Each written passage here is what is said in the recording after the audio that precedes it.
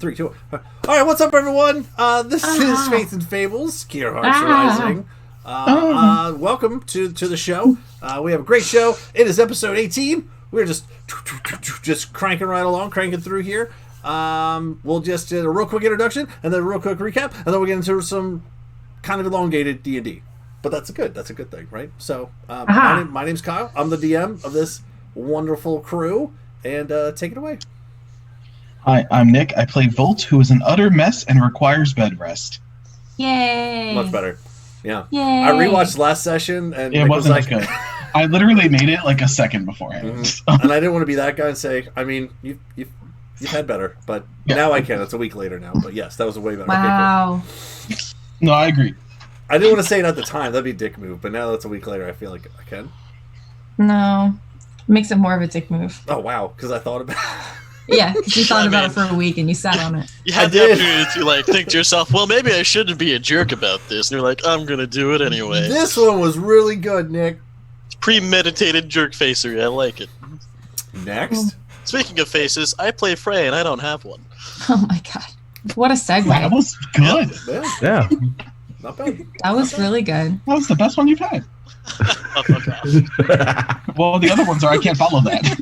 Yeah, I mean, I suppose. I had a couple, like, back towards the start, but then I stopped thinking of them ahead of time. Mm-hmm. Slipping. Kayla, you're up next. Go ahead. He was still talking. I'm Kayla. I play. Shut up. Oh my god. Everyone stop talking. I am Kayla. I play Alona. And yeah, she's the friggin' mother awesome best.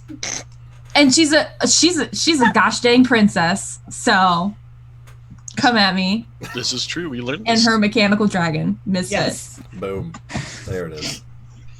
Welcome back. D&D time. Cool, thanks. Next. Oh, I'm Jill. I play Jill. Oh,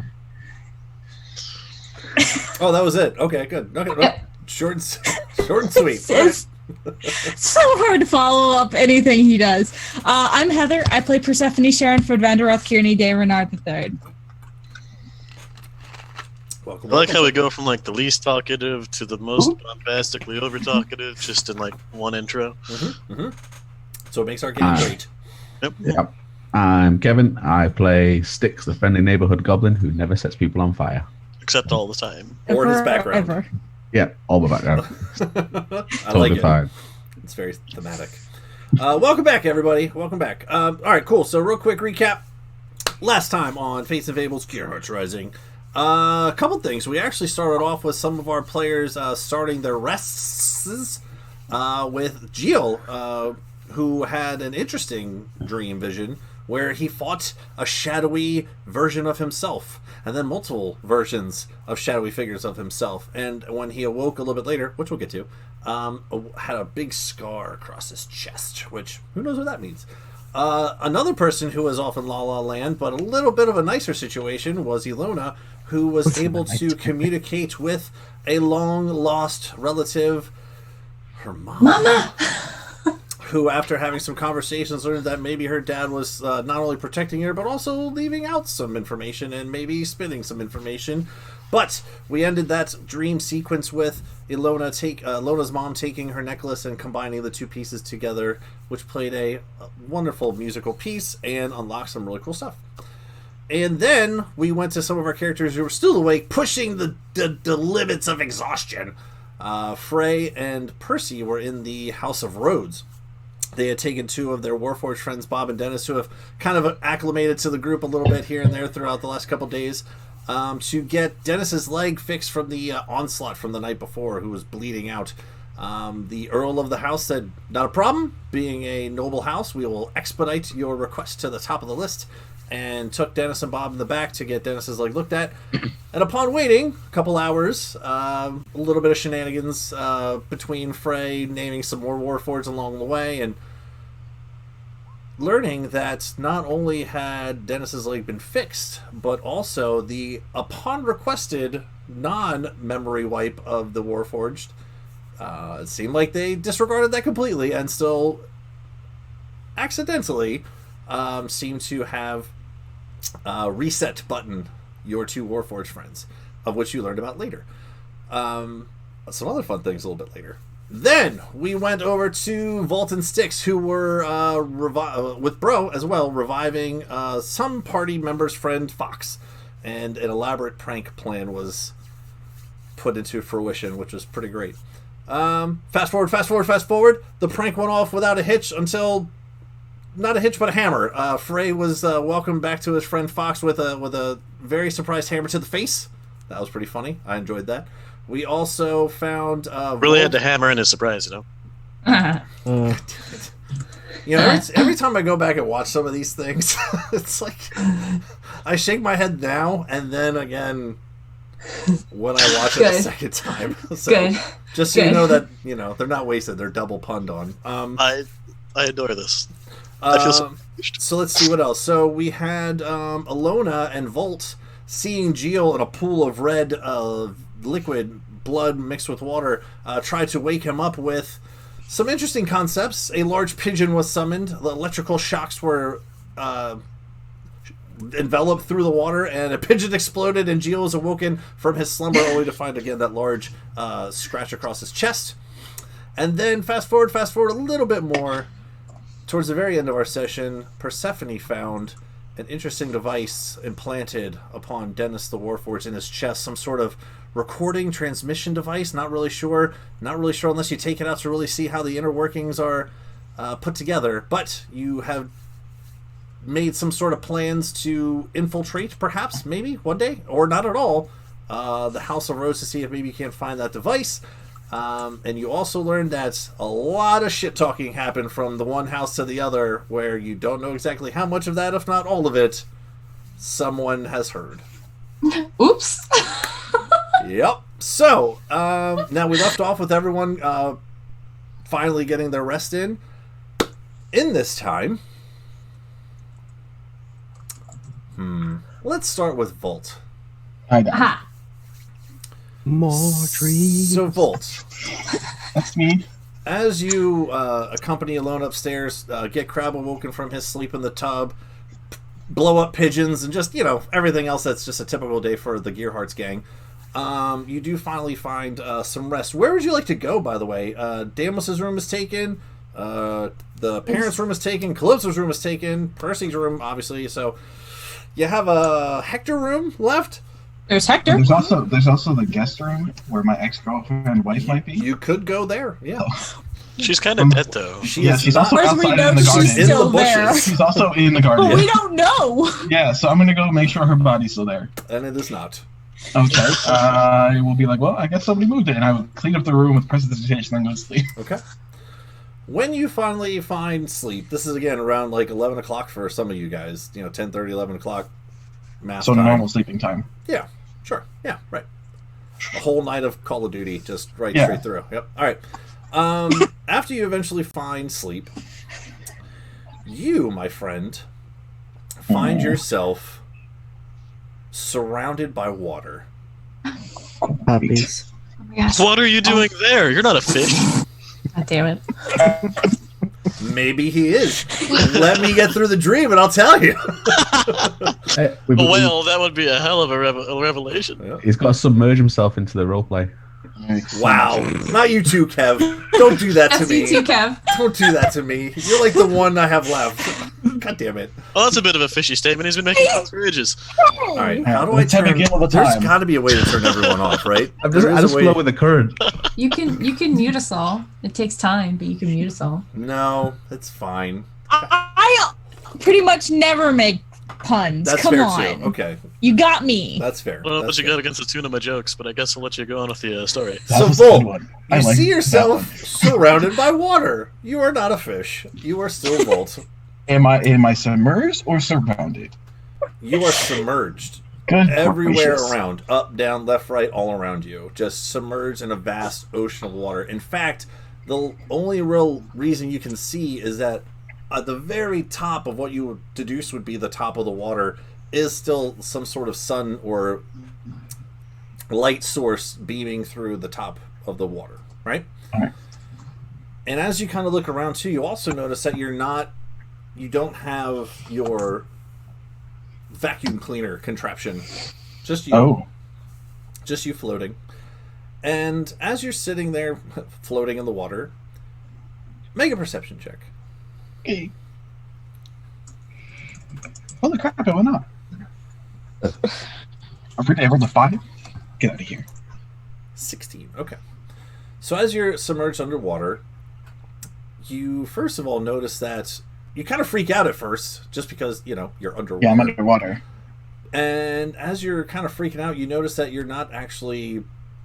It's weird, you're not actually breathing, you're not drowning, you're not sucking in any water either, you're just in this space. And with that 16, it kind of takes you a moment to kind of adjust your eyes underneath, and then off to the underneath of you, underneath to the left a little bit, you see bubbles. Small at first, but as they get closer, you can see they're actually huge bubbles as they start to get closer. They don't hit you, they don't hurt you, just kind of float by. Small at first, float by.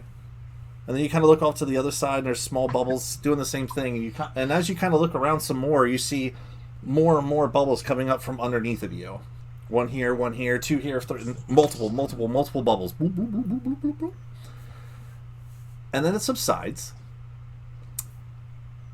And then another bubble comes, but just one. Boop, boop, boop, boop. And instead of going all the way up past you, it actually kind of stays by your side. Boop, boop, boop, boop. And kind of swims around the front of you and kind of goes around behind you. You kind of like lift your arms around as it almost has some sort of intelligence to it almost. It doesn't hurt you or harm you. It doesn't really communicate other than the occasional boop as it flows past your head. And in a flash, all of a sudden, you're standing on solid ground.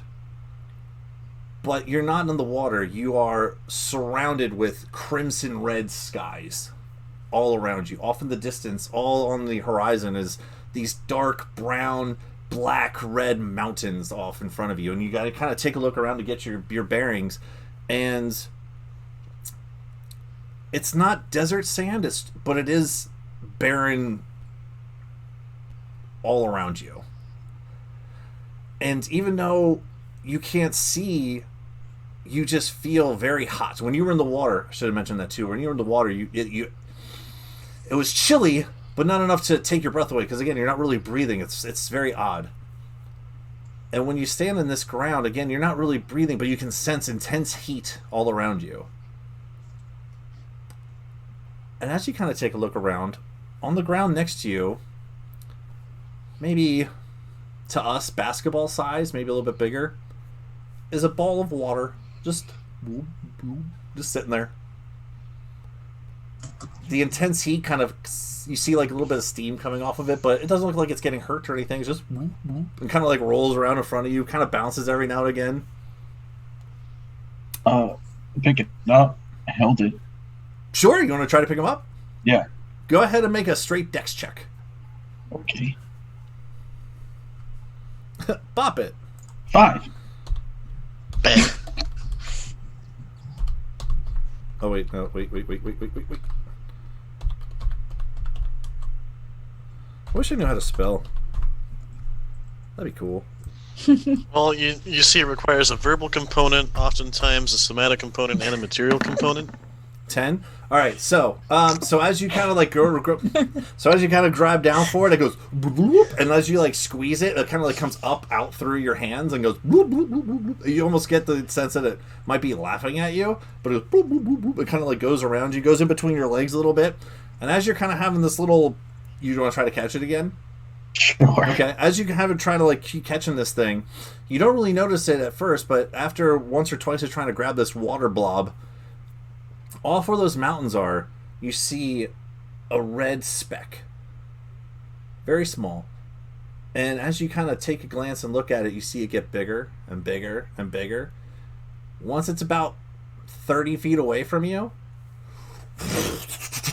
almost like torches igniting all at once, makes this large circle around you. What would you like to do?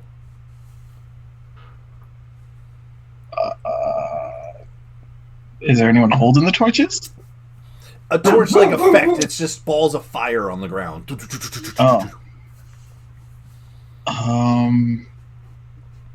What is the water ball doing? Still running for me? When it sees the fire, it stops running. Go ahead and insight check the ball. Okay. Insight check the ball. 18.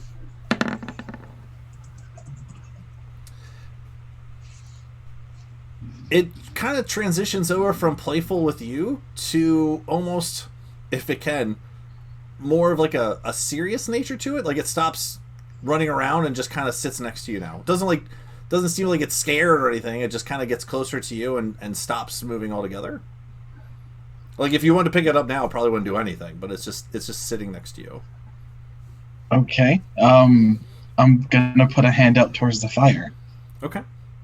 Do you want to stay where you are, or do you want to walk anywhere? Stay where you are. Okay. So when you put your hand out to the fire, you kind of look around to see if anything happens, and it's all just sitting there. Nothing really happens when you put your hand out.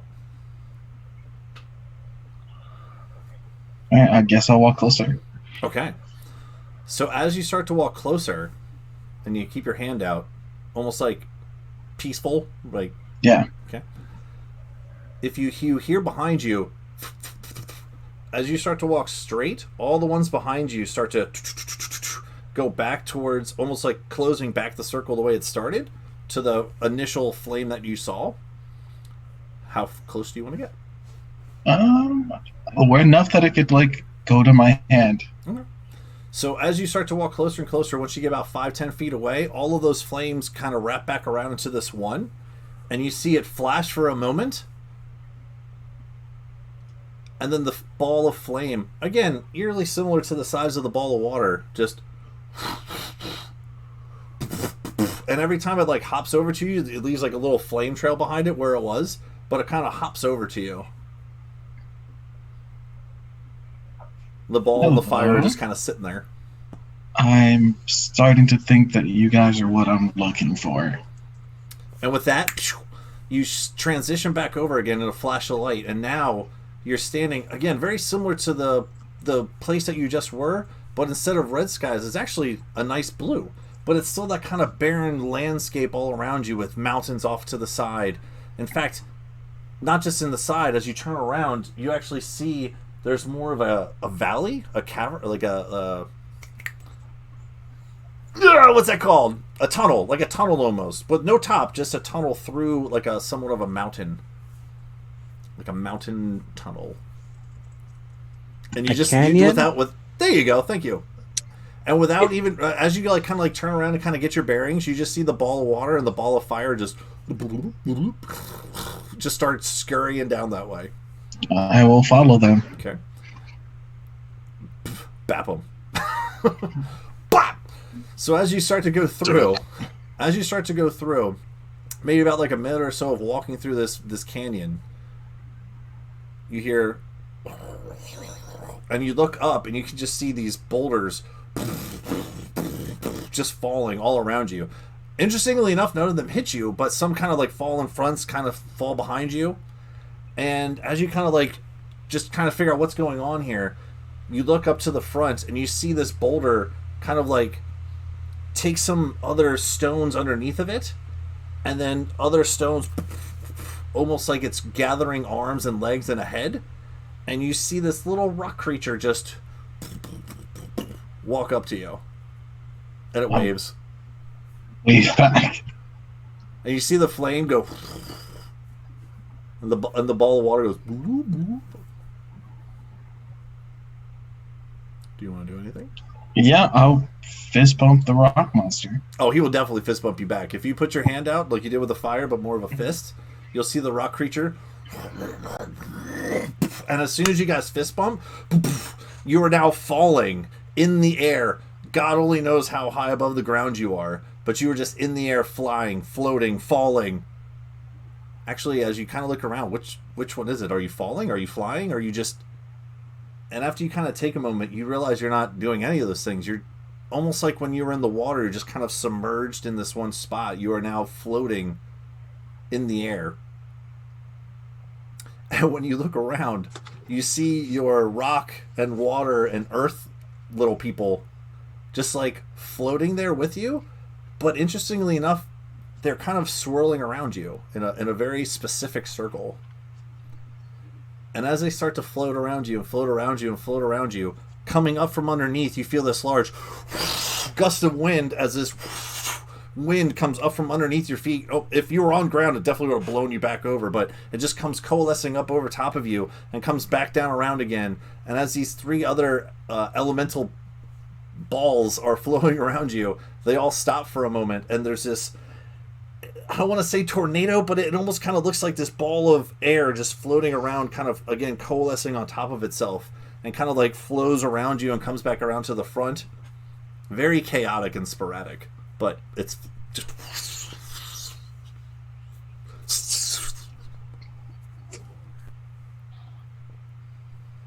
Would you like to do anything? Yeah. I will try to bring it into the swirling other elementals. Okay, how would you like to do that?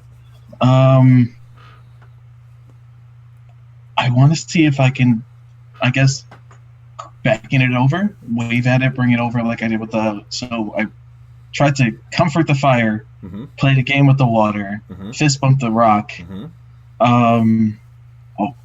hug the air. Okay, all right. So just open arms and like walk towards it. Okay. For this one, go ahead and roll. What would a hug check be? A performance Persuasion? check? A grapple? Persuasion. We'll go with that one, sure. A grapple. Come 17. here! Come here, you! Persuasion? That's the way I hug.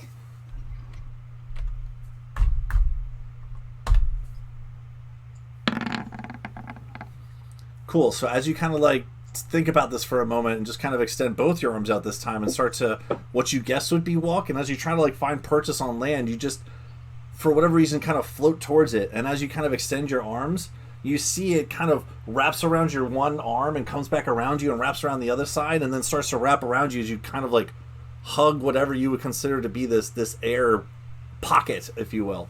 And as you hug into the air, you feel it kind of coalesce around your stomach, up around your chest, and come back around.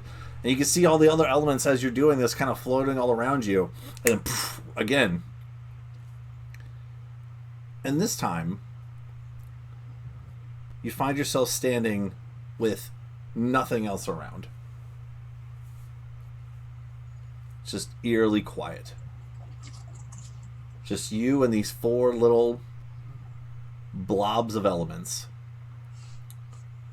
And you close your eyes and you open them again and you see a familiar cliffside, if you will, of your island where you would sit and watch out over the ocean, other spectacles that would happen there. And when you turn around, you see your 4 little elemental blob friends, and the water is kind of in a what you consider like a northern pattern, just sitting there on the ground. To the east is fire, to the south is this earth elemental, and to the west is this air pocket. And as they all sit there and you look at them, they slowly sink into the earth. And a moment later, you see 4 symbols where these creatures, if you will, used to be. The water one kind of glistens in like a light bluish hue, the red in a red hue. The earth one is kind of like this mix between like green and brown, and then the wind is more like a white yellow. And as you stand there looking at them, you notice that there's some sort of symbols, but you can't really... You've never seen them before, but you have seen... It's really weird to put together. Go ahead and make an Arcana check. Okay. 22. All right. Okay. And as you're sitting there staring at them, in the middle, a fifth symbol appears. Oh, crap. And unlike the other colors of the symbols, this one is a mix between a dark blue and purple. It's kind of hard to put it all together. And as this symbol emerges out of the middle, the other symbols are not only glowing, but they actually kind of like emanate like this water atmosphere and fire coming off, and earth kind of rock and wind. And in the middle, you see this symbol, lightning, just start to coalesce around this middle symbol. And you realize that these are all arcane elemental symbols. And in this moment with that 22 Arcana, you realize that as you wake up, that something about these symbols, if studied and experimented and combined with the knowledge that you already have of how certain magical spells work, you might be able to control the essence of these elemental creatures. Oh. So that is what you will have access to when you wake up. Gasp. With that 22, here's the fun part that I was talking about before. When you do this, right? Okay. Okay. When you do this thing, right? We're gonna have you roll a d6, since this is like a new spell. It's a new thing that's never been done before. There's still lots of kinks to work out, right? So kind of one of those things, like the more you use it, the more you might be able to control this, right? But for right now, when you cast this, you're gonna roll a d6. Okay. 1, 2, 3, 4, or 1, 2, 3, 4, and a 5 and 6, you get to re-roll. So you have like half a chance of getting what you want. Okay. And half a chance of some weird shit coming that you didn't necessarily want. That makes sense? Okay. Yeah. All right. Cool. So that is what you wake up to. You kind of wake up with this epiphany and almost start like kind of like figuring out how exactly you want to put that together. That make sense? Yeah. Sweet. Cool. Next up, Frey. Everyone gets dreams tonight. I love it. I'm so excited. To the We're pretty dreamy. So Frey, Okay. you were one of the last people up with Percy and Styx. Just, although you know that there's more things that need to be done with this new information, it's just, as you said before, it's just so exhausting. Just there's just nothing else you guys can do at this point. You have to sleep to even be able to tackle the next hurdle in your way, right? Mm-hmm. So once you find sleep,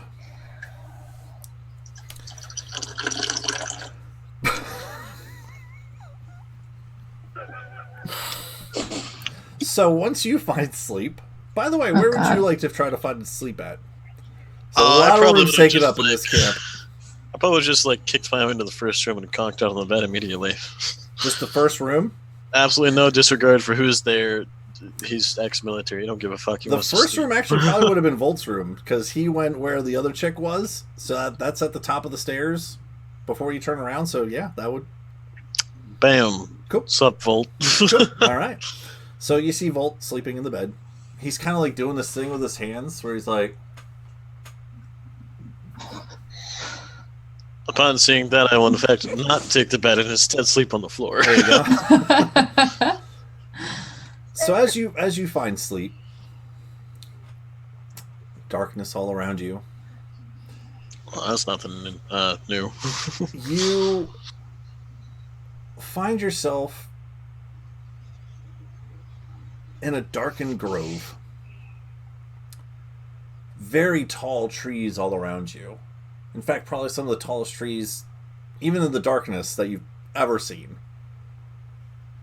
And as you're kind of looking around, you could just barely see the moonlight coming through some of them. Is that the moon? You're not really sure because you can't really get a full grasp of it. You can see it, but you can't. And you're standing there, and something else that you notice is that you're standing there still with a mask on, but no weaponry around. Just you and this grove. Another odd thing is that there's no actual other senses. You don't feel cold or warm. You don't smell anything. You don't, at this moment, see anything. But you do hear something. And it's very hard to pinpoint exactly where the source of the audio is coming from, because it kind of just booms from all around. Well. We recognize the voice? Hello, son. I definitely recognize the voice. Veyron, so you are my dad. Then you didn't answer my question when we left last time. I figured there was a time and a place. Usually the time and the place is when the question's asked. I like to be dramatic. You'll learn that about me as we go. How are you, my boy? Tired, overwhelmed, and I know tomorrow's going to be a lot of the same, but hey, we did the impossible. According to you. And as you say that, from straight ahead, you will see a figure start to emerge from the shadows of the darkness of these trees. Oh my god. And as this figure approaches and you look, you see a man, a drow, white hair down to the shoulders, very, very straightened hair, very clean cut on the face, drow ears. Even in the moonlight, you can see the pale purples and light blues of the skin. A little darker than yours, though, for comparison's sake. And as he approaches, the one thing you notice is that his eyes are glowing. They're glowing blue. And he approaches, you can actually get, as he starts to step into some of this moonlight that's kind of cascading through some of these trees, you see he's wearing these like dark gray leather top. He has a long flowing dark and purple cape behind him. He kind of gives you a little bit of a smirk, and you can just barely sort of see some sort of is it fangs? Like, again, kind of hard to see, it's in the dark, but he just slowly approaches you. I figured it's time we had a little bit of a chat about some of the recent excursions that you and your friends have dove into headfirst. That's a polite way of putting it. Last time we talked, I said that you can't stop the inevitable. And my words still ring true. You may have put a kink in the machine, but my boy, the foe that you are dealing with does not rely on just one source of destruction.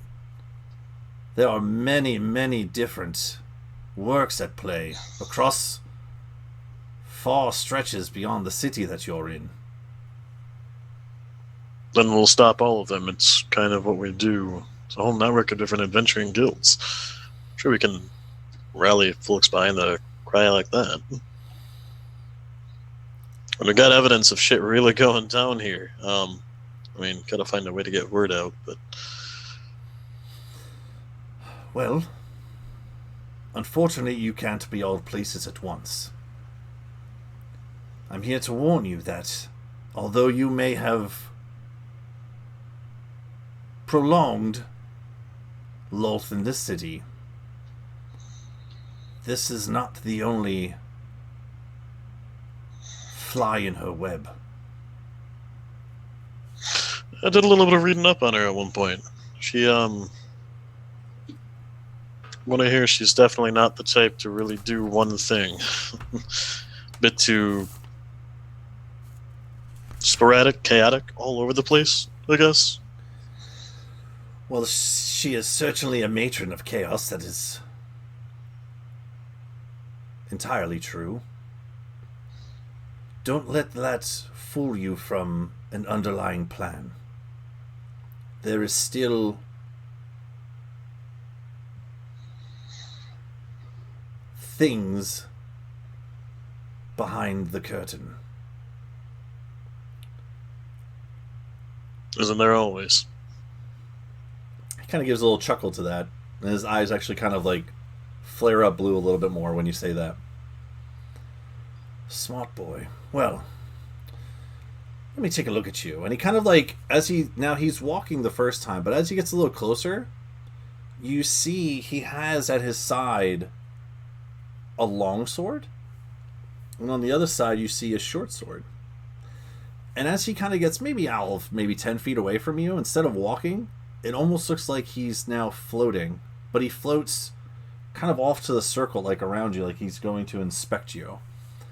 And one thing that you'll notice as he moves is that as he kind of pokes in and out of the shadows of the light between the trees, you swear that he almost vanishes in the shadows. You only see him for those little blinks of light that he comes around until he stops moving and kind of like goes back into a form, if that makes sense.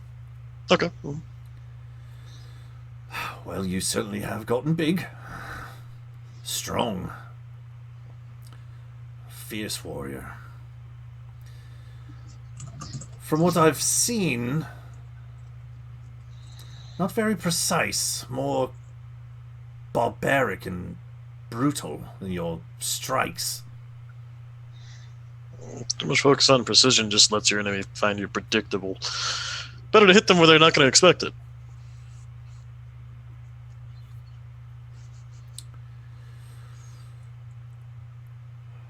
I've noticed also that you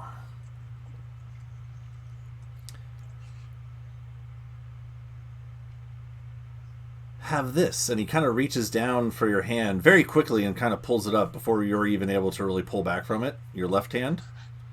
And when you look down, you can see that mark that you had on before.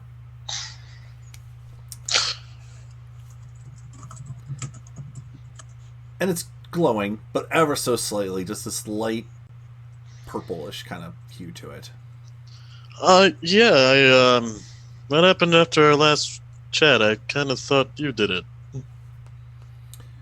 I did. It's a mark that takes a little bit of time to fully become one with its host. But you should start to see the effects of this very soon. What? Host is a concerning word.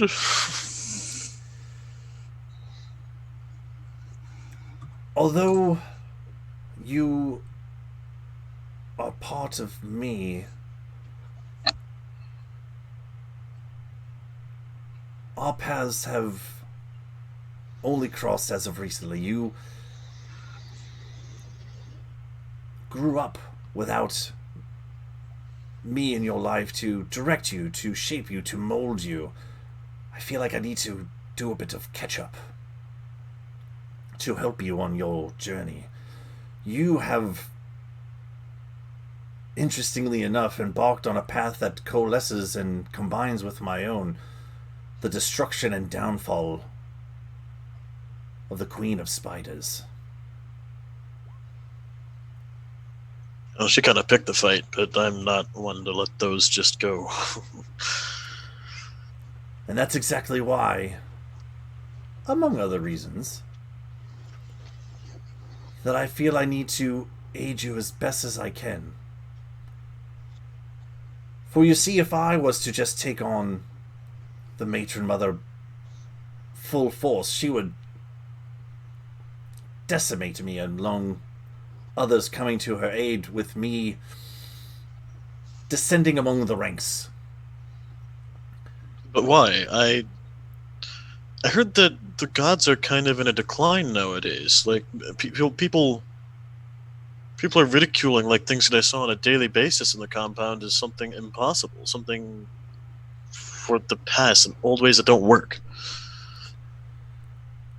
So how is she maintaining her power?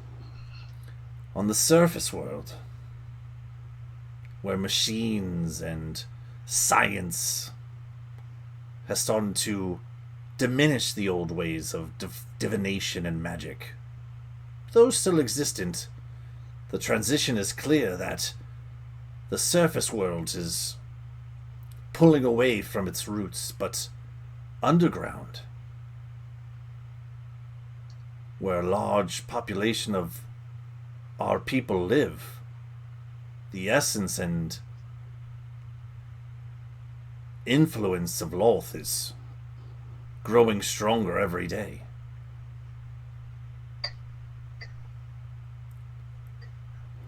That is why she feels this. Although defeated in this task before, this is the time.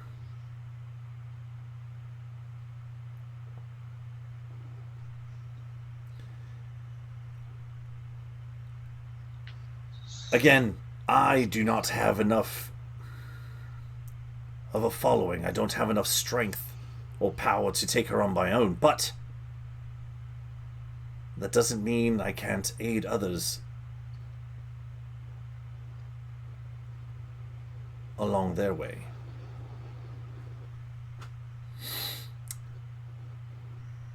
If you allow me to, son, I'd like to help you even more.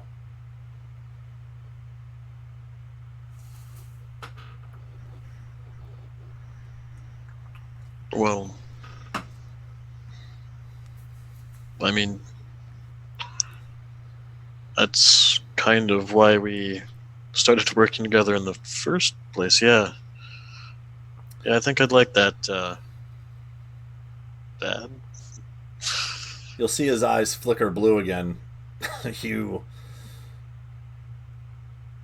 don't need to call me that, but alright.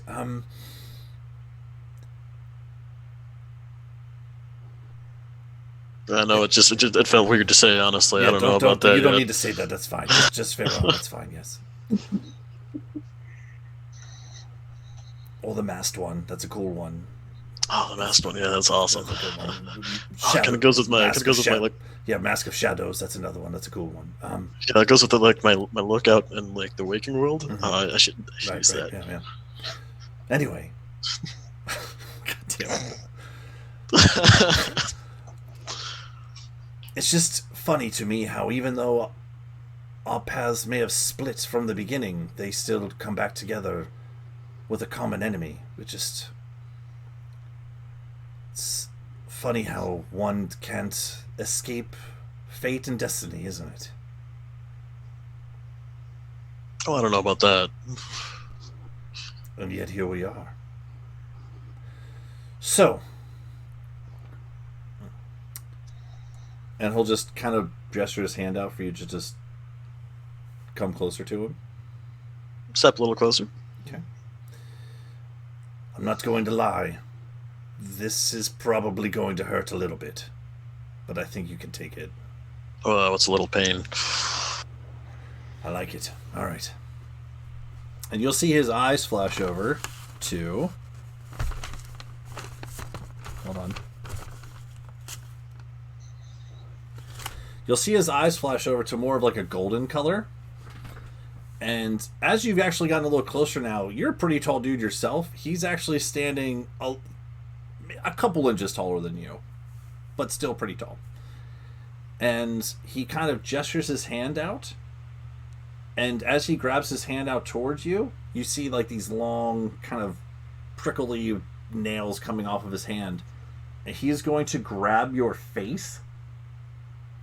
And as he grabs your face, it's odd that you can still see everything that's about to happen. Almost like an out-of-body experience, but at the same time, in-body experience. And you see this, and his hand just explodes into this like purple and golden color, and the mask and his hand kind of become one as the black symbiotic substance coalesces with his own, and a sheer instant, for lack of a better term, ice cream headache just hits into your brain and just starts to compound on top of itself, and you can hear your own mind almost expanding, and you can feel your heartbeat in your brain. It's the craziest sensation.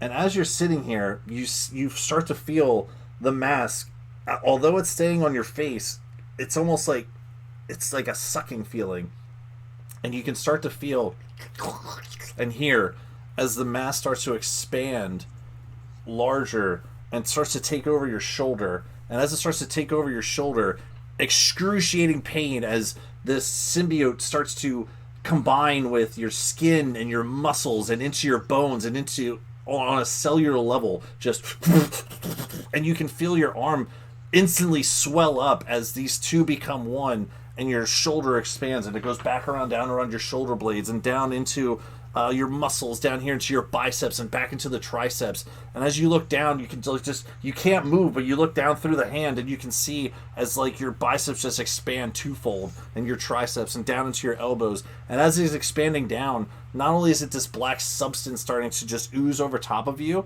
you see like almost like lightning streaks just going down through as your veins are pulsating out of this ichor. As it goes down along your hand, all the way down into your fingers, ever so slightly you can feel as nails just ever so slightly point out from your fingertips, and your whole arm, as you take all of this excruciating pain and you just yell out, and as you yell out into this grove of darkness, you scream, and it bellows with a cacophony of just sheer terror, excruciating pain. And as he holds it there, it seems like an eternity, what all the y'all takes of like a minute, but it feels like forever. And as he lets go of your face, and you just kind of instantly grab your face for no other reason, just because of the sheer pain. And as you look down, you can see your whole arm is just expanded in size. And even after you look down, you can see that this is almost double what your left arm is. Turned me into a nightmare. I love it. Now, it's going to take a little bit while for that to heal, so don't touch it. That's endoplasmic. Yeah, no, wow. It's like steroids on another level. Yeah. I told you it was going to hurt, but let me explain. Your muscles, your inner being is now connected even more to my essence. There's power that I have granted upon you to experiment with. Don't play with it. Just let it heal a bit before you go messing around. It has to like how long are we talking? I got some things I gotta hit tomorrow. Probably. That ectoplasmic shell needs to harden a little bit before you go around just bashing things. But when you wake up, give it a couple hours. Yes, I'm not a doctor, but Yeah, I think I can do that at least. Oh, that hurt. Oh. Good. It's a good burn. And he will explain to you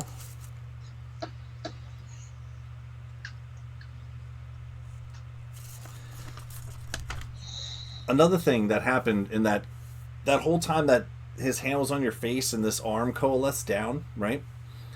The one thing that you didn't necessarily look over, because the pain was so excruciating over here, you didn't necessarily see it on your other arm. But if you recall, you had those wooden leaf bracelets, bracers. Mm-hmm.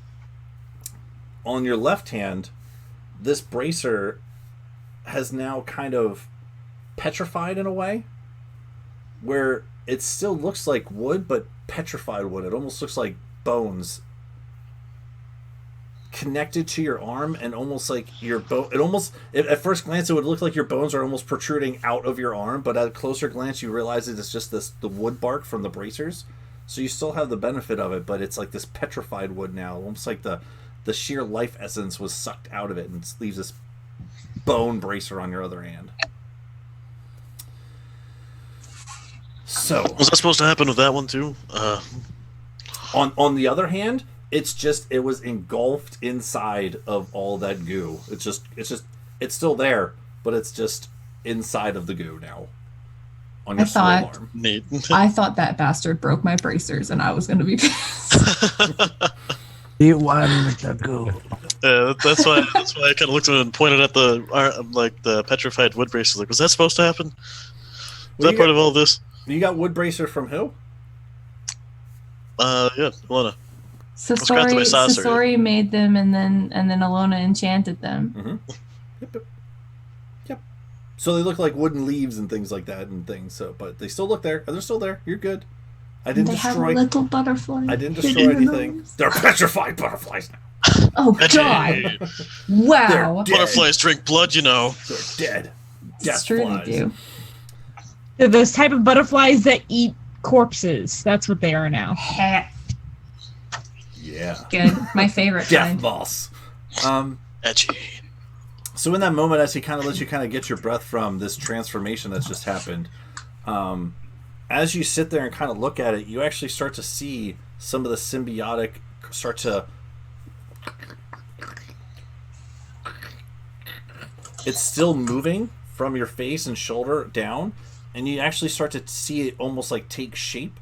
Like it's starting to like structure itself in a way, and it starts to, as you look, almost like armor plating.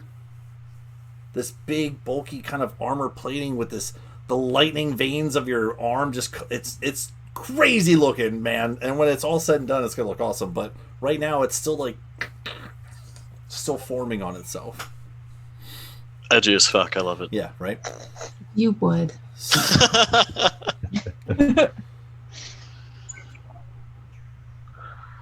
With this, one more thing. When he first flashed that, I'll tell you in a second. Let me explain. So, I don't know when next we'll have one of these fun little chats, but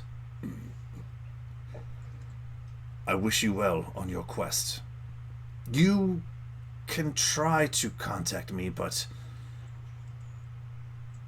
whether or not I'll be able to respond depends on where exactly we're at in this situation. I suppose with everything and all the problems with followers and such, this probably took a lot out of you. Oh, I'm definitely going to need a nap after this, yes. Dad nap. Dad naps. So. Adapt.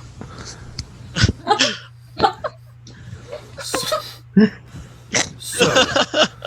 You just hear dap, dap, dap. That sounds wonderful.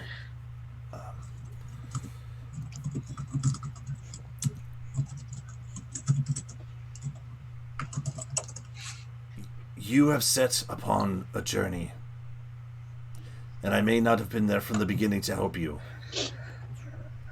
but at least let me help guide you now.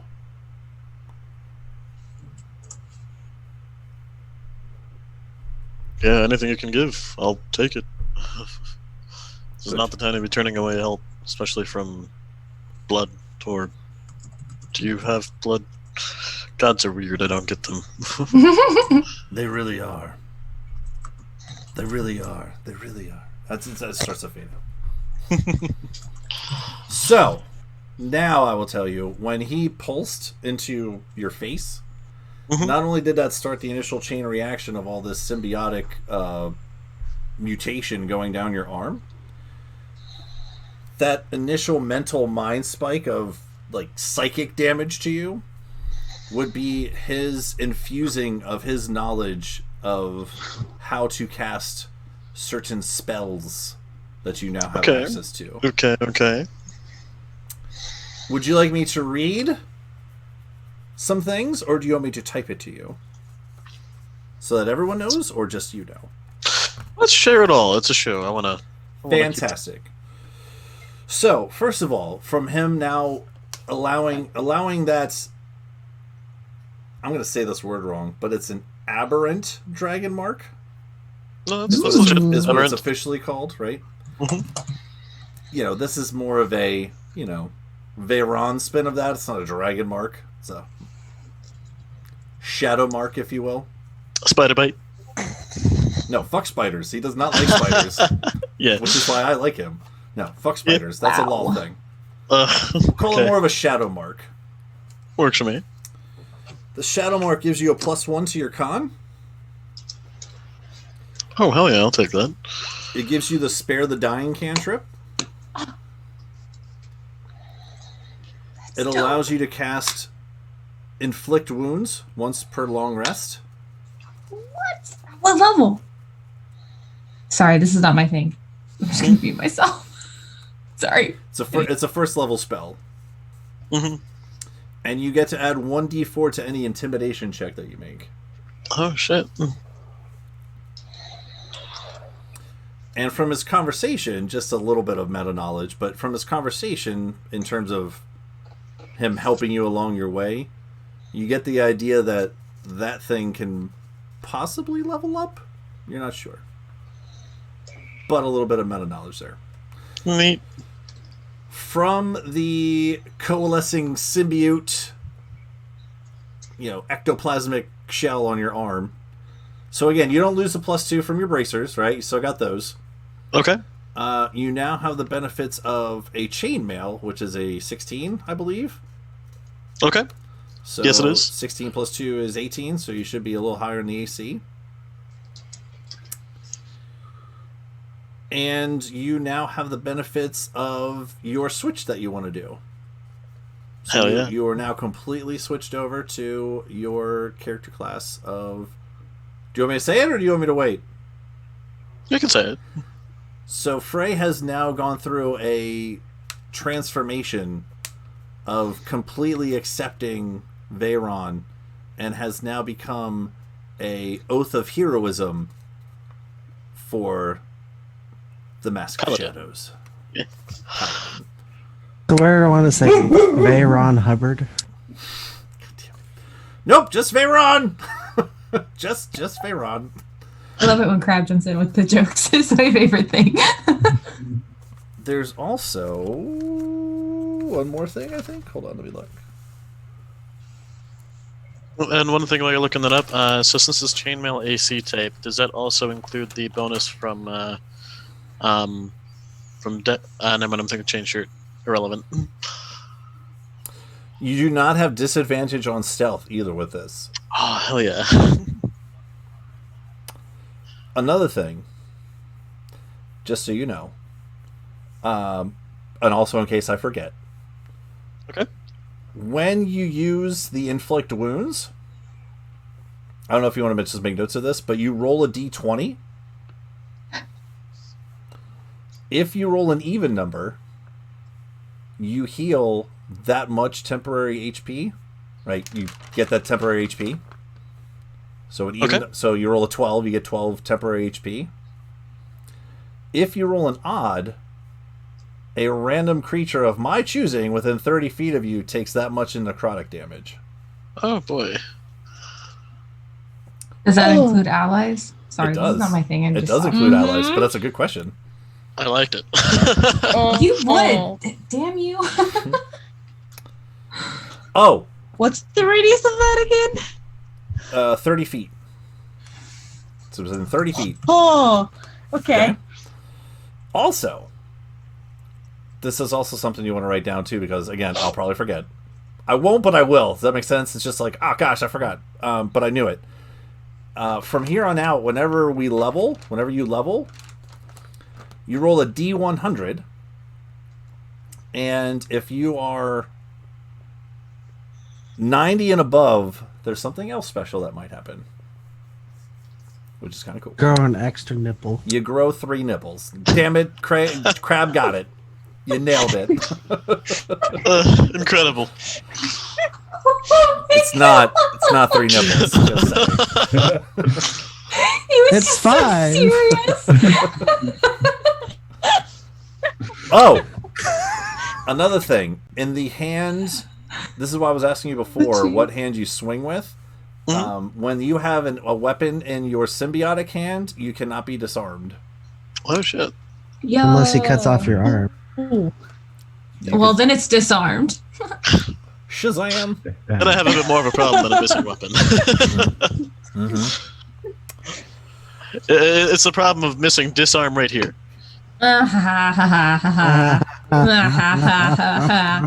Oh god, the finger guns. And all of a sudden, Feyron brings you back into the dream to kill you. Never mind! Next hero up.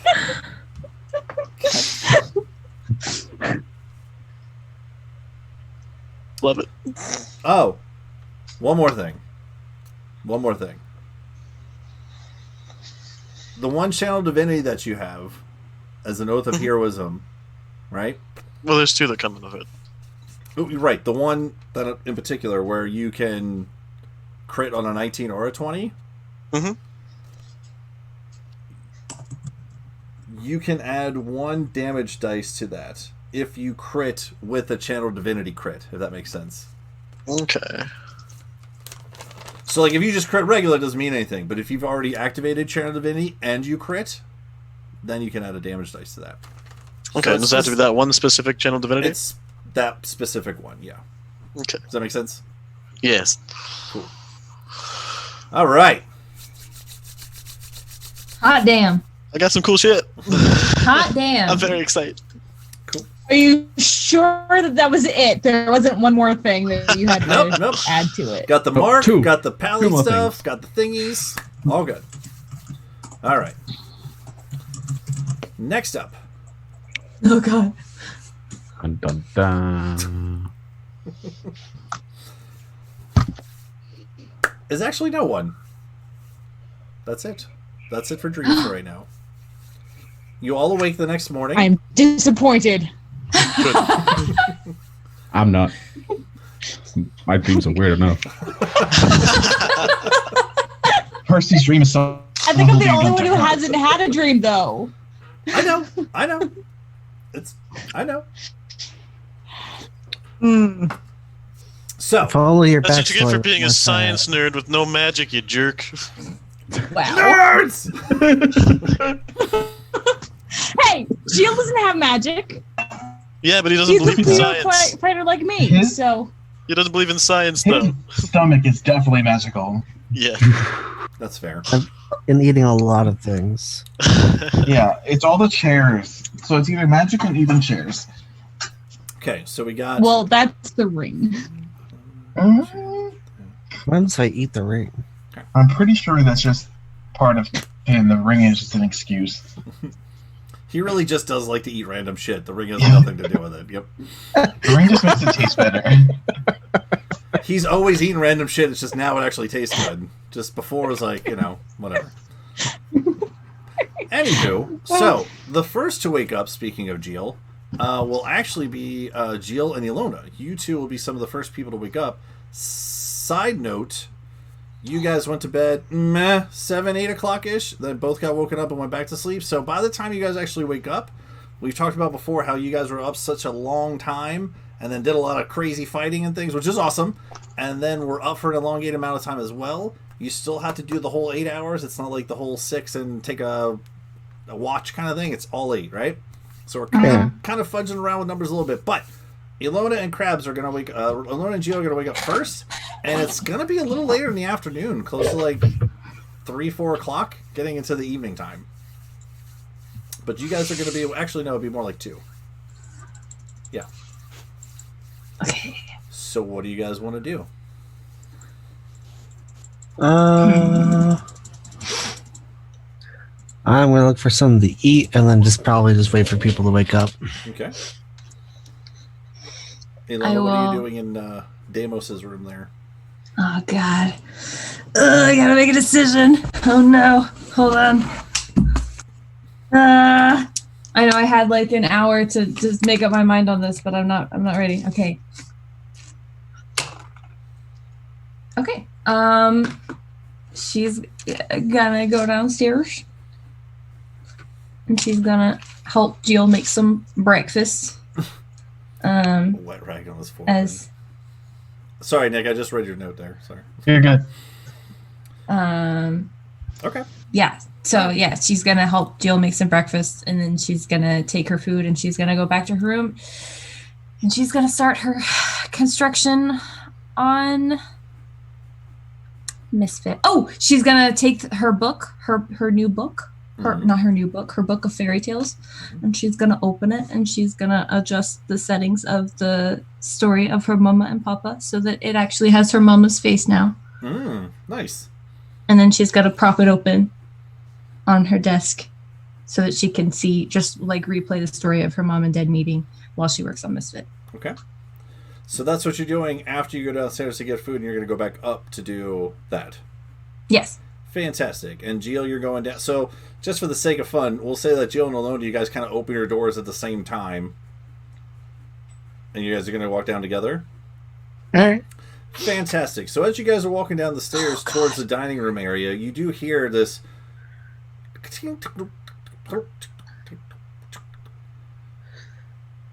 And as you walk into the dining room, you see Gerald, you see Calypso, you see the Countess, you see Dennison. Nope, you don't see them. They're put away.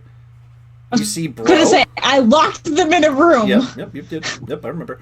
You see Bro, and you also see one familiar figure, two familiar figures after those ones. All the ones that I mentioned so far are busy trying to like pick up pieces from the dining room. They're trying to get the room back in order. Bob and Dennis earlier were trying to do that. They're kind of fixing up what they didn't get to. You see like Bro coming in and out of the kitchen every now and again. They're all seem to be busily working and trying to still clean up this dining room kitchen catastrophe that happened. And off in the corner, in a chair that's not meant to be in this room, you see... Now, actually, I have to remember. Hold on a second. Was everyone... Yeah, everyone was up in Upper Azeroth, yeah? Yes. I was. I was not. Jill Everyone was. up there. No. Frey was not. Jill was not. Ilona was. Because that's where you I got... was. You see a familiar face of Aunt Rosalind sitting in a God. chair. And, oh, God. And you see her trusty butler standing next to her, kind of fanning her off in a sense. Does everyone remember the butler's name? No. No, I remember they had a Give really you big a garden. book, Kayla. I'll give Nick a know. hint. He's from the kids' Hang game that on. you severely love to hate. Yeah. God, it was so long ago. With a certain meme gif that I like to send you Oh, sometimes. Higgins? I want to... Yes, Higgins! it's freaking Higgins. That's it. I was like, I know it begins with an H. You see Aunt Rosalind and Higgins. Aunt Rosalind is like, oh, it's so hot in here. It's just, it's such hard work. She's not doing anything, by the way. Higgins is busily fanning her. Of course not. As she sees a pregnant chick, cleaning up shit and, everything else. And as you all come down the stairs, you also see two figures that you do not recognize. One is a older gentleman. Go ahead and make a perception check as you see an older gentleman and kind of a smaller humanoid person gallivanting around. Oh, that's actually I okay. did not pre-roll my dice, so this is going to be cold. Ooh, that's not bad. Maybe I should do it cold every game. 13, yeah. 13. Pers- 18. 18, okay. Perception. Also 18. All right. So the older gentleman that you notice is also helping kind of pick stuff up. You don't actually see him at first because he comes out of the kitchen through those double doors and kind of just busily starts working. Eerily similar in terms of, at first glance, you almost think it's the Count. But after you kind of give it a moment, you realize it's a younger version. Not gray hair in the beard or in the hair or anything like that. You could swear at first glance it was the Count, but it's not. It's a younger version. And also kind of gallivanting around, especially very close to the Countess, is a younger boy who's also kind of like helping out and kind of helps like the Countess like pick up some things and kind of helps her take things to a certain area. Huh. I'm gonna go to Calypso, and I'm gonna I can just sort of take care of this, actually, if you just want to go ahead and have a seat. No, that's all right. This is our home. I need to help out too. Well, but it's just, how about we work in shifts? You've already done a little bit, so now let me do some. So you just go ahead and sit and sort of relax. Maybe I can get you some. I know how to make a fantastic drink. It's not alcoholic. It's called the Breezy Squeezy, and it's really good. Do you want to try it? Go ahead and make a persuasion check. Oh God, that was. Oh fuck. That's a no. That's a 5.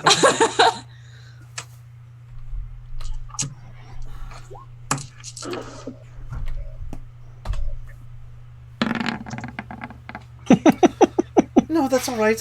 Like I said, I need some busy work. It's fine. I'm all right. But I appreciate the offer. Actually, come to think of it, Deimos, Hector, come quickly. Do I know that I'm staying in Deimos's room? Or is it just a room to me? Did anyone tell you? I don't think anyone told me. All right, cool. I think I told her what rooms were. Oh no, because she went to bed before me. Never mind. I think you said what rooms were available, but she kind of just, Goldilocks into one of them. Yep, I did. Cool. Yeah. So at that, you see the older gentleman kind of drop what he was doing, and the young boy come over. And as Deimos approaches, he goes, "My name is Deimos. I'm the older brother of Persephone, and this is Hector. And hello, Yes. What's your name?" Percy has told us so much about you. Oh my goodness, so good to meet you. I'm Ilona. Ilona? Oh, okay. What is this? And he points down at Misfit, who's such like... This is Misfit. He is the absolute coolest ever. He's Can a I play mechanical with dragon. him? What? Does he play? Yes, Wait, just... no, wait. Shit, I'm sorry. And you see, like, from the corner of the room, the Countess kind of gives him a little bit of an eye for just asking. No, it's fine. No, you can. Of course, you can play with him. He's very friendly. Just be fragile with him, because he and I sort of have to do a little bit of maintenance later today. So just, if a screw pops out, that's normal. Just pick it up and bring it to me. And just sort of like scoop any pieces he might drop while you're playing. Actually, Misfit knows the drill. Yeah, just go, run around. I mean, if something pops out, I could try to fix him.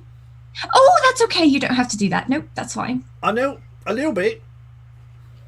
I'm sure you're very talented and very skilled. It's just that Misfit is sort of peculiar in the sense that he only likes it when I work on him. Yeah. All right, that's weird. Well, all right, can we go play now? Is it? Can we do that? It's not weird. Sure. Yep. All right, Misfit, come on! And he just starts like running towards the front door, which there is no front doors anymore. It's just all bashed open. But I'm just gonna. Misfit looks up at you like. No, it's fine. You can go play. Just don't go too far from the house.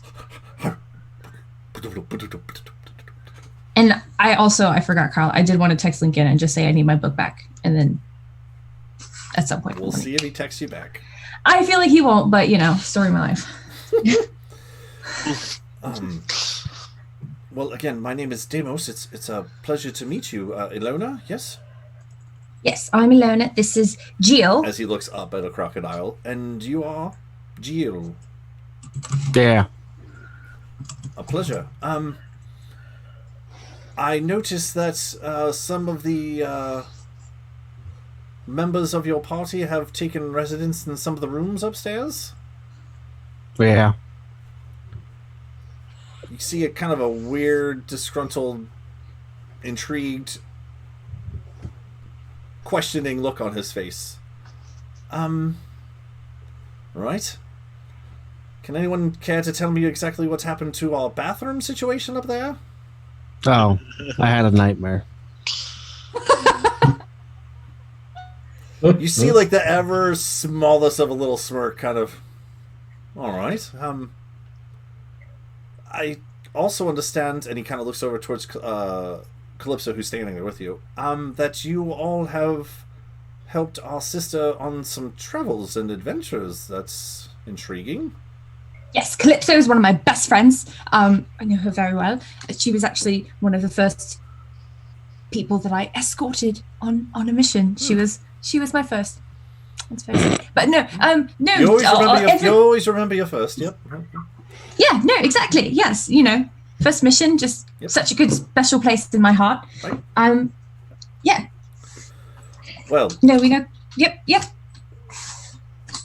We've only just arrived in town this morning, but from my house to your party, thank you for everything that you've done. I've heard great many stories about attacks in the city, and we saw the destruction as we entered from the docks. What's all happened here? Demons? Yes. Spider demons? Even better, yes. I'm gonna go make food. And I walk into the kitchen. Oh, all right. Okay. He cooks when he's stressed. Fair enough. How long do you think my sister will be out for? How long do I think his sister will be out for? You can guess, probably a couple hours. Probably another couple of hours or so. She sort of had a late night. We all kind of did. All right. Well, I would say make yourself at home, but seems like we're past that. But yeah, sorry about it. Percy implied that we could just sort of, crash wherever. So I don't know who ended up in your room, but I'm sure that it's fine. I'm sure that, except for the bathtub incident, we're relatively calm. We don't typically make a mess of things. In my bedroom? What do you mean, my bedroom? Well, I just assumed you said that you were Deimos, so I just sort of assumed that you had a room here. If you don't, then, definitely don't worry about it. Fucking shock when he goes to his room. Oh, no, I definitely have a room here, absolutely. I mean, one day, hopefully this will all be mine, and I'll move my room to the master chambers, but go ahead and roll a deception check with super disadvantage. What? Why? But I don't know. I don't know whose room I'm in. I don't know. Just roll 3 times and take the worst. Okay. I feel like I really don't need that.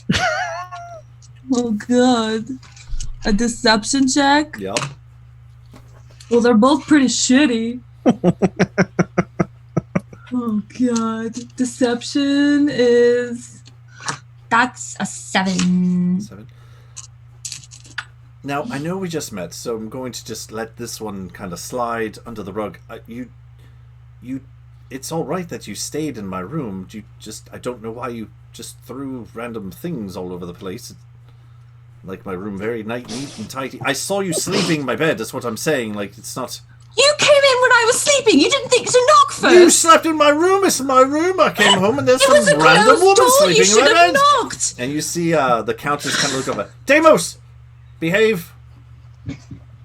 I allowed them to stay where they want. We already talked about this. You'll see him kind of like have a 3-second moment of being a 7-year-old again, and then right back up. To be fair, I did not know that it was your room. To also be fair, I had a really bad day yesterday, so sure. I mean, don't you, get out anger and frustration somehow? I'm sure you have a hobby that you use to not be angry anymore. Turns out mine is sort of throwing things. But I tried not to throw anything that looked fragile. I don't think that I did. It's fine. So what's the kitchen situation like? So as you walk into the kitchen, Jill, you will see a halfling in there doing something. Okay. right, I see what he's doing. Don't think you've met Bro before. No, I haven't. Nope, just some random halfling, kind of dressed in like raggedy brown and green clothes, has like a weird satchel off to the side, and no shoes on, just kind of walking around, making himself at home in the kitchen, kind of looking for a pan or a pot, and then goes over to like the stove kind of contraption. You've seen stoves before. You saw them in the Glory Hound's kitchen before. Making something. Does it smell good? Yeah, it smells great. Is there meat in it? Do you walk over? Yeah. Okay. As you walk over to this character over at the stove and kind of just stand over top of him, do you say anything or you just stand there awkwardly? I'll stand there awkwardly. Perfect. So as he's kind of like just in, you notice that he's like so much into like his cooking, he really doesn't even notice that you're there until as you get kind of closer, your crocodilian shadow kind of overshadows him. He goes, can't see. I'm really trying to focus here. Excuse me. And as he looks up and sees you in your full glory of being a crocodile man, he will just like stop everything that he's doing. There you are.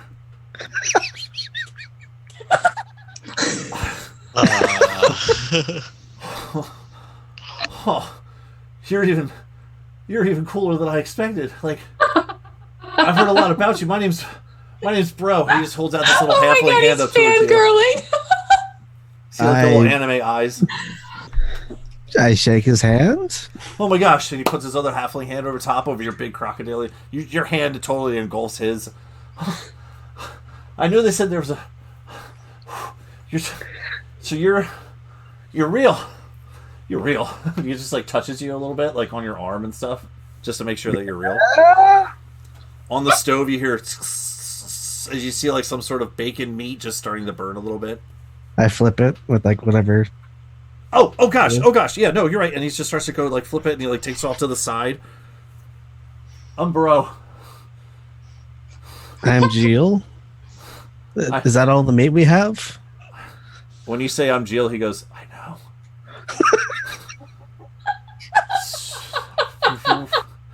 Been waiting a really long time to meet you. I've heard a lot about you. Am I dreaming?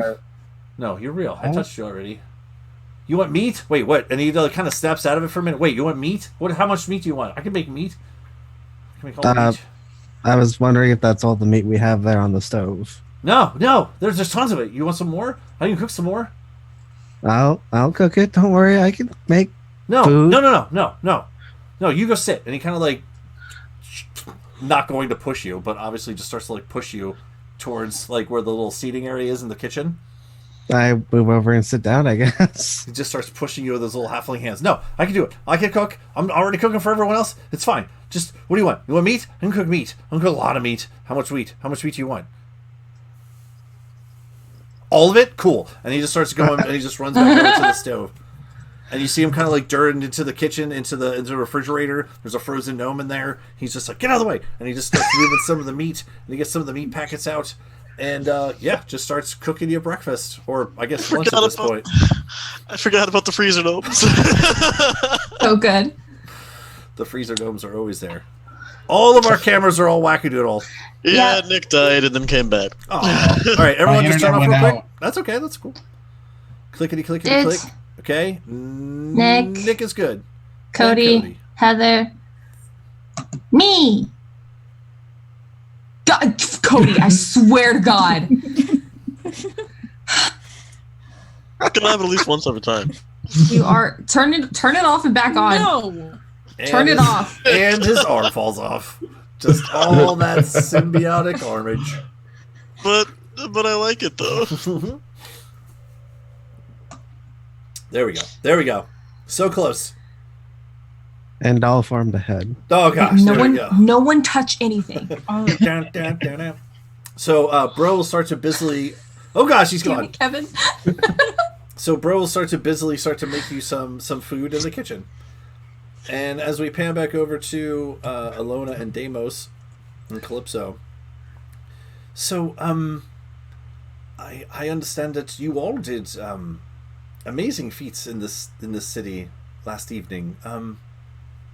I guess just not the Daeronauts, but the whole city owes you a debt of gratitude, you and your friends. Well, if nothing else, you've saved my mother and you saved my sister.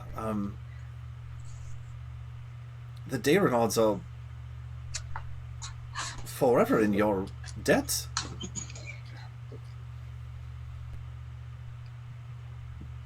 I'm not usually the person that does this. This is sort of usually Percy's position. I can tell. Yeah, that's fine. Are you hungry? Have you eaten lately? Or I have. There's a little halfling man and they're just cooking things. I don't really know fully what's going on with that. But... Oh, yes. No, that's Bro. He brought back our friend Fox. Yep. All right. Okay. I don't know what that means, but sure. Fantastic.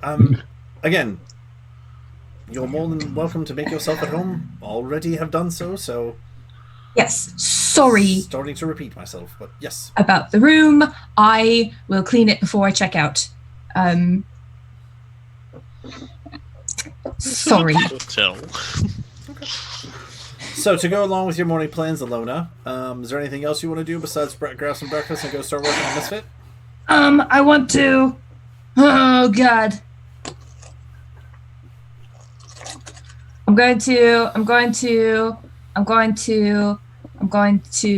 get my breakfast. I'm going to get a piece of paper. I'm going to write Percy a note, and I'm going to say, want to go to the academy today, ? And I'm going to slide it under her door. And then I'm going to go to my room, and I'm going to start cleaning, and I'm going to notice that the note from my papa is gone. And I'm going to start wondering where it went. And then I'm not going to be able to find it, and then instead I will set up my book and start working on Misfit. Okay. Are you pulling out some blueprints, or are you leaving those in there? Oh, yeah, I guess I should pull out my blueprints. I'll pull out the blueprints that the professor gave me. Fantastic.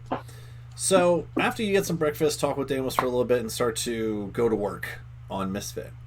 As you pull out the blueprints the professor gave you, the first thing that you notice is that investigation check. You're good at those, right? I don't know. Do I get to make it with my tinker tools? It's investigation? I know. I was joking, kind of. It was wishful thinking. Okay. Don't get too stressed. This isn't... Oh, God. I'm scared. Should I do sparkle or color? Oh, Sparkle. Okay. Oh, good choice, you guys. That's a investigation. That's a 20. It's a 26. This is why you get no advantage on tinker checks. Like, math is just beyond. That's fair. All right. So how much was it total? 26. 26. Okay. So as you pull out these blueprints that the professor gave you, it's one of those things that as you kind of look them over, you've never seen these before, but as you look them over, something strikes you right off the bat is that these blueprints are very oddly particular in what the first of all, there's many blueprints in here, by the way, but the very top one is sketches and doodles and mechanisms and like kind of scribbles and thoughts in a very familiar handwriting to you. And as you kind of glance over the handwriting, you also see the pictures are very familiar to Misfit. And as you kind of look them over even more, you realize that not only are they Misfit pictures, but there's these enhancements, there's modifications, there's, again, the scribbling you recognize is your father's handwriting. And in the bottom right-hand corner, as you kind of look down, just instinctively, you know that from seeing some blueprints before, typically the designer will kind of label their work so no one can steal their shit, but at the same time, kind of keep track of and organize their stuff. And you see B. Lewin on the bottom right-hand corner, and it solidifies that your papa has drawn these. And you kind of flip through the next one, and the next one, and the next one, and as you go through, they all say B. Lewin at the bottom of them. And, go ahead. Go ahead. Sorry. No. Go ahead. I have more. You're fine. What's your thoughts? Oh, no. You go ahead because my thoughts are going to change some things. So go ahead. Okay. So as you go through, you start to realize that it's about some of these modifications to Misfit. Some are like from over top aerial view. Some are from the side. Some are like looking through, like almost like into his gullet and his like eyes and things. The modifications are for like a thicker shell to, unfortunately, minimize the capability of flight, but gives him more stability and armor and protection for you, really. And you start to see like different kinds of things and mechanisms to make some of his joints move a little faster. And interestingly enough, another integration to, you want to say, like, make him smarter? If there was any other way to kind of like look at the blueprint of just like his brain mechanics and his gears and everything on the inside, it's like some sort of magic, you being an artificer, combining the magic and the science together. And the fact that your dad wrote this, it's almost like you have this new connection that you never, that you knew you had before, but you didn't have before, and now it's been so long, but now you're reconnected. And this all makes so much sense. It's almost like you wrote it. Okay, so looking through everything and seeing Papa's handwriting, and seeing all of this, Elena's going to get up. First of all, Misfit's still playing outside with Hector, so Elena's going to get yell up. Out the window. Yep, she's gonna roll up the blueprints and put them in her little sheet again, and then she's gonna get another piece of paper and she's gonna write, "Never mind, I'm there already. Meet me there." Slide it under Percy's door, and then she's going. Oh, go ahead. Yep. So before you do all that, we can still say you do all that. I was not done with the blueprints yet. Oh my God. Okay. Yeah, finish with the blueprints, and then I'll tell you what I'm doing. I want to give you a moment to obvious what I'm process doing. That first part. So it takes a little time to go over some of these because, again, just the sheer connection of your dad and these blueprints and Misfit and kind of like eagerly excited over the possibility of making Misfit even better than he already is, because he's pretty fantastic. But he's already perfect. As you kind of like take these papers and kind of spread them out and look over them, it's almost like you forget that there's other blueprints there for a moment. But as you kind of give yourself a moment with the Misfit prints, is that a word? Misprints? No, that's not right. Misprints? Misfit prints. The blue fits. There we go. Cool. Easy enough. You actually look over towards some of the other ones, and as you pick it up, what'd you roll? 26 before, right? We'll just use that. Yeah, I rolled 26. You kind of look it over, and in a flash, you're taken back to the desert where the Fallen had come with their train battle that you guys went through, those 2 days of just craziness. And on one of the blueprints, you see, much like the Misfit prints, where it was an aerial view and a side view and a front view and in the gullet view, right? You see blueprints for mechs. You see blueprints for the mech stangs. You see blueprints for a mechanical dragon. Yo! You see all kinds of crazy stuff. In fact, you even see another one of a construct you've never seen before, which is large, has a big eye in the middle of it. And in the bottom where your dad's name is, it says Project Sentinel at the bottom. Project Sentinel? Holy shit! Oh my God! Okay. From the X-Men universe. Oh. Oh God. Okay. Project. Is it in my dad's handwriting? Oh, all of these blueprints are in your dad's handwriting. Okay. Do I know anything about Project Sentinel? Without even a roll, no, you've never heard that before. Okay. I'll tell you what. Go ahead and make a history check, just because you asked the question. That's only fair. Okay. Only fair, but it's a super high DC. I'm just letting you know. I don't think that I get that. Smells great. That is a dirty 20. So thinking back to all your time with your dad in the bunker, just almost like you've seen Percy do, where she gets in her mind palace and just tries to like zone out for as long as she can zen information together. You try to flash back to all of your memories with your dad and everything that he's done between notes and jackets and like things and magazines, just all this kind of like little hidden contraptions and hints and clues and things. Trying to think of any time your dad has ever said Sentinel, Project Sentinel, just a slip of the tongue kind of thing. No. Nothing like that. Everybody moved again. What happened? Yeah. Nick's camera turned off. I think. Nick, are you okay? Connected again. Fix your camera guy. No, my internet keeps going out. That's okay. Fix your internet guy. It's all good. It's just cameras. Dude. See, I was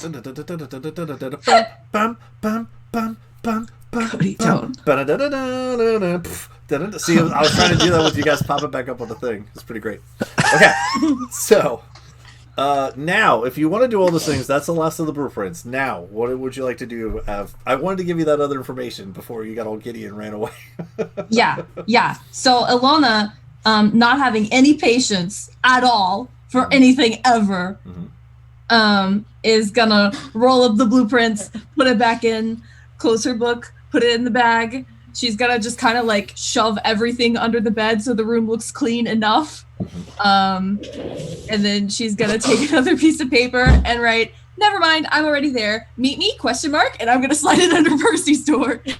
And then I'm just gonna run out the door at full speed. And as I pass Hector and Misfit, I'd be like, "Misfit, let's go, come on!" And I'm just gonna.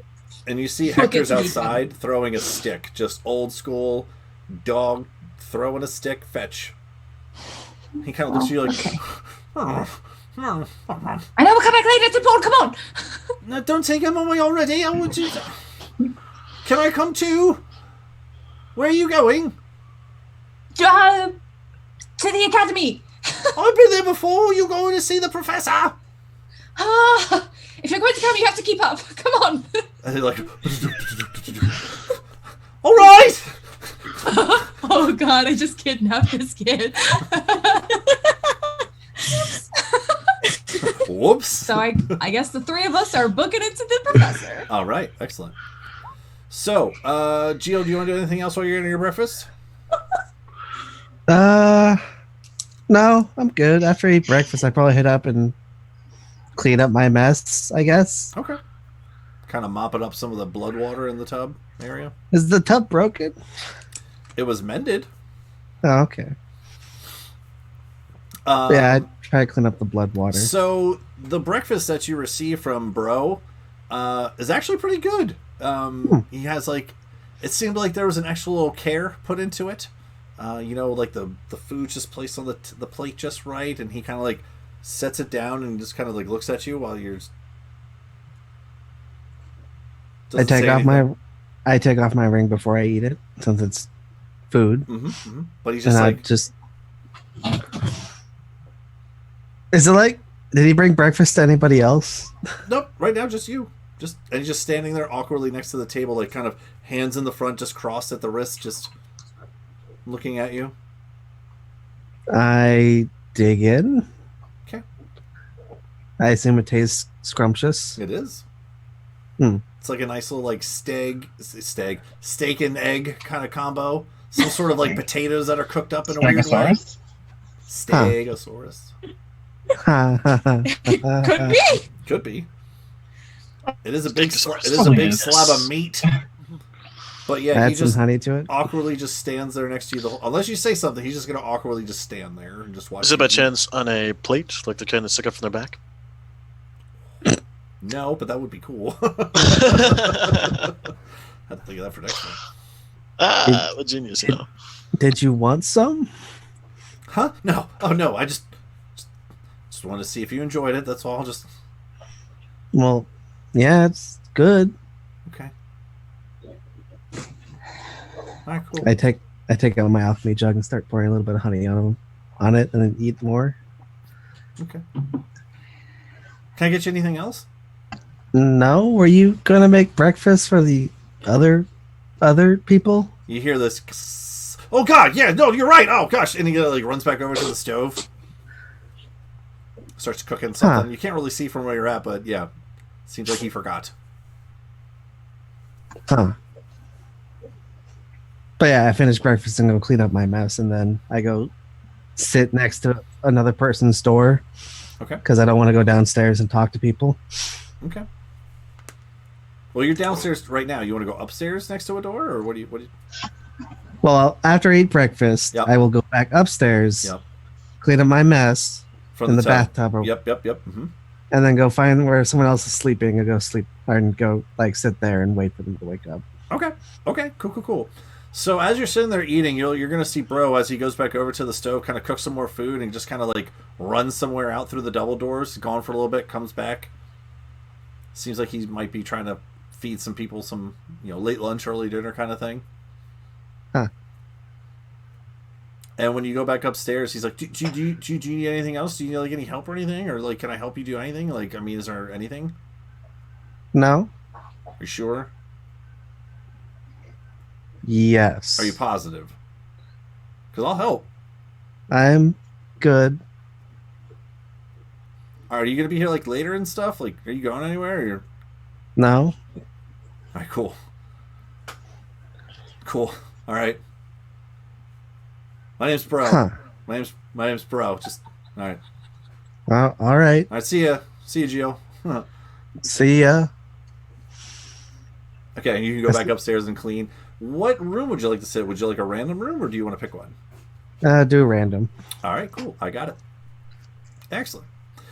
So, Alona ran away with a child. Cool. Yep. Gio cleans up his bathroom mess and sits outside of someone's room. That leaves Volt, Frey, Persephone, and Styx. Now, Volt's going to wake up a little bit sooner than the three of you. So, Volt. Yeah. As you awaken, it's later in the day, probably maybe like 4 or 5 o'clock. You know this because the sun sets here around like 6, 7 o'clock. It is starting to get, instead of a nice blue sky, it's those yellow oranges as it starts to go down. Freya's asleep in the bed. On the ground. He's on the ground. Freya's asleep on the ground.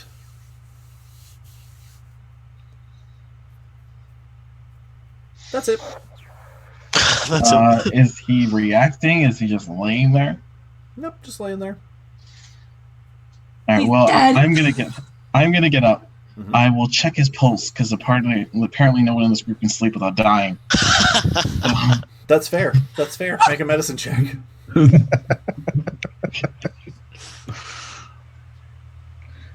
22. Yeah, he's alive. He's just very sound sleeper. Sleeps like the dead. But he's I'm gonna alive. go to like lift him up to put him in the bed, and then look at him and be like, that's not gonna happen. So I'm just gonna take the blankets and pillow and bring it down. Mm-hmm. Sure. Tuck him in. Cool. That'll work. That's fine. And then I will go out and stand in front of Alona's door for a minute while I mend the letter. And Do then you want to? Are you reading the letter? no, Oh, it's not my letter. I was gonna say. That'd be rude. That's a federal crime. Not my mail. In some cities. There's a mail carrier after all. Mm-hmm. And I would knock on the door. No, there wouldn't be any God, response. I'm gonna panic. No one in this group is asleep and not die. Yep. Okay. When you open the door, you recall before last time you went to go get Alona, there was shit thrown everywhere and things on the floor and a book over here and a thing over there. It's actually kind of cleaned up. It looks like no one was ever in here. Bed's all made. She would not have made the bed. You said you straightened up. That includes the bed. Well, like make up. the bed, like put the pillows back at the top and like fluff the blanket, but it's still like crumpled. Wow. Yeah. The bed is fluffed. It's not made. Yeah. She grew up in a bunker. I grew up in a bunker. Give me a break, guys. Jeez. The bed is fluffed, Volt. So I know she's not here. That means it's the good side. I'll go downstairs and I'll see what all the record is. Okay. Oh, do I see Jill in the hallway? Yes. He is sitting outside of Persephone's room. I'm going to just whisper, Jill, you okay? I'm going to stay a little far because I don't want to get bit again. Yes, I am fine. Okay. I'll see you later. There's like a halfling downstairs cooking food. Oh, bro. Oh, he's a big fan of yours. I told him some stories. Okay. Okay. I love Jill. He's my favorite. He's just so indifferent about everything. It's great. Okay. All right. I'll go downstairs to the dining room. At this point, you would notice. Let's see. Who do you know? You know Calypso. You know the Countess. You know Gerald. Bro will probably be around here somewhere too, but there's a couple people in here that you do not recognize. Just for the sake of conversation, it would be Deimos, Hector, Rosalind, and Higgins off in the corner, still being fanned. But we'll say with you coming down there that, gosh, how much have you interacted with any of these people? Not much, but I've saved most of them. Right? It's a weird connection. The Countess would probably step forward at that point and be like, "Oh, yes, welcome. You're awake. The rest of your party is still sleeping, but you're more than welcome to get some food. This little halfling man here says he knows all of you and just hasn't left and keeps. Oh, you met food. Bro. Bro's like, "Yep, yeah. I didn't know what to do, so I just keep cooking food for people." Oh, that's good. That's good. It's our business. We gotta get used to it. Yeah, it's like it's really good to like see you because he's like, I don't either. It's fine.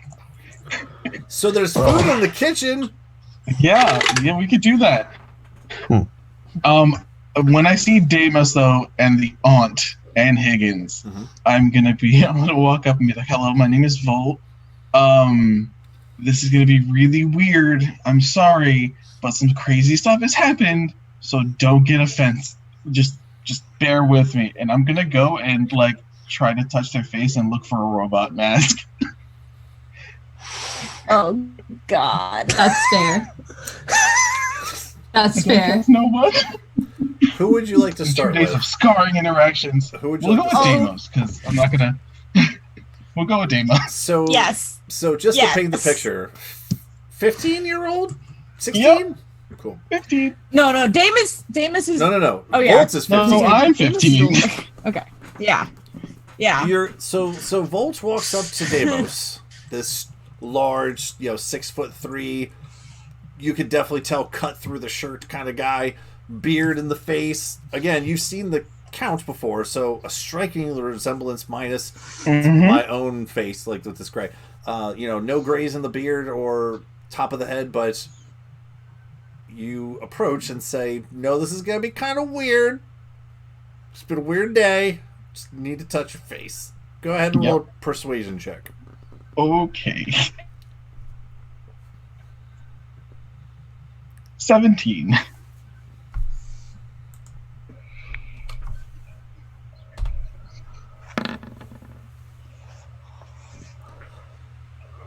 For some odd reason, this strapping young, older than you lad will look at you, and for some reason, whether it be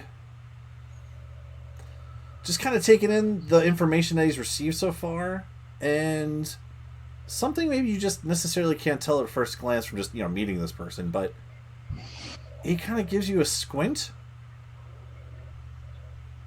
and he'll just put his face down towards you.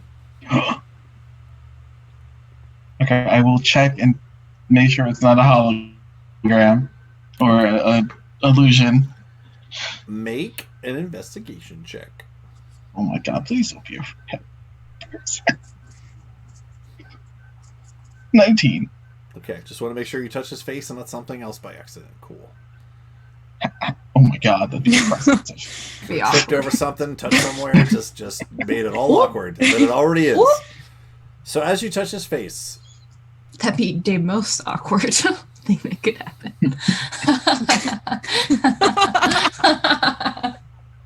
Oh, that's a slow burning pun too. It gets funnier the longer it sits. The longer All right, you think sorry, about go it, ahead. yeah, no, the longer you think about it. Whoo! Okay, so as you touch his face, no, he is a person. He is a human face. Okay. I'm sorry for that. I don't know why, but Percy will tell you. For some reason, I oddly trusted you with that. I don't know why, but I don't know either. People like me. You just remind me of someone, I guess. Just very trustworthy or something. I don't know. You reminded him of Percy. Silver hair. Percy. Yeah. Thank you, I guess. But okay. So Percy will most likely explain it to you, and it would make sense why I did that. Yeah. Do you know? And I'm gonna whisper about your father. What about my father? Do you know where he is? No. But when we got here, they were fake versions of your mom and dad. Your dad was disguised as a robot person.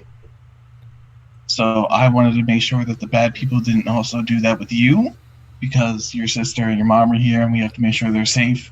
So I just wanted to check. Also, I don't trust that butler for some reason. I don't know why. Could be the name. I know, I don't trust it either, but... I don't... Always ready on the Excuse me, the heebie-jeebies. Yeah. There's a connection between Higgins and heebie-jeebies. I don't know what it is, but there's a word there. Right, I know that my mother said that our father was captured one evening when they were on a walk, but I was not informed, as he kind of looks over towards them, about, you said imposters or rope. What would you call them? Yeah, I could it was a warforged, but he was able to look like your dad. Like voice and everything. Percy believed him. It was weird. And then your mom was a weird booger monster. I can't describe that any better. I'll kind of smirk at that a little bit. Be like, I don't recall anyone calling her that before, but... No, this mom is great. The fake mom was bad. Oh, all right. Oh, yeah. I thought you were making a joke there, but it was kind of funny. No. Hector kind of like gives a little giggle in the background, like, booger monster. Wait, Hector's not there. Yeah, he is. Well, Hector's with me. Oh no, that's right. That's right. Sorry, You he got kidnapped. Let me have my child, please. He's like, no, this is crazy. This is a bad idea. And runs back. What am I doing? Running off with a stranger. What am I thinking? Sorry. Oh my gosh. My internal Hector laughed at that. Anyway. You're saying a warforged impersonated my father. Yeah, I think there's still some downstairs if you want to go look at them. He kind of looks over at his mom, the countess. Is there any reason we haven't gone to the House of Rhodes and demanded an explanation? Oh, I don't know that. Never mind. I would just leave. The House of Rhodes is the pinnacle of warforged technology in this city, and if you're saying I don't think we should trust anyone. I think we kind of stopped a bunch of demons, and what I've learned in these past 2 days is that everyone in the city is nuts, and that's coming from me with a giant backpack on my back. What does that contraption do, by the way, if you don't mind me asking? It stores my excess storm power. This gem in my hand right here was gifted to me by an elemental, and it does too much energy that I can't fully control yet, so the backpack makes sure that it doesn't go everywhere else. Right, yes, you definitely remind me of someone in particular, and it's right over my head. I'm almost sorry I asked, but yes, no, please, just as much as I told your friend earlier, the House of Blades is at your disposal. Please make yourself at home if you need any... thank you. What's that? Yep. Sorry, you're cutting in and out, so I'm trying to keep up. Sorry. Yeah. You're good. In fact, your little halfling friend is busy at work in there. I'm sure he's got something cooked up. Yeah, I'm most likely going to go help him make anything. You guys hungry for anything? I can make really good desserts. Well, he tried to feed everyone brownies earlier, but I wasn't really in the mood for that, so... Yeah, you could probably get a brownie the or icing something. Ones? Was it the icing brownie or just a regular brownie? There was icing on my brownie, yes. I wasn't... Okay, do not eat the icing one. Regular brownies are fine. You already ate it, didn't he? Damo's gonna get I high. hope so. Because the icing brownie is the one that knocks you unconscious for days. Yeah. I'm going to have a conversation with that halfling a little later, but I'm a little busy right now, but... It's a pleasure to meet you, So don't eat the brownies. It's a pleasure to meet you, Volt. Yes, Voltal right? is my full name, but my friends call me Volt. I can't thank you enough for all your help. Again? Oh. You're good. Yeah. Cool. Is there anything else you want to do? You want to go to the kitchen? You want to find Bro? I'm going to stare down Higgins while I walk by. Make an intimidation check. I can do that. 24. Get out of here, Higgins. Scariest 15-year-old ever. At first, just because I rolled 2, at first... My Sweet 16 coming up? You're ready for this. He kind of looks at you, too, with a very similar... Like, it's one of those things where, you know, he wasn't doing it at all, but he noticed you looking at him with this intimidating glare. So he, like, reciprocates it.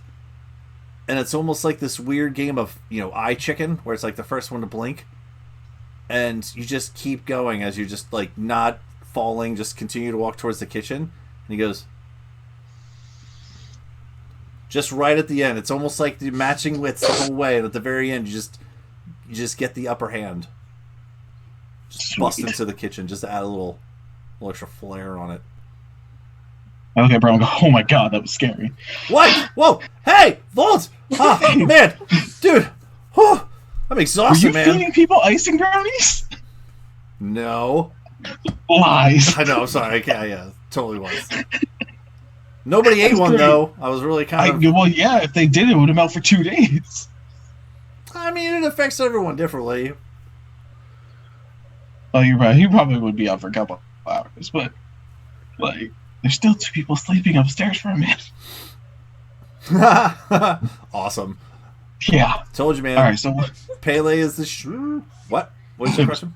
Yeah. So what are we cooking? I'm gonna do this. I don't know. There's some weird gnome in the fridge that keeps handing me stuff, and I just keep cooking it. It's weird. Yeah, I try to ignore him. Because just if you ignore him, he stops handing you things. Yeah, don't make eye contact. It's just. Mm-hmm. Do you really see a gnome in there too, or am I just really just tripping balls right now? Yeah, there's definitely a gnome. Oh, there really is! No, I think, yes, 100% a gnome. Fantastic. Okay. I thought it was just like really up there.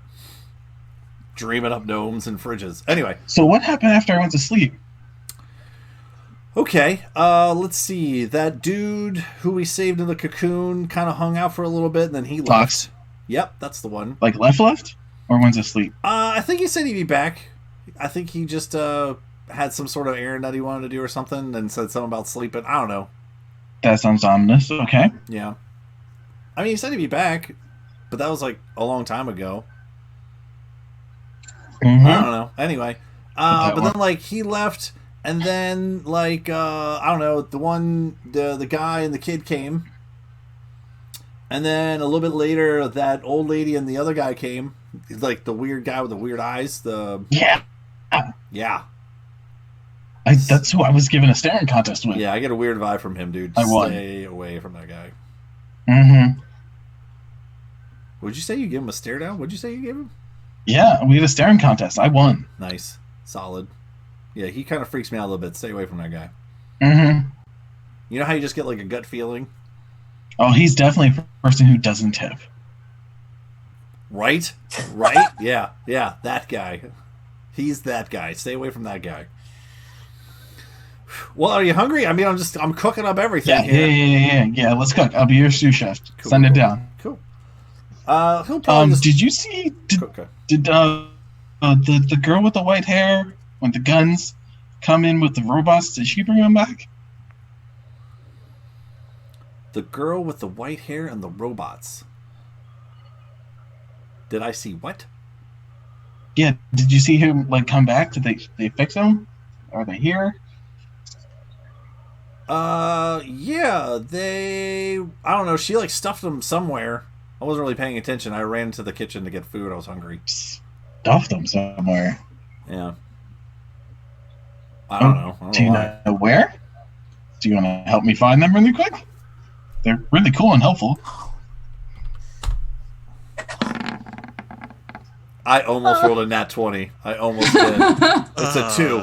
I mean, I'll help you, but I really couldn't remember. I mean, let's remember I did a whole thing and like, woo, and I'm still kind of like feeling it, but I'm not. So at that time, I was not paying attention. I'll play hide and seek with them. I'll find them. Do you want to surprise me? What time is it? Is it dinner or lunch? Yeah, it's kind of getting closer to that dinner-y time. So you can surprise me, and I'll be back. I'm gonna go look for Bob and Dennis. All right. So, Persephone, I sent you a message.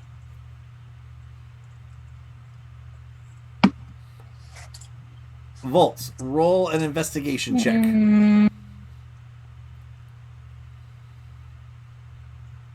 8. Now you want Bro to help you with this, or he's... No, he's gonna stay in the kitchen. Okay. Like, he's staying on base. Yeah, because if not, we'll probably burn the house down. Okay. Yeah. My typing will work.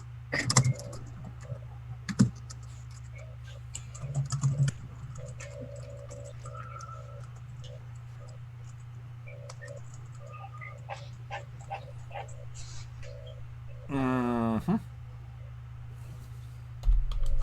Read the clack.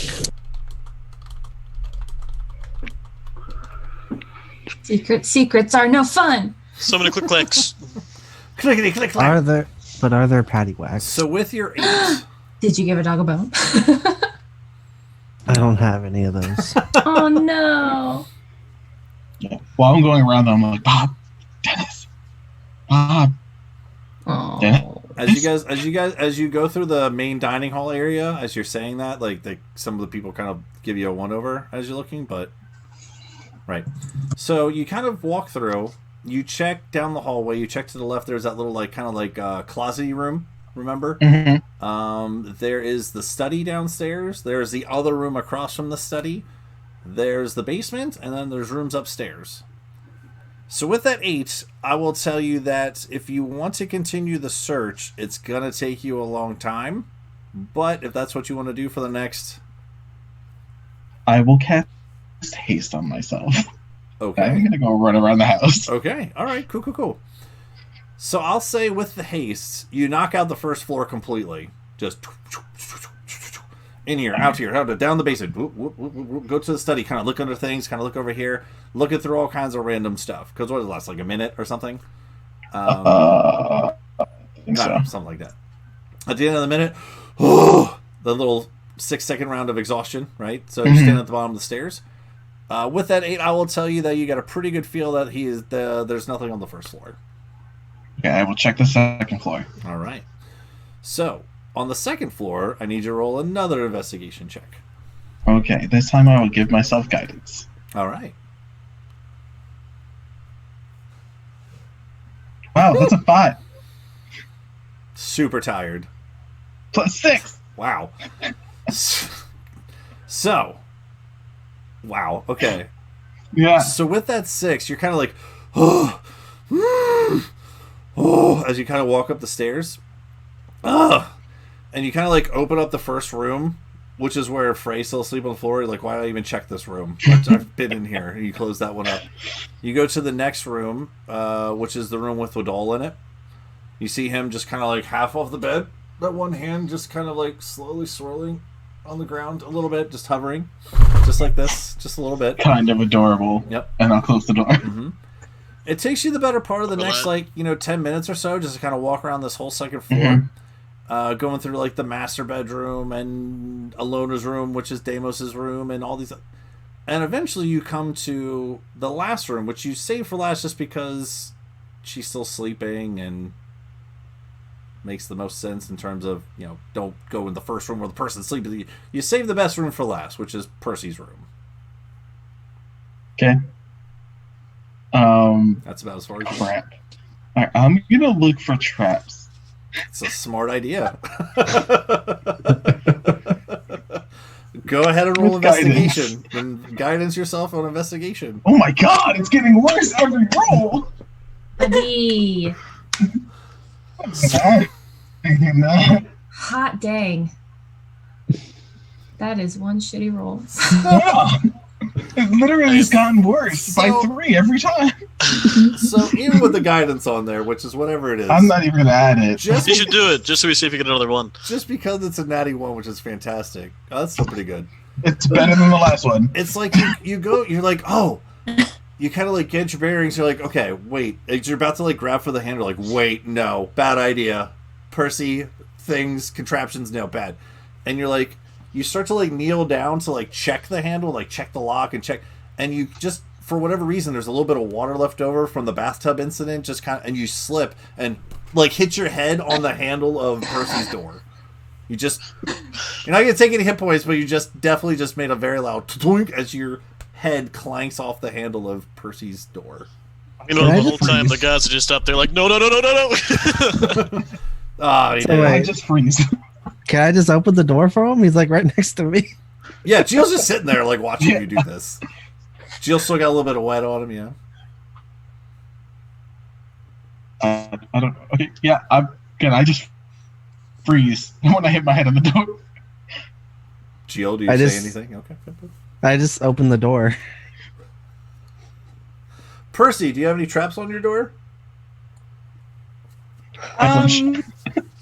The door is locked, by the way. Oh, okay. I feel like she would, go ahead but I think she'd be something. too tired to set them. Okay, that's fair too. You're safe in your house. I mean, yeah. Yeah, I think normally she would set it with a quick turn off near her bed. Door's locked. She crashed. So. All right. It was locked. I keep sitting down, keep sitting. Oh, did Nick freeze? Or he's super serious. There we go. Why not both? Yeah. Why not both? He could be seriously frozen. Okay. I think Kev's seriously frozen too. Oh, no, there he goes. Oh, no, he was just doing a really good job. Wow. Wow. Woo. That got me. Okay. Continue. Sorry. Go ahead, Volt. Okay, so she's sleeping. It's locked. Gio, do you know how to open it? No. Do you know if she brought Bob and Dennis in there? Robots that talked. Probably should have just asked you before I tried to open the door. I'm pretty sure I have no idea. You have no idea. Yeah, you're sleeping. When I got back? Yep. No, I do not. Damn. Okay. It's the only room I didn't check. It's literally the only room you haven't checked. Okay, Gio, I have a plan. She's going to get very mad about it, but it also might be really funny. Are you down? I remember all the times there was a gun in my face. No. I don't think she sleeps with the guns. Well, No. That would make a lot of sleep sense. with the guns. Tired or not, I could still see that happening, yes. Yeah. Okay. That's fair. That's a fair answer, Gio. I appreciate and acknowledge that. That's good. Oh, hi. I was told to introduce myself. I'm Volt Howe, a 15-year-old storm chaser. My friends call me Volt. I got the nickname because I like storms. I know, shocking, right? Did I get that pun right? Is that okay? Is that good? Okay, good. Well, I'm from a small island named Akari in the Sea of Radiance. My home is known for elementals fighting off the coast every 10 years. I was on the beach for one of these fights, watching a giant snake made of clouds fighting a water elemental. After that, I was hooked. It made me want to become a storm chaser, so I headed to the mainland to see if I could find any other storms that aren't on my island. Some people tell me I get excited when I talk about storms, but what can I say? They're so cool. I really hope that I can find other people who like storms. Yeah, like crazy storms, like when the wind blows from a cold to a hot and makes a tornado that can destroy an entire village by just going through it. Wait, we're out of time? No, but it was just getting good. Freylost Akra has always been a strong-minded sort, even from his early days among the orphans abandoned at the gates of Grimjaw's compound. He was hand-selected to undergo training to become an elite shock trooper under the God tier to maintain order throughout the known lands. He maintained this reputation during his training, holding a standing record for returning other platoons as lost flags, as well as a record for the most successful captures on training missions and the most, disciplinary paperwork for refusal of orders. He was an excellent shock trooper with a bit of a mind of his own, and may have risen high among those of lofty ideals were it not for that day. That fateful day, wherein he was ordered to take part in the summary execution of a small village of reformed criminals for not more than seeking a better life than the one levied upon them by the prisons they had slowly broken free of. You see, while the rest of his squad saw hardened criminals, Freylost saw people trying to make the most of what they had, far away from any who could come to harm for it. While the rest of his squad fell too, Freylost fell away, off into the wilds until he hit a point where he could run no more, drifting off into sleep. In his dreams, he was made an offer, a chance to understand why the world behaved the way it did, why it could be so brutal, so unforgiving, and more importantly, how he could change it. All he need do was step away from his home and squad, and continue seeking power under the guidance of this new force. He awoke with an unfamiliar mask, an unfamiliar guide, and an all too familiar need to take action. Oh goodness, where to begin? Growing up in a bunker alone with only her father and her mechanical dragon, Misfit, Ilona Lewin often felt isolated and alone for the first 24 years of her existence. Forbidden from venturing into the apocalyptic wasteland she was told lay beyond the bunker door, she often dreamed of having her own adventures. After her father left one day and never returned, she had no choice but to leave home and was enthused to discover the world that she thought had been destroyed was so alive. There was so much beauty, so much wonder, so many new friends to meet, and Ilona wasn't going to waste any time. She set off with nothing but her father's coat and her mechanical best friend to find answers to so many of the questions she had. Did bees really have leaves? What did the ocean look like? I wonder if there are actually fish larger than dragons, like I've read about. There were so many adventures to be had.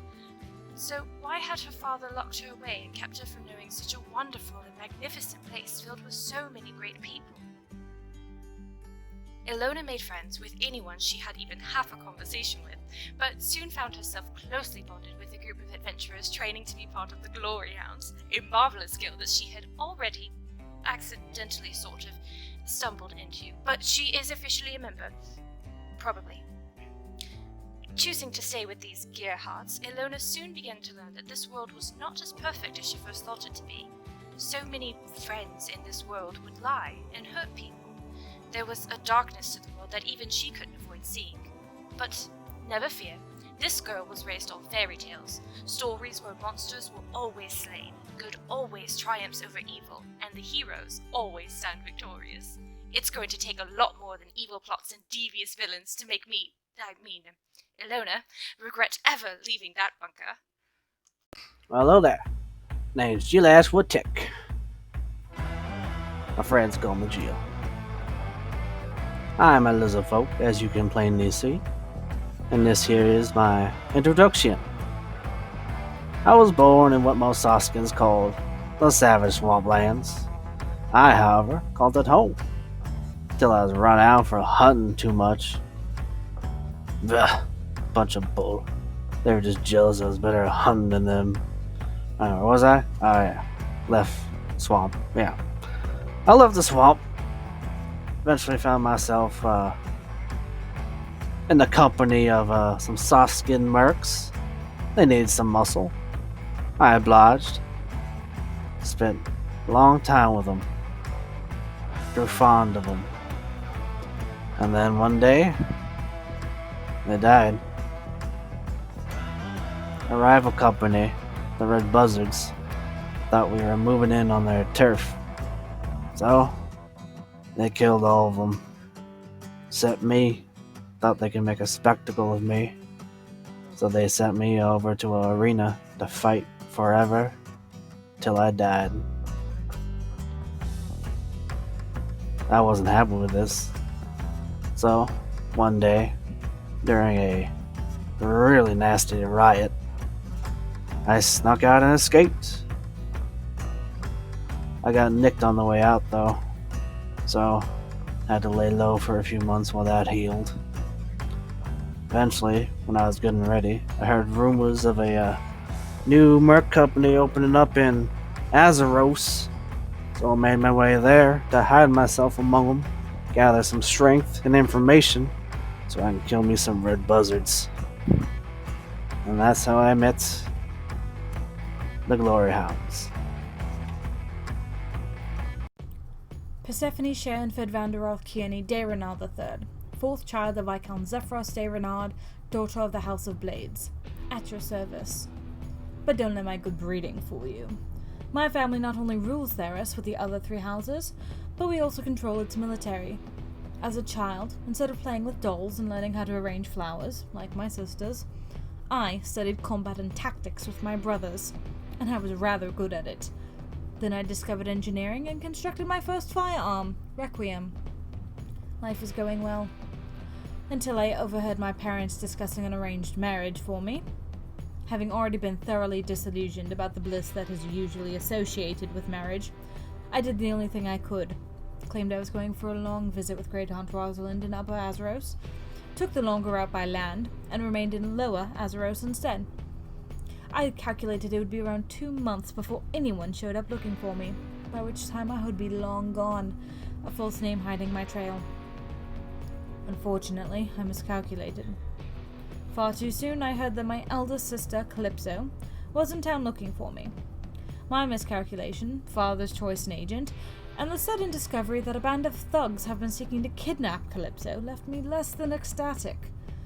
I had little choice but to reveal my identity to my new allies, and escort my sister back to the safety of our estate in Imbric, hopefully drawing out the brigands in the process. So far, things are going about as well as everything else lately. Styx ain't had the easiest of lives, but what he has lived through has made him the goblin he is today. He was born and raised in this tiny village situated in the forest that surrounds the Shadowvale Mountains. Life was peaceful until the night the heroes came to visit and threw his life into darkness. Alone and afraid in a world he didn't understand, he sought shelter in the only place he could find, the ruins he had heard about as a child buried deep within the Shadowvale Mountain. Just one problem with that: the ruins weren't empty.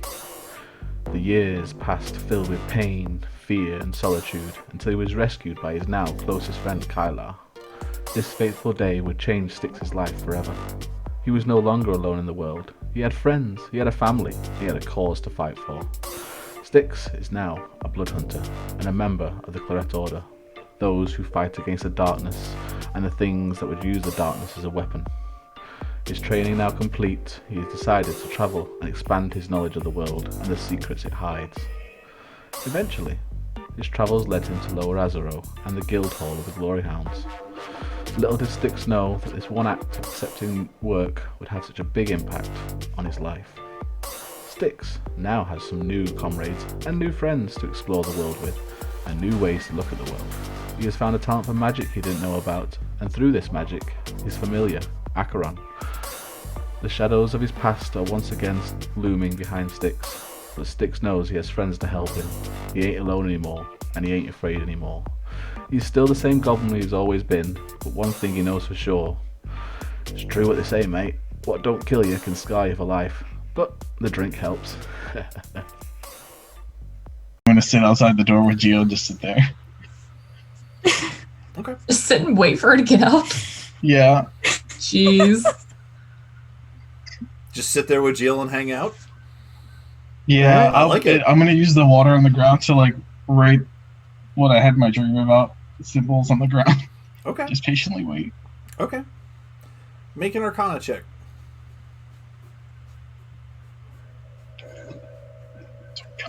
Do you fail me now? I will punch my screen. Okay, much better. So as you play with the water that's on the ground, and you kind of like just dab your finger in it, and you, with the water, kind of etch that symbol that you saw in your vision, the little droplets of water kind of coalesce together in a little water bulb, and then to go back down, just for a little bit of a moment. It was Blob. Did you see Blob? He was right there in the water. No? Did I see it? No, you did not see it. All right, I need some honey. Was this special infused honey from Bro's special stores? No, this is from my alchemy jug. Probably This better. is safe. This is safe, honey. Safe. It's magic So honey. we're gonna fast forward a little bit here, just to get some other players involved. A little bit of time passes. Thank God. And so Volt and Jill, you guys are hanging out. Ilona ran over to the academy. Frey, Styx, and Persephone, you will awake probably about another 30 minutes to an hour after Volt's been trying to pick your locks and hit his head on things. So it's probably like 5, 6 o'clock at night. But you all, again, since you went to sleep around the same time, I'm just going to say you guys all awake at the same time. Actually, it's 8:42. Anyway. Fair point. Get out of here, you and your inferior time zone. All Eastern, baby. What would you guys like to do when you wake up? Well, who would like to start? And then I will tell you what something that happens. Rock, paper, scissors to go first. It's the only fair way to do it. Oh, we're going on shoot or rock, paper, scissors, shoot. It's always on shoot. That barbarian, are you? Rock, paper, scissors, shoot. Ah, shit. Oh, God. Heather's way behind.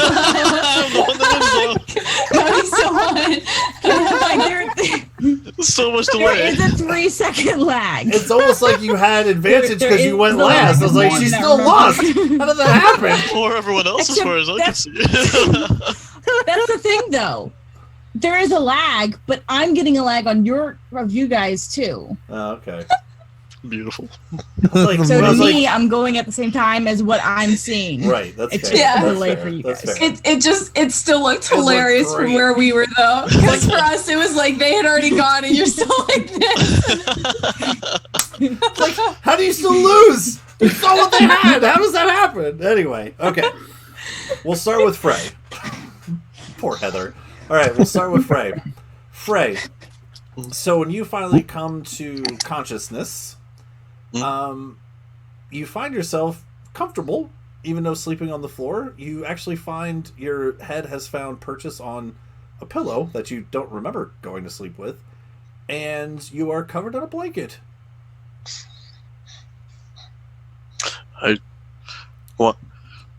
Sit up. And as you sit up, the blanket falls off, and you look to see that black symbiotic armor is all down just from, you recall from your dream. Oh shit, no, that was real. Okay, I immediately poke it. Specifically told not to mess with it. Just- Start messing with it. Of course, as any child would. So as you poke it, god damn it, Frey. Alright, so as you poke it, it's squishy. It doesn't necessarily make too much of a sound, but you can definitely tell it's very sore and tender, almost as if your muscles have exploded out of your skin and is just exposed to the world. So until this hardens, like anything that necessarily touches this is almost like if you didn't have skin at all and you just started just poking at your exposed muscle tendons. That hurts. Oh. Okay. Touch it again. Ow! It still hurts. Okay, same all right. effect. It was not a once and done. Nope. But that's a smart idea. It's just one time it hurts. It's a one-time pain thing. Nope. It's still there, and very real. Right. Well, not touching that again. Did everyone do the pointing, thinking and pointing at the pillow? No. That wouldn't make sense. Your dad tucked you in, yes. Oh, that's adorable. Thanks, Dad. Walt, are you there? Nothing. Stand up. Look at the bed. Absolutely nothing. No. Okay. It was probably him. All your stuff's still there. Your weapons, your Swiss Army knife of weapons, and everything like that. I kind of awkwardly try to shug it all on, even though it hurts like hell. Go to put the bed back together in true military fashion, but as soon as I start trying to stuff the sheets in for the hospital corners, it hurts like hell. I'm like, nope. Just leave it in a mess. Just everything all bundled up on top of the bed. As you come out of the door, you slept here.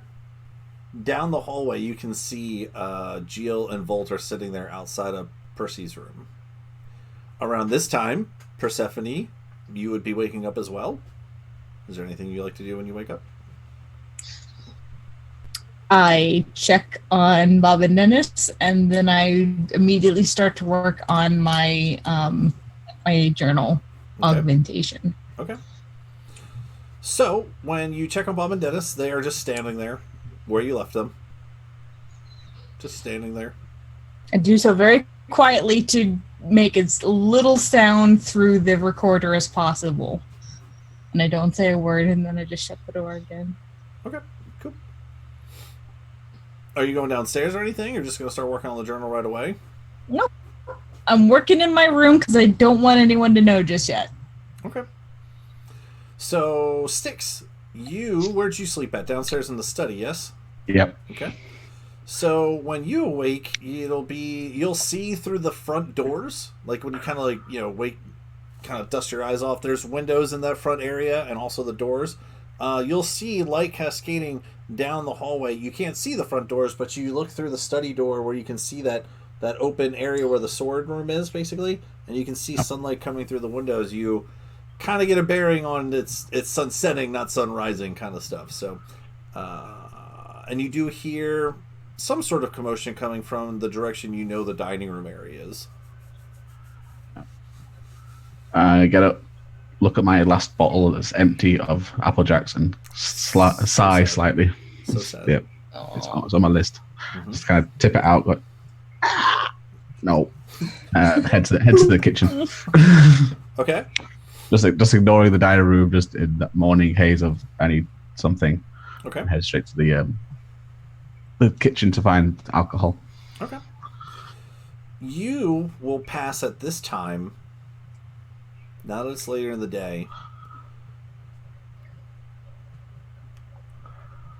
So Rosalind and Higgins will not be there.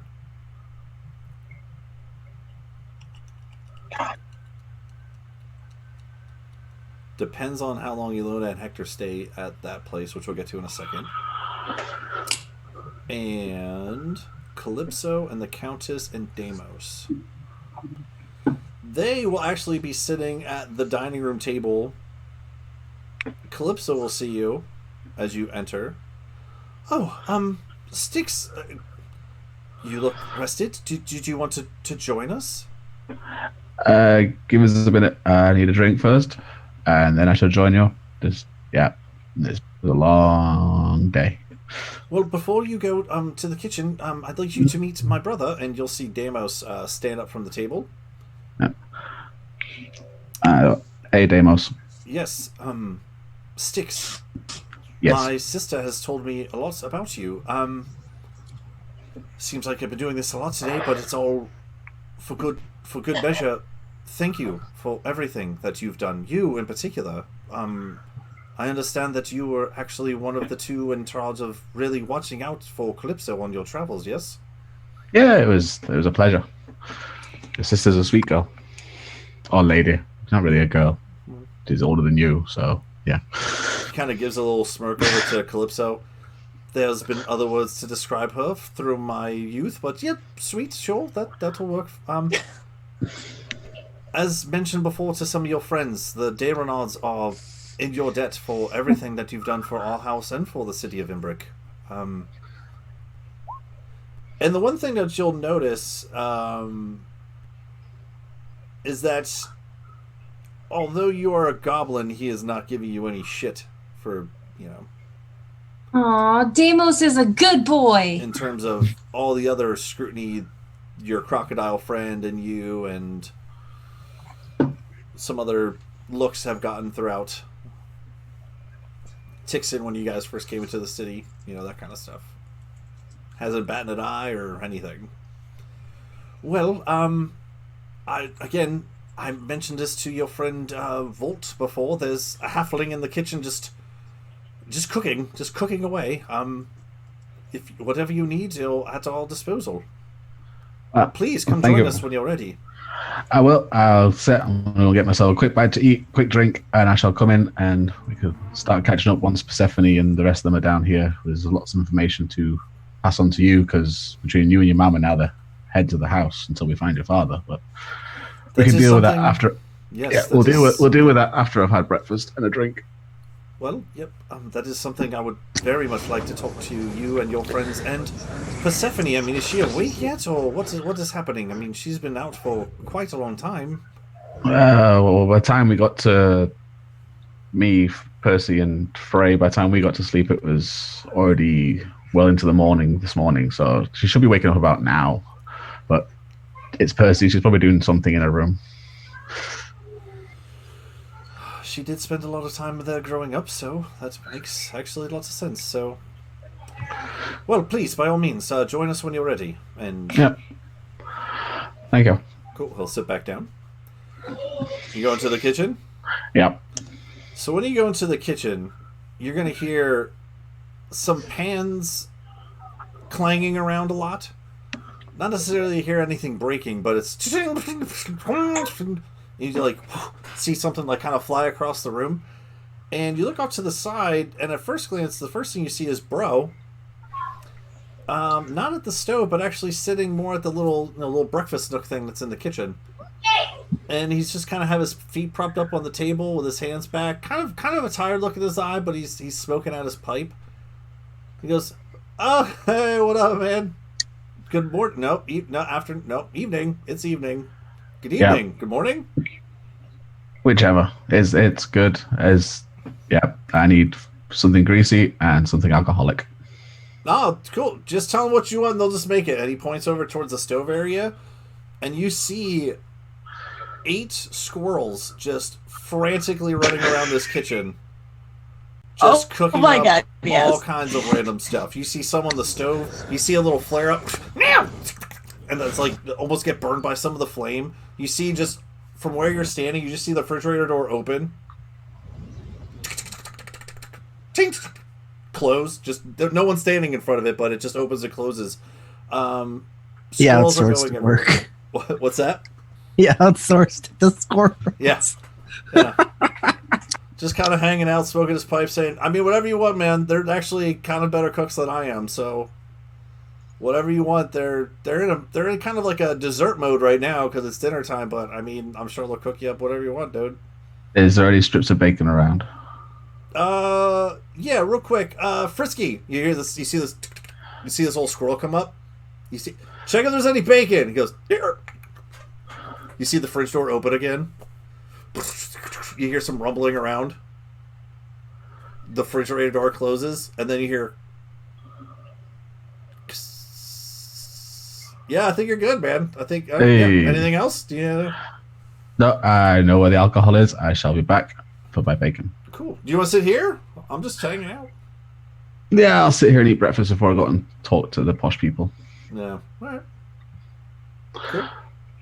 Yeah. You have a morning / afternoon, evening meal with Bro while you're hanging out? Yep. Just greasy food and alcohol. Sweet. Cool. Let's see here. Frey, I said that you see Geel and Volt hanging outside of Persephone when you come out. So as Styx kind of walks out and goes down the hallway and has that conversation, would be about the time Frey comes out of his door and you see Geel and Volt outside of Percy's door. Hey guys, what are you doing? Wait, we're waiting. What is on your arm? As you look over, you see your colleague ally, Gearheart, Frey.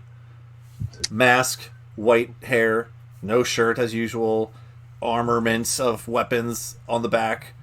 But one very distinguishing, large, crazy feature is his right arm is bouldered out into this black, ichord golem of an arm. From face to shoulder, all the way down. Yeah, so, talk to, just go to tap with my right hand, pause, switch to the left, tap. Good thinking. Talk to Veyron, and, he, gave me a present. What was it? Right hand. Well, this, the whole, like, big old, like, super... Oh! I thought you had, like, a disease. Okay, that's what I was thinking, too. To be fair, it does look pretty sick. You're not here. Shush. I know. To be fair, it does look pretty shush. sick. Oh my god. I'm losing my mind. But in the best way possible. It's a lot to grasp right now, but we'll get used to it in time. Does it hurt? Yes, don't touch it. It's supposed to stop later, but right now it hurts a lot. Alright. I think Nick's about to die again because he froze. Yep, nope. Oh, I was waiting for her to catch up. Okay. Oh, there we go. Did you catch what I said? Yeah, okay, yeah, I'll walk over and be like, do you... No, don't touch it. Back away. Should I heal you? Like, nope. Should I... No. Anyway, there's food downstairs. Don't touch. He made by a halfling. Food like sounds good. Not gonna hurt later? That's supposed to harden up later and become less of an issue. It's like a couple hours, probably.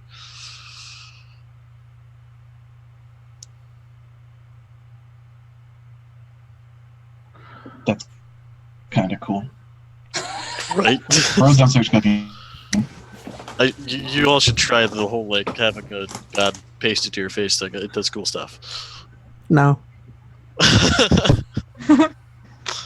Mine stays in a gem in my arm. That's boring. Hey, So he gave you an arm, mine gave me an arm. It's not boring.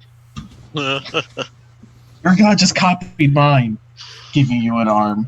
My god did what your god did, but better. It's way bigger. Are you guys having a dad fight right now? That's really what it sounds like. Yep. Basically. Oh my god. My god can beat up your god. There My it is. god. You really got to hand it to the dad. My god doesn't hurt me. He's good, Kevin. He literally helps you blow yourself up on a regular basis. What do you mean he doesn't hurt you? Yeah, but it doesn't hurt it anymore. It hurts less. But it still hurts you, so the whole point is invalid. Hurts. Also, this is gonna stop hurting and just get super strong. So, like, my Yeah, well, mine's gonna stop hurting too. No, it's not. You blow yourself up. That doesn't stop hurting. Yeah, I know. At some point, I probably will be fine and it won't hurt anymore. That doesn't sound likely. I knock on Percy's door, please. Oh god. Percy, you here? I jump behind the wall because she's gonna know that I tried to open the door. Who is it? Deal. I suppose everyone else is awake by now. Yes. How far along in the book am I? Oh gosh, all of 20, 30 minutes. Okay. I'm working on something rather sensitive at the moment. Do you need me for something? No, I just need to stop this fight outside.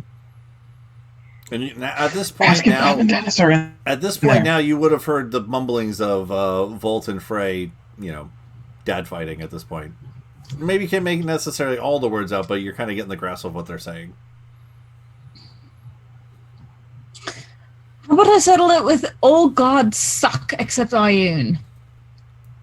Oh, you want to get in on this? You know what? Yeah, you know what? That's Your god not hasn't true. done anything She for you. only reads books.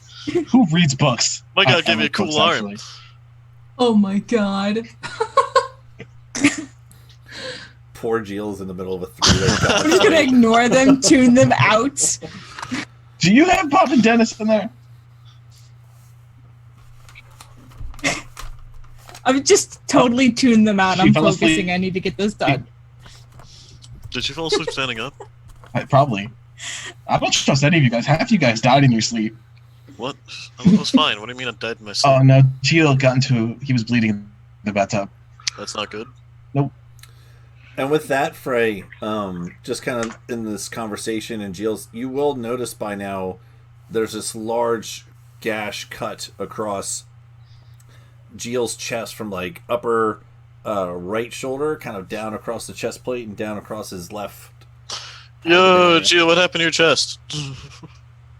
I had a bad dream. I don't think that dreams do. I can't deny the possibility anymore. Hey, you have an arm.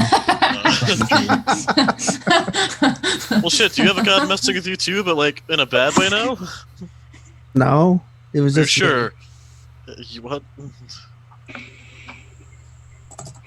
Do I in the need... dream I was hitting myself. What? Yeah, it was weird. Hey, Volt, do you know a good therapist nearby? Percy? I don't know. With my dream, I was talking to elementals. So.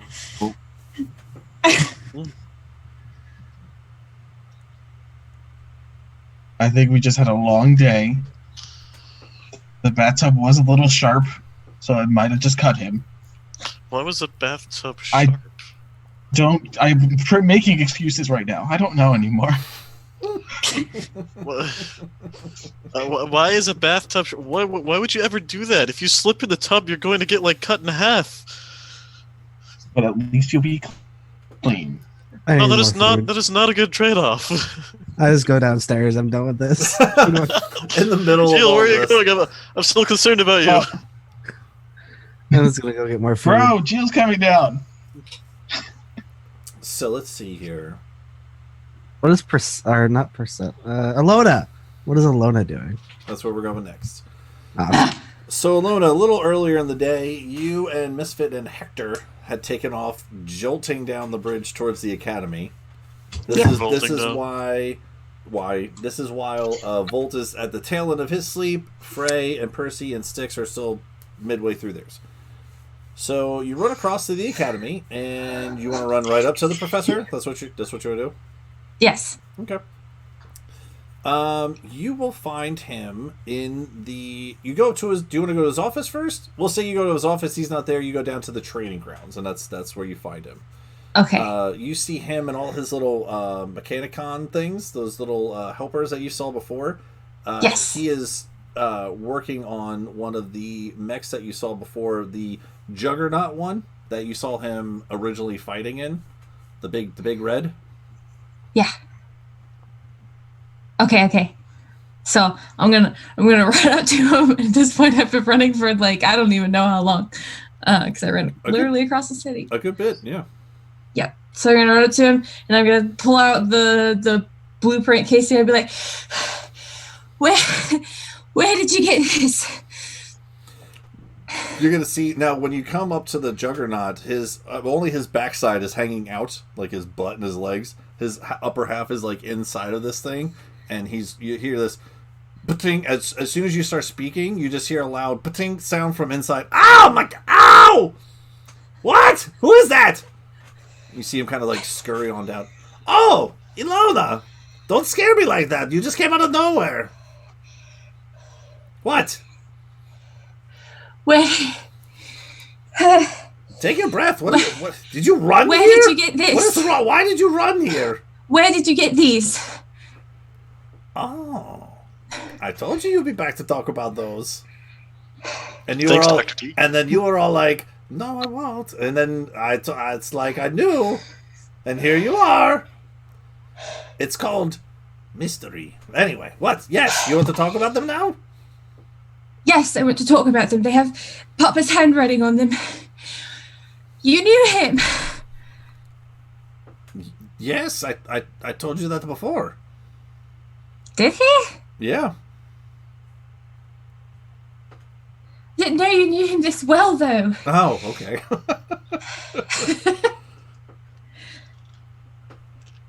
So, Where did do you want some water or something? Like, I want answers. Where did you? And water. Hey, you. How long have? And he just How like, long have you had these? just hold on a minute. And he kind of like reaches down. He has his little arm bracelet on. Kind of hits a couple buttons. You see one of the automatons like stop for a minute. Go get her some water. Do something useful. You see this guy was just like holding a screwdriver, but like hammering with it. Like wasn't doing the correct thing.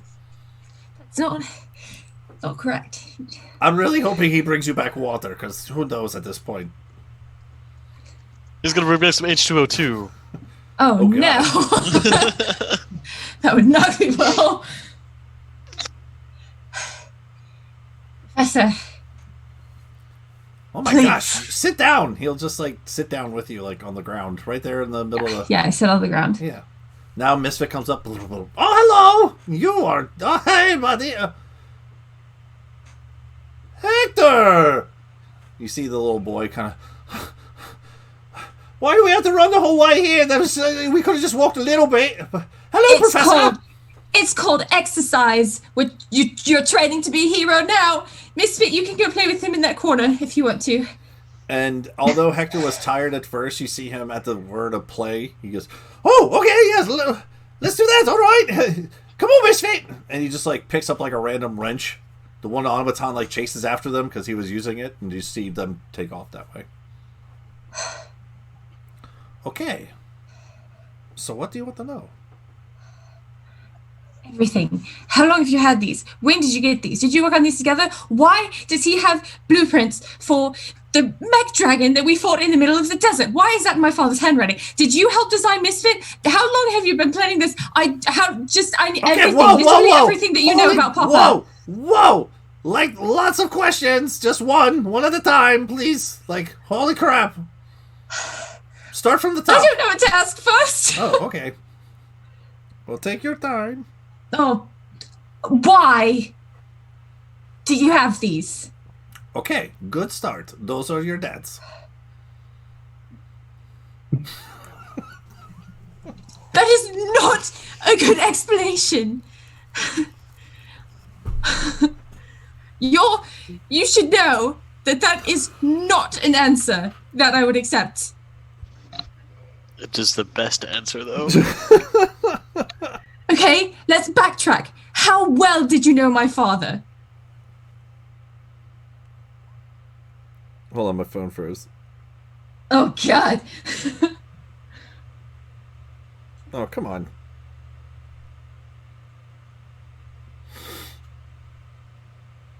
Oh, come on, technology. There we go. Got it. Okay.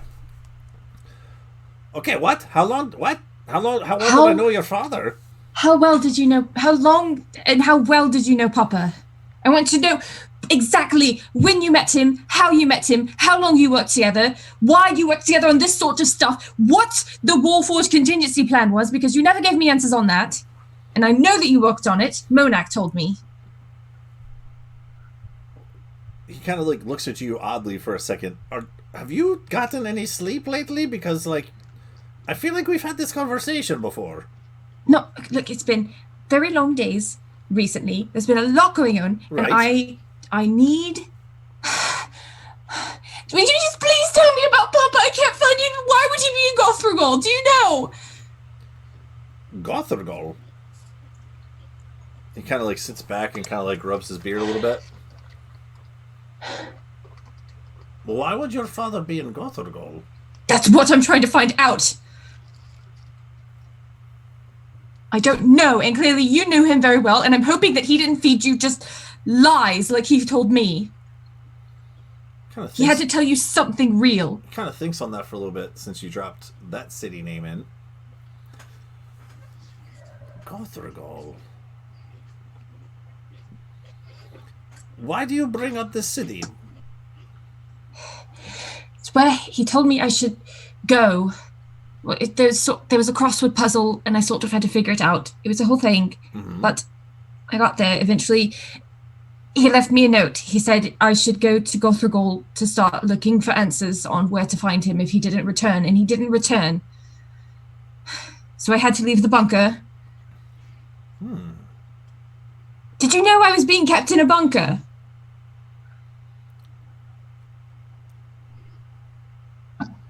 When's the last time you saw him? I have so many questions. I've asked you about 12, and I feel like I haven't gotten any answers. Right, no, I answered the one. You said, where did I get these? And I said, your papa, so that's one. Okay, number 2 is, how long did I know your father? And I've known your father for a long time, but, I mean, to try to put a number on it, gosh, maybe 15... 20 years, maybe. After I was born, okay. Why did you meet him? He worked here at the academy. I told you these things before. Okay. He was part of the Glory Hounds. He works here on projects. On the Warforged contingency plan? Yes, we've had this conversation, I know. What exactly is the Warforged contingency plan? Okay, well, you don't have to be so angry. Okay, just take a moment. No, I am angry because I've been looking for answers, I've been lied to, and I'm tired of running around in circles, and no one's helping me, and I don't know where else to go. The little robot machine thing comes over with, like, a cup of oil. No, you... Oh, my gosh. I'm so sorry. Water! Water! Opposite of oil. Totally wrong. Try again. Just like turns around and starts walking away. Okay. I feel like we've had the conversation before, but let's take it from the top. Right? I've known your father a long time.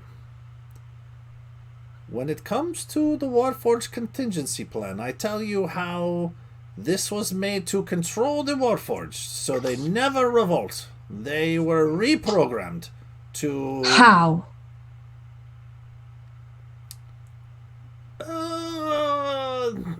You really want me to explain?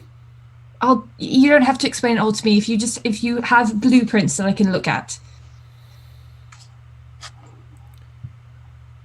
What I can tell you is that your father created a safeguard because he did not... Oh gosh, we lost somebody completely. Oh, Nick! Oh no! Nick! Oh gosh. Nick, why? Nick again! Nope. Whoop. I'm gonna have to invite him again, huh? Oh no, he can just click on the thingy dingy. Yeah, he can just click on the same link. Okay. Yep. Wasn't the first time this happened. I told you before how the safeguard was put in place by your father because he did not agree with why this was coming to pass in first place. In fact, he disagreed with it so much that towards the end, he decided not to work on the project anymore. The Fallen in the desert talked about a father. Is that Papa?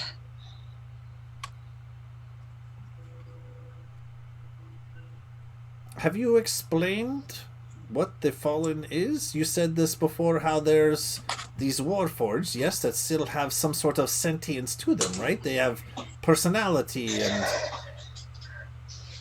Yes. Can communicate. I'd very much yes. like to meet them someday. Well... It's been a long time since... Anyway. Since what? It's just been a long time since there's been one that could think for itself or do whatever it wanted to do without instruction. There are some Warforged in the city that are granted, I guess, is the word, to think a little bit, but still have certain, like, programming to them, you know? They can only think so much, I guess. Your father never told me what it exactly is that he did to Warforged to safeguard against this, but it had something to do with their brains. Their brain kinetics. They're like a safe word or so. He never really explained it, but he hinted at it. We've been naming Warforged, and they sort of snap out of their haze, and then they just walk around repeating their name. That could be it. You said they speak? Yes, we had this Warforged, Bob and Dennis, and Bob would walk around going, Bob, Bob, Bob, and Dennis would walk around going, Dennis, Dennis, and... Okay, well, that's kind of funny. Okay, I can see that. That actually was pretty funny. Did they... Let me ask you this. Did they still respond to verbal commands, or did they have their own consciousness? Well, they didn't really respond to verbal commands, but you could tell them to do something, and they would if they wanted to, but if they didn't, then there was no real way to make them do it. They would sort of take their time with some things, like cleaning the kitchen. Don't think they liked that.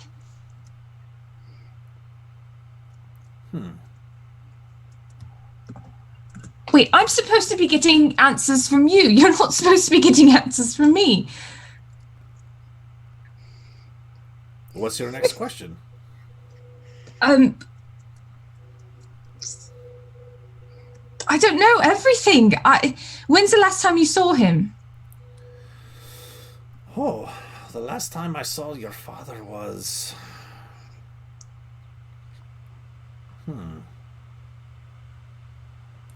It's been a couple of years, maybe.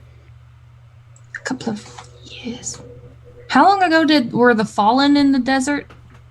Did they move out there? Do I remember from all the research we did? Roll a history check. Oh god.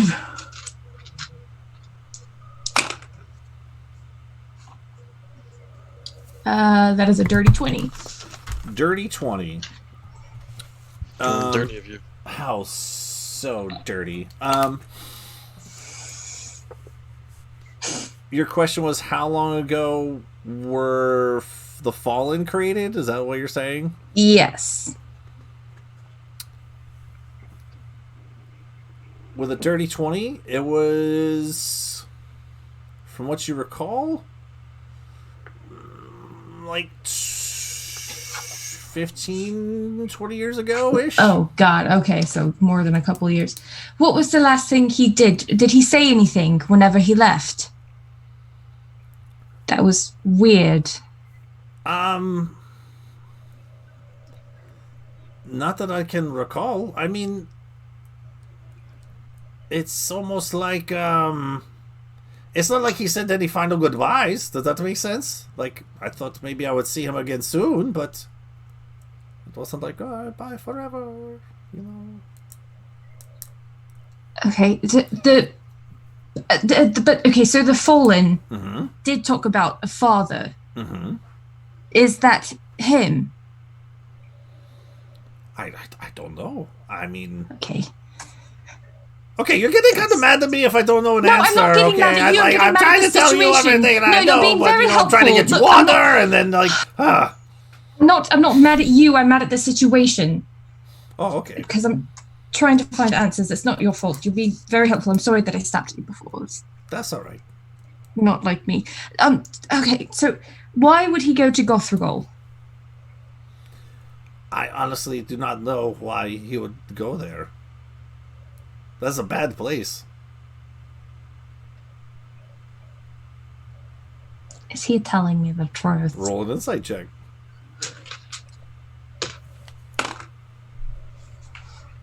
Oh, God. Insight. Oh my gosh, look at all these texts over here. What is all this going on? 16. Can I catch up on these? Give me 30 seconds here. Let's talk about... Oh my gosh, are you two still fighting? Oh god, I'll catch up on this later. Never mind. We're still having dad fights or something. Alright, I'll catch up in a minute. Oh goodness. Okay, what'd you roll? A 16? 16. You know, not so much about the Gothragol thing. It seems like he's telling the truth with that. Like, he doesn't know why your dad would go there. He's telling the truth when he says it's a bad place, so he doesn't understand why.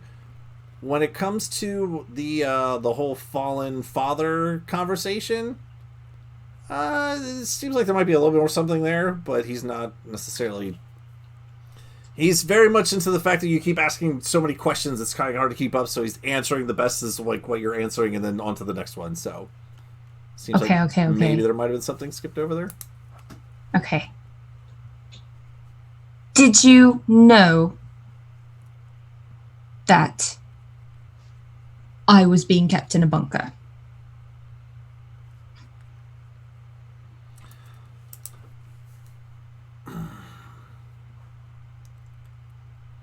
Yes, but I don't know why.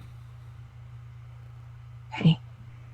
Did Papa ever mention anything about his dad?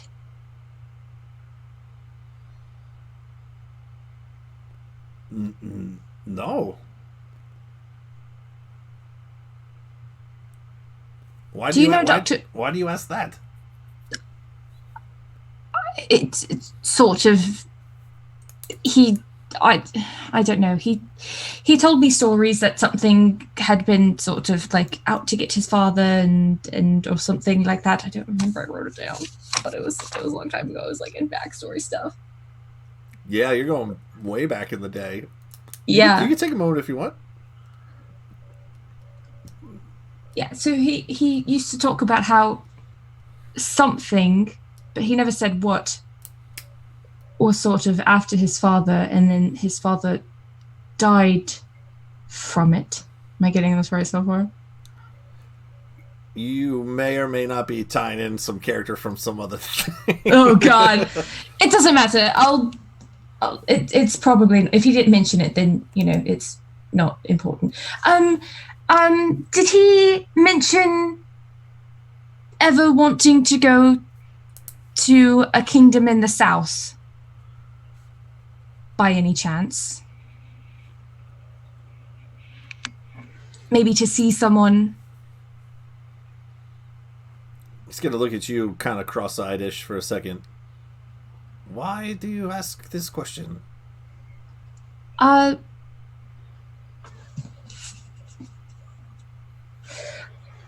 I want to know if he knows where my mom was. Kind of sit back at that. Do you know where my mom is? Your father talked about his personal life sometimes, but I mean, he was a very hard worker. When he was here, he was very focused. He only really ever talked if you maybe got one or two ales down there. Little hanging out with the guys. Loose lips kind of thing. But anyway, all I really know is that he said he missed her a lot. And he was forbidden from going to see her. It's like one of those things where you get so far in the conversation, you're just like, okay, maybe a little too much. I don't really do good with emotions, so like it got to that point and I was like, oh man, look at these gears, huh? There's turning. It's fine. Okay, so... It's just very odd that he mentioned the South and then you did, so, just... But he didn't mention a specific place in the South. There's a kingdom down to the south near the Ironwood Forests, or at least where part of the Ironwood Forest used to be. What's it called? Hold on. Scrappy! You see another one of the other guys just like stop what he's doing. The other one's like actually working with like a screwdriver the way you're supposed to. Go get my book, the one with the maps and the things. Just like, one moment. The other guy brings back a cup of juice. Looks like orange juice. That's not water. We're getting closer. No, but I like orange juice. I can just take a sip of that real quick, just to be sure it's not bad or not orange juice. It's orange juice. No, it's orange juice. All right, good. Whew. Dodge the bullet. So, I don't know, did Papa ever say anything else? Or anything? Anything you can think of would be helpful, because I really need to find him, because I think he's the only one that's going to be able to give me all the answers that I'm needing. And I need to find him so that we can go get my mom.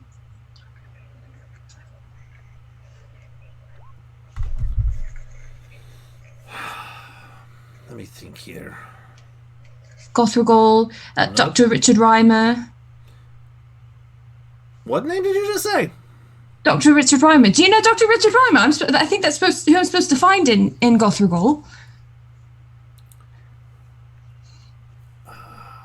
The doctor used to invent things in the academy here as well. He did not stay very long, but I know that he and your father worked on some projects together. What sort of projects? You have your blueprints there, yes? I'll take them out. Yep. So, the doctor was not very much for, like, credit, I guess you could say.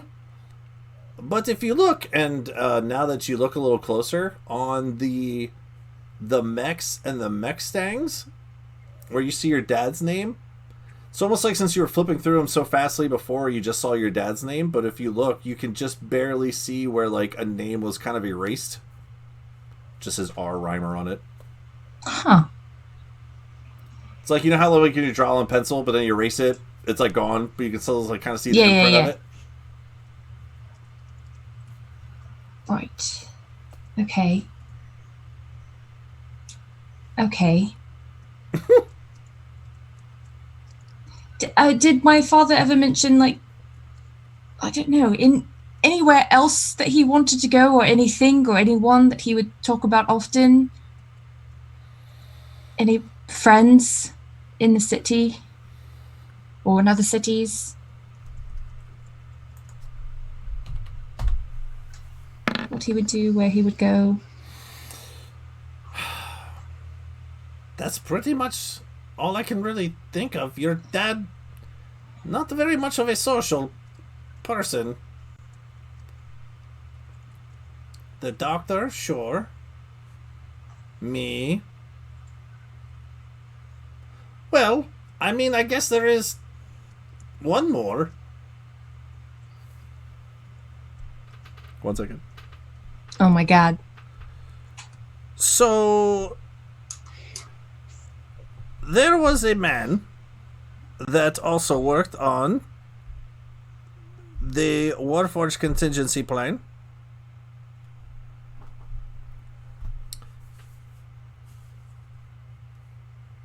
I don't like to talk about him too much because I never really got the good feeling about this guy. And did not end well on good terms. This person is part of the reason your father stopped doing the project.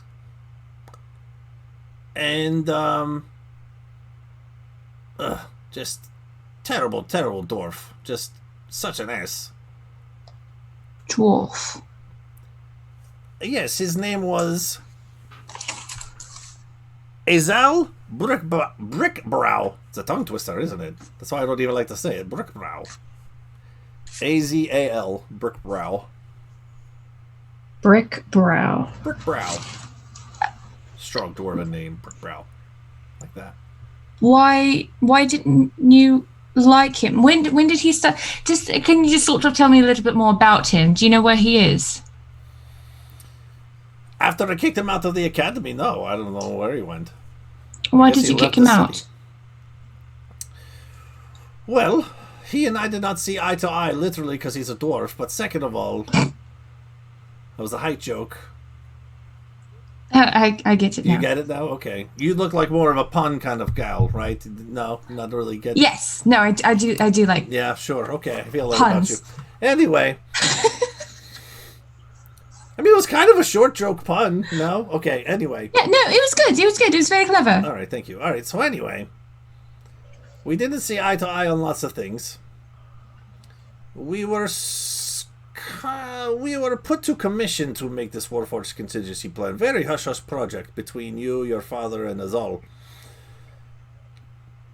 Kind of Azal's idea, really, but the commission came from the House of Rhodes, the Earl. They are the ones who are pretty much in charge of most Warforged in the city, let alone pretty much everywhere. I mean, they are the experts. They always have been, ever since the war.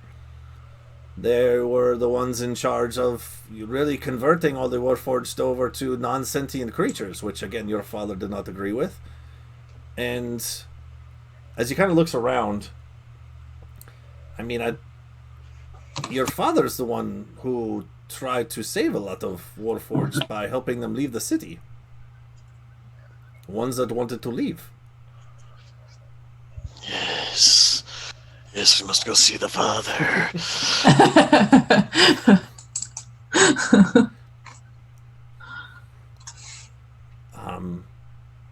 I know that he, for many years, was secretly trying to help them escape. I don't know where to. Apparently to perhaps these fallen that you talk about in the deserts? Yeah, maybe so. I mean, your father was doing this for such a long time. It's not like it was all in one shot. He tried to help those slowly but surely as he could. He's a great man. I don't know what happened to him, but he never showed up anymore, so...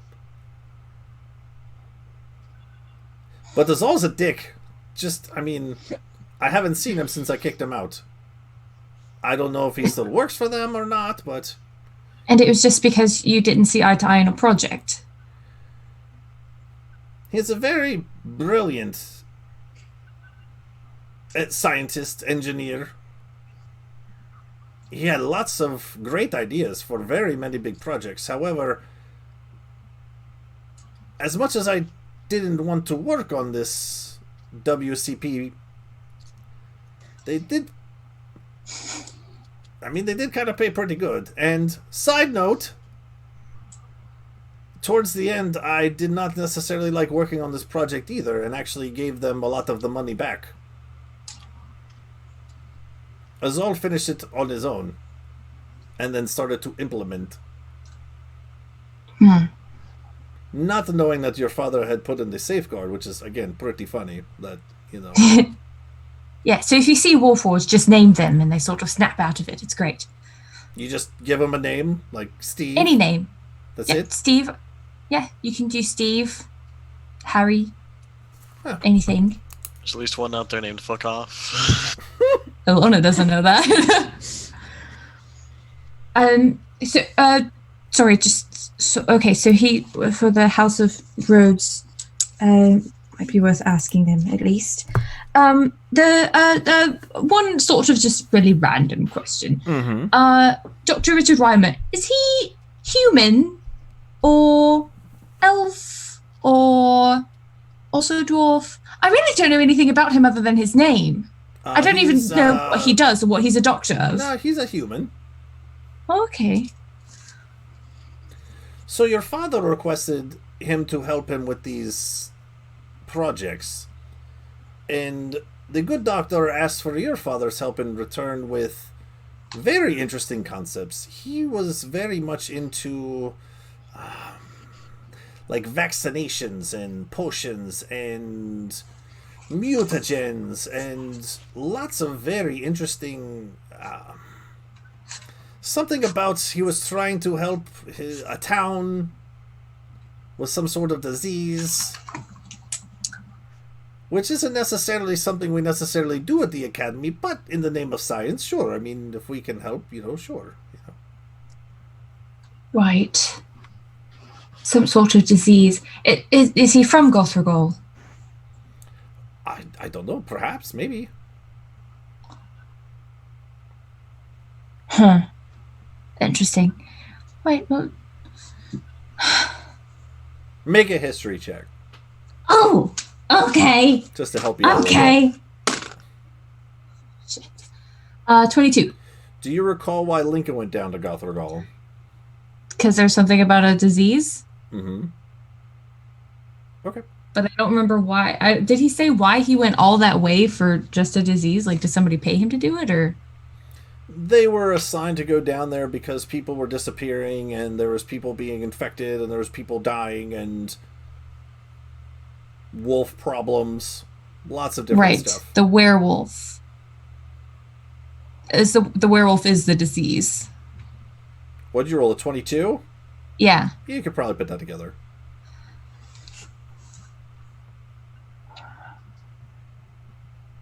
Right. Okay.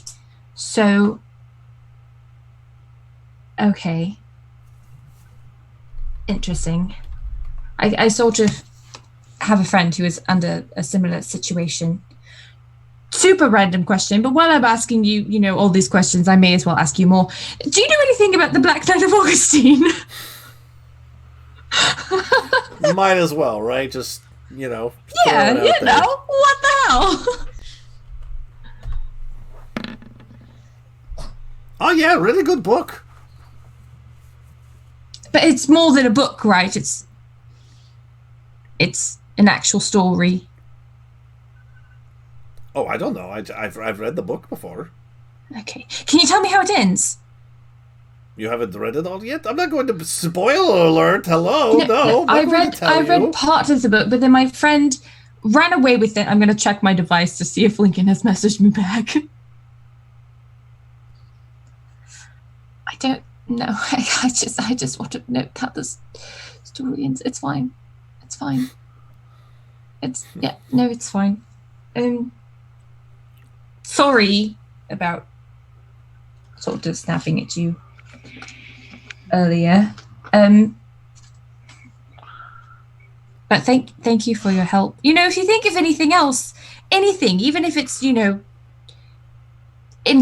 seemingly innocent or not important, if you could just send word or something. I don't know. I just, any information is more information than I already have. So.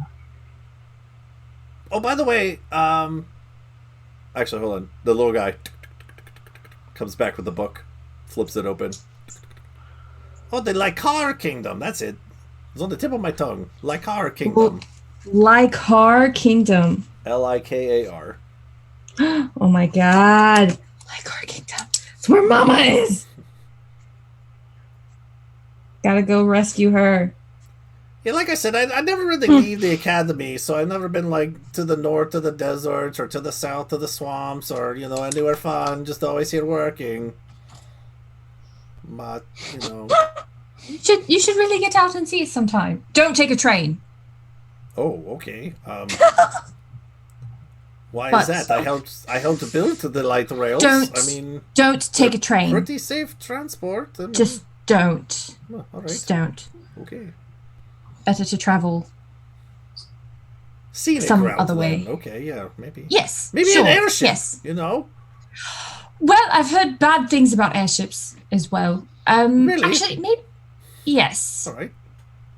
So maybe, just walk it, just hoof it. Okay, well that could take forever. Maybe it's fine if you rent it privately. Maybe I'll just stay here forever. It's fine. Just no, there's so much of the world to see. Why would you want to waste your life by staying in one place? Maybe a boat. Never been on a boat before. That could be fun. I'm sure boats are safe. Sure. I've never been. Have you been on a boat? Never. I've never been on one. No. Well. Foreshadow. Oh God. Oh God. Who knows? All right. Well, yeah, I'm excited for you to get your father's blueprints. Yes. Thank you again. Sorry. Thank you and sorry again. I will leave you to your day. Yeah, speaking of which, I haven't really gotten too much of a chance to work on the mechs and the mech stangs that you guys left here. I was working on all of your projects, but they're still here if you want them. Yeah, no, I'll take them. I can work on them now. Right. Well, I mean, you might want to leave them.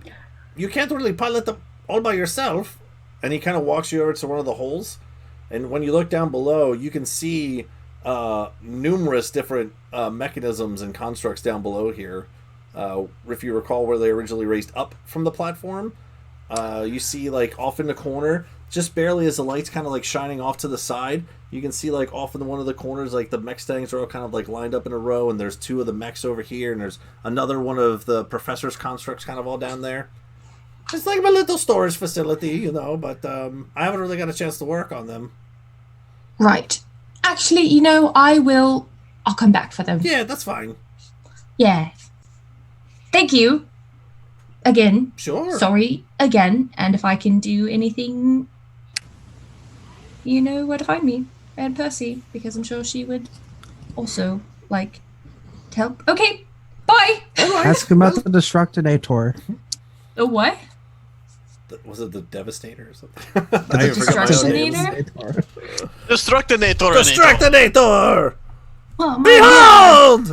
The joke is he sounds like the guy from Fearless and Firm. Yep. You've mercy evil incorporated. All right.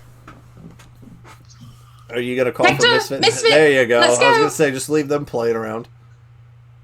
Oh, we leave it Time already. to run All right. again. Well, okay. We just got here a little bit ago, but fine. Time to run again. All right. Good to see you, Professor. He goes and runs and gives him a hug. Ah, it's good to see you, Hector. Neum. Okay, bye. Okay. So we'll say that all happens while everyone's sleeping, but you're gonna go back and work on Misfit? Yes, but I am gonna make a pit stop at the Lucky Coin. Okay. Just real quick. Okay. And just quickly, we don't have to RP it out. I just want to quickly ask the dwarf if Lincoln has been in. No. Awesome. You're the best, and I'll run away and leave. And when you go to the Lucky Coin, you also see that part of it has been damaged and busted apart, and there's coins just fucking everywhere, because if you recall, it was on the walls and on the floor and everything. Just... Yep. Yeah. He is happy to see you, though. And then you run away, so it's like, oh. And then I run away. Cool. I'll be back later for a drink. Okay, bye. Mm-hmm.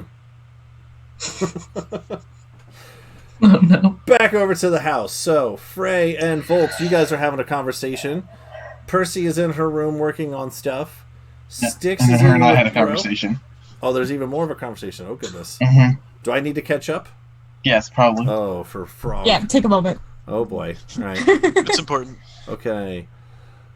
Should I read it in like a narrative voice? Sure. Voltal blows wind at Frey's arm. Frey lost my is God. stung by the movement of wind horribly. Voltal looks shocked. It hurts that much? I'm not doing that. All right, hold on. Oh, no fun. I liked it in You anime gotta be style. all, yeah, anime announcer. See? Kayla understands. Yeah. Someone should just move their mouse like this the whole time. Yeah, And then I so will whenever voice over Frey top is of that. talking, Cody Oh can do my it. gosh, you want to do that? All right, fine. Here we go. Yeah, let's do it. So Frey says, yes, it's very sensitive. It's like I did nothing but arm day for 6 days straight, then another one just skipping the recovery. Volt says, that doesn't sound fun at all. If you need any healing or want pain to stop, I can help, and I think Bro might have something for pain. Frey says, nah, it'll pass in time. Recovery time, like a couple hours probably. Does it look cool? Because I can't see. This might be the most ridiculous thing that's happened in this game. All right, let me catch up real quick. I was trying to continue. Turns to Percy. Do you want to bomb a dinosaur? Do you want to build a fort? Do you want to build a war forge? That's adorable. What do you want to know? We can make it come, bro. What is happening? What is happening over here? The best thing. The best thing possible. We can make it out of bro. Wait, we can make it call him bro. Does it keep rhyming? If it keeps rhyming, I'll sing. No, it doesn't. Okay, all right. I think so. All my friends that need started magic training. Magic training? What are you talking about? I was going to teach them to do magic stuff and clean up and repair little things. Persephone looks at the closet where Bob and Dennis is stashed. She writes a quick note of yes, but I can't read right now. It's seen right now since last night. Persephone hurriedly scribbles new note. They never happened, if you know what I mean. Again, I will explain later. Stuff's under the door. You guys are passing post-it notes under the door? Oh, God. Okay. I'll see if they went back to the house where it stands up with post downstairs. Persephone hurriedly scribbles new note. That It's never so happened. middle school. I love If it. you know what I mean. Again, I can't wait. When the Warforged is bugged. She wrote the second note, but I was already going downstairs. Persephone back in the door. What was that? She's starting to cover their tracks. Smart. If you found out they broke them, they moved you. The rest is out of character. Yeah, the rest is just out of character. Okay. Okay, so Percy. All right, so Volt slips a note, and then Percy slips one back, and then Volt slips a note, and then leaves, and then Percy. No. He says something. He says something that I can't respond to accurately, honestly. Okay. Without tipping my hand, so I write a note saying yes, but I can't talk about it, and then I say I haven't seen them.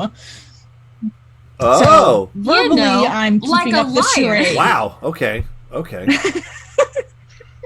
So verbally, I'm keeping up my charade. Yeah, and then I didn't read the note, and I said I was going to go to the House of Roots out loud. Oh, okay.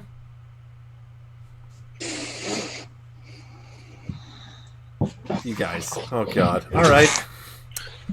Okay. Ooh. Okay, so real quick, we're going to float back down to Gio. Gio, you're at the door, right? You're just sitting there this whole... You went downstairs. Where'd you go after you went downstairs, Gio? More food. Cool. You'll walk past Calypso, the Countess, and Deimos in their having their evening meal. If you walk past them, Calypso will give you a slight little nod.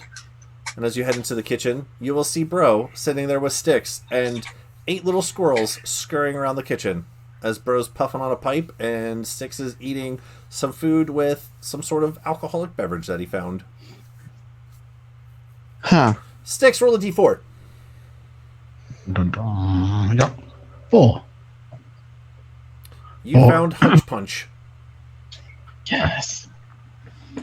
Are the squirrels just like there? Or are they... Can I eat them? You can try. I mean, as soon as you walk into the kitchen, Bro kind of like is sitting there, but he kind of like sits up. He's like, "Oh, hey, Gio. What's up? Good to see you again. How are you?" Oh. I'm fine. Are the squirrels yours? Yeah. Oh, yeah. I'm done cooking for the day. I'm really tired, but they're actually taking over. I mean, they'll cook you whatever you want. I mean, literally whatever you want, man. You just tell them, or you tell me, and then I'll tell them. Yeah, absolutely.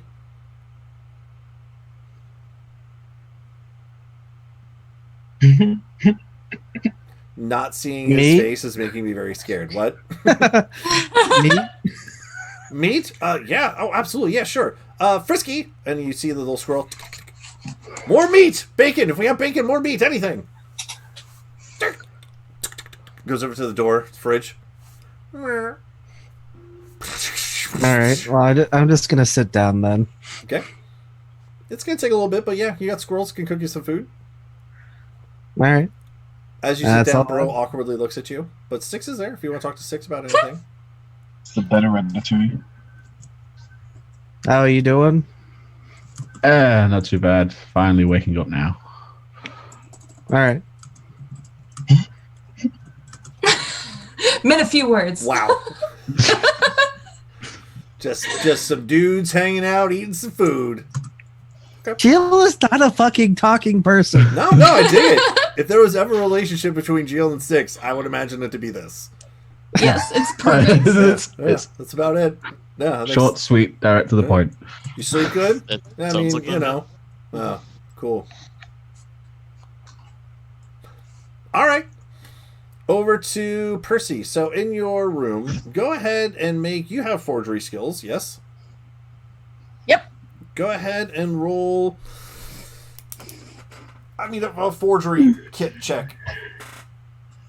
I think all you gotta do is just click it. If you added forgery to your character sheet, you should just have to click it.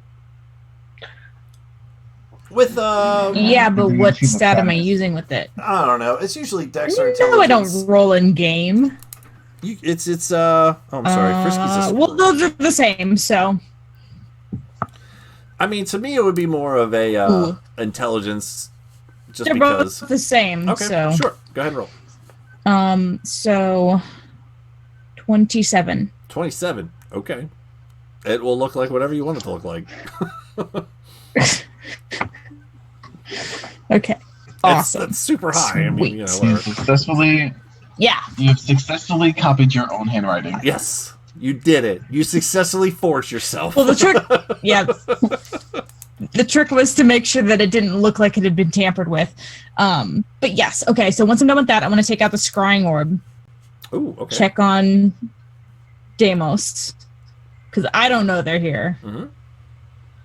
Sure. And I mean, as you sit there and focus for a little bit, you'll see Deimos sitting at your kitchen table with your mom and Calypso. Brilliant. I'll start to put it away and then pause. I'll pull it back out, and I'm gonna focus on. Yeah, double check that I got the name. Earl Elmdeck Drakeborn. Ooh, that's a word. Is that is there any kind of roll for that, like a wisdom check or something? They make a wisdom save. It's like a DC 17 or something? Yeah. I think so. Scrying orb, I think it's DC 17. Yeah, DC 17. And I don't know how well I know him, but I know there's modifiers if you know the person and stuff, so. So as you sit there looking into the scrying orb, how many of those do you get a day? Is it like 3 or something?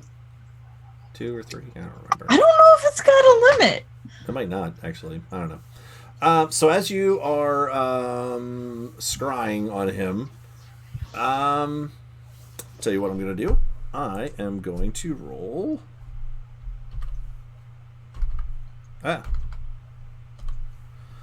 So,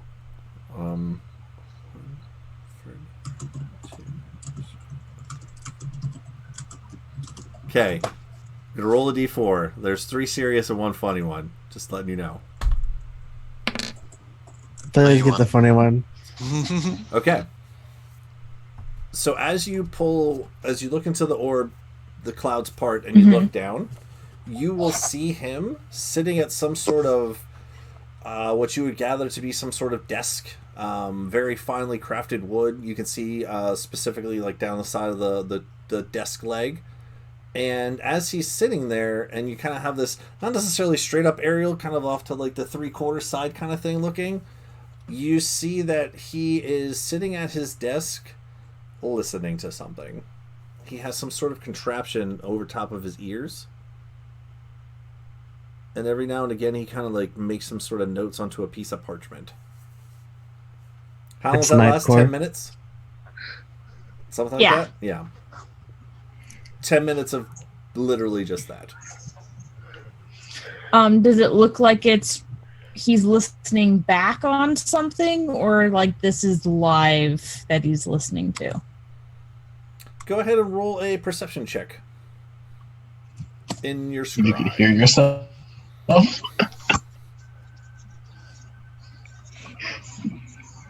Ow! Fucking.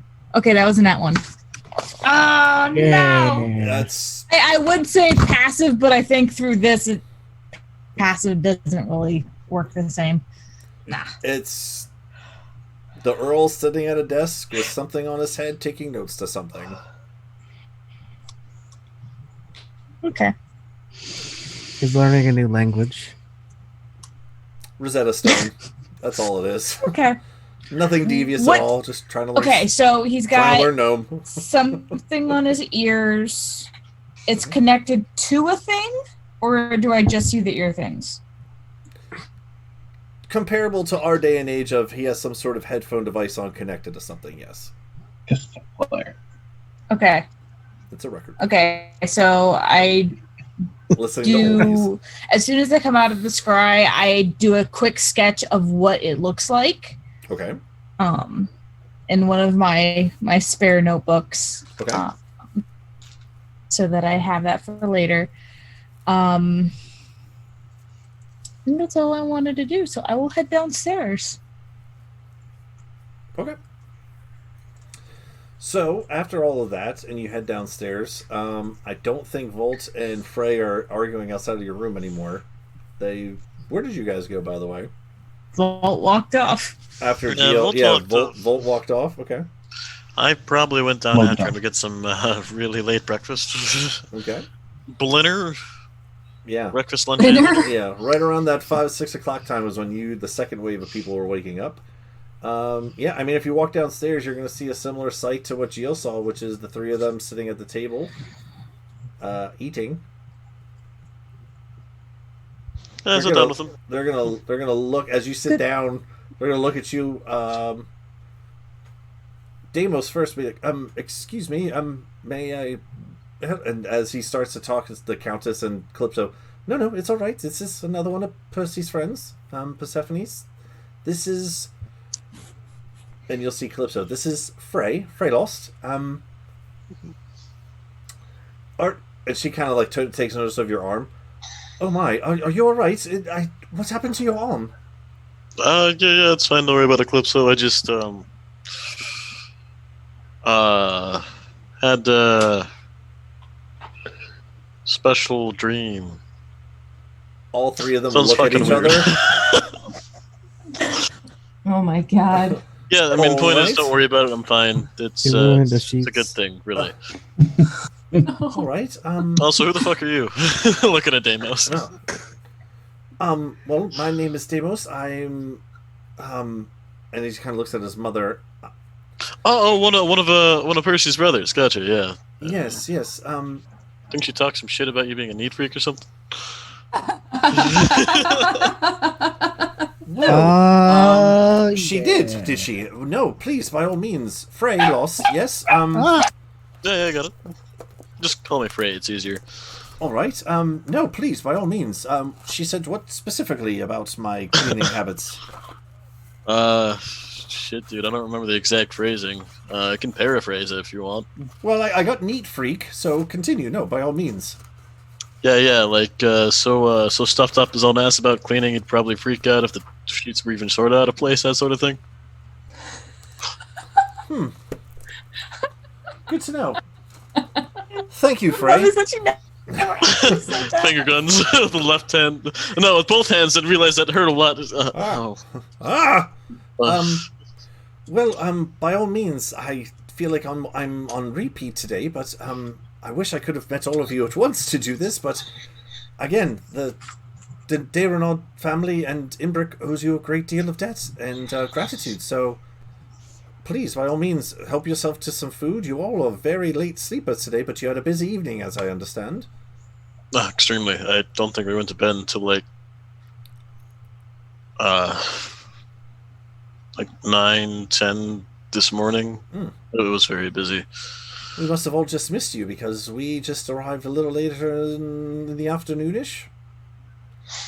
A little worried that there were no doors on the front of the manor, but yeah, sorry about that. had a situation. Did you do it?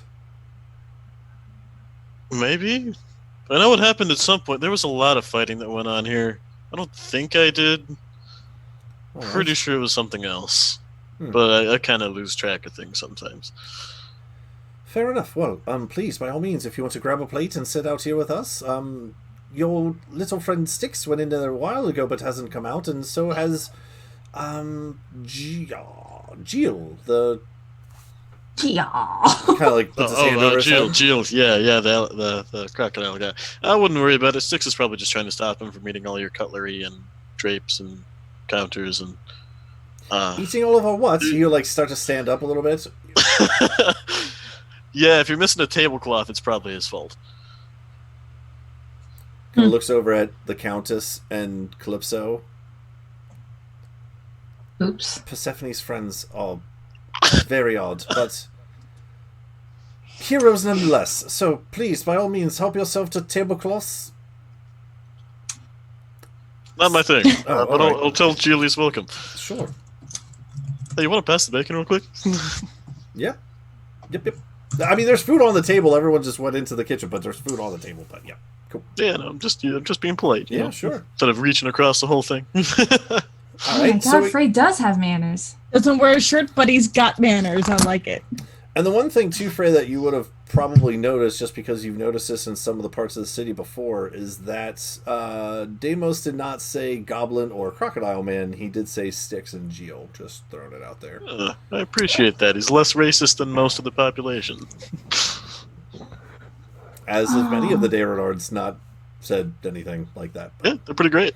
All right, well, maybe they're crocodile people. They're reptilians, all of them. They're come to take over the planet. So, by any chance, have you seen my daughter? As the Countess kind of speaks up. Which one? Huh, fair question. The one that's still asleep. Which one? Which one? Two. I'm looking around, I don't see it. Fair enough. Little step further. The one who points guns at everyone. How about that? Oh, Percy. Okay. Yeah, she's all right. She's working on something up in her room. I don't know. Fair points. Which one?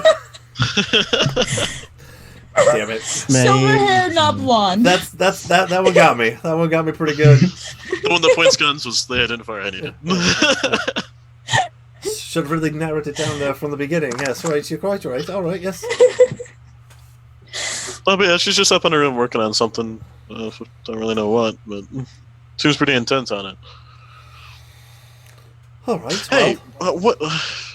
So you told me where Geels and Styx are, and I already ran into Volt. Where's Alona?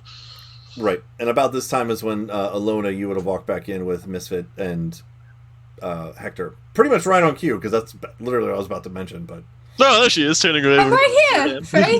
What happened to your arm? What did you do? I'm going to run over. I'm going to start ritual casting Identify. No, it's okay. It's okay. Don't do that. Don't touch it. That will... No, Frey, let me do this. Don't touch this it. This is weird. No, this is weird. Stop I have to touch it. I'm not going to touch your face. Wait. It's fine. It'll be okay. It needs time to heal. Leave it alone. You hear out of the corner of your ear the Countess look at Calypso and Deimos, and you'll hear, well, this looks oddly familiar, but anyway, it's a familiar sight. I'm gonna touch his shoulder just above the arm. Hey! No, just said don't do that. Is that part black too? Stop touching me! Don't touch me! Don't touch me! Stop touching me! His entire shoulder and then all his arm. Oh god. Okay, I'm gonna touch the closest part of his body that's not black and covered in stuff. Racist.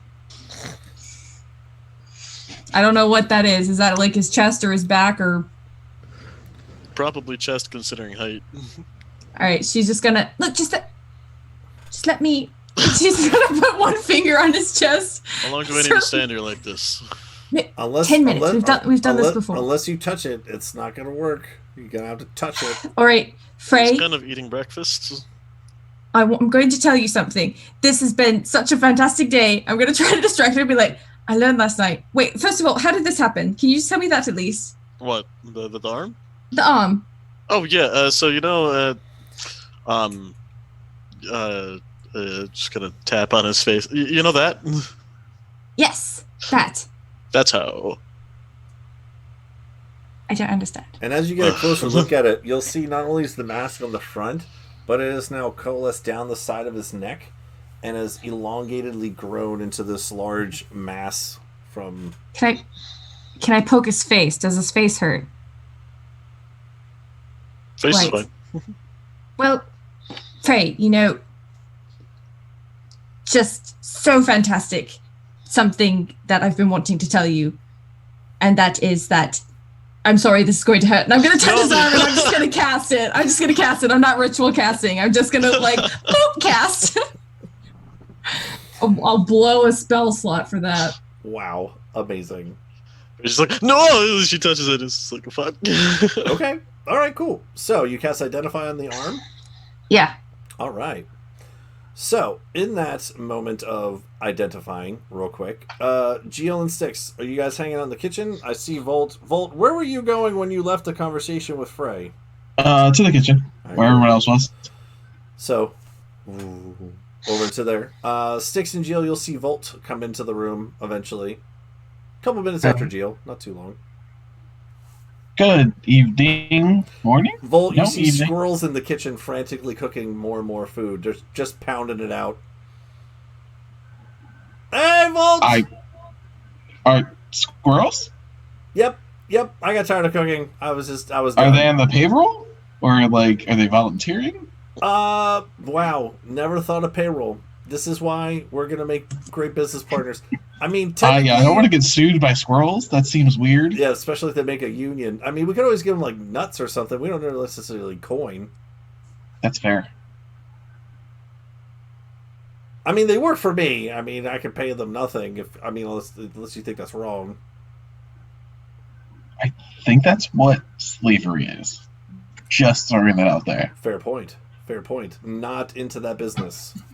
Oops. Mm-hmm. All right. Well, you know what? We're fair owners. We could talk about fair wages and hours and things. Okay. All right. Should really write this stuff down. I got it. Okay. I already done. Cool. Good.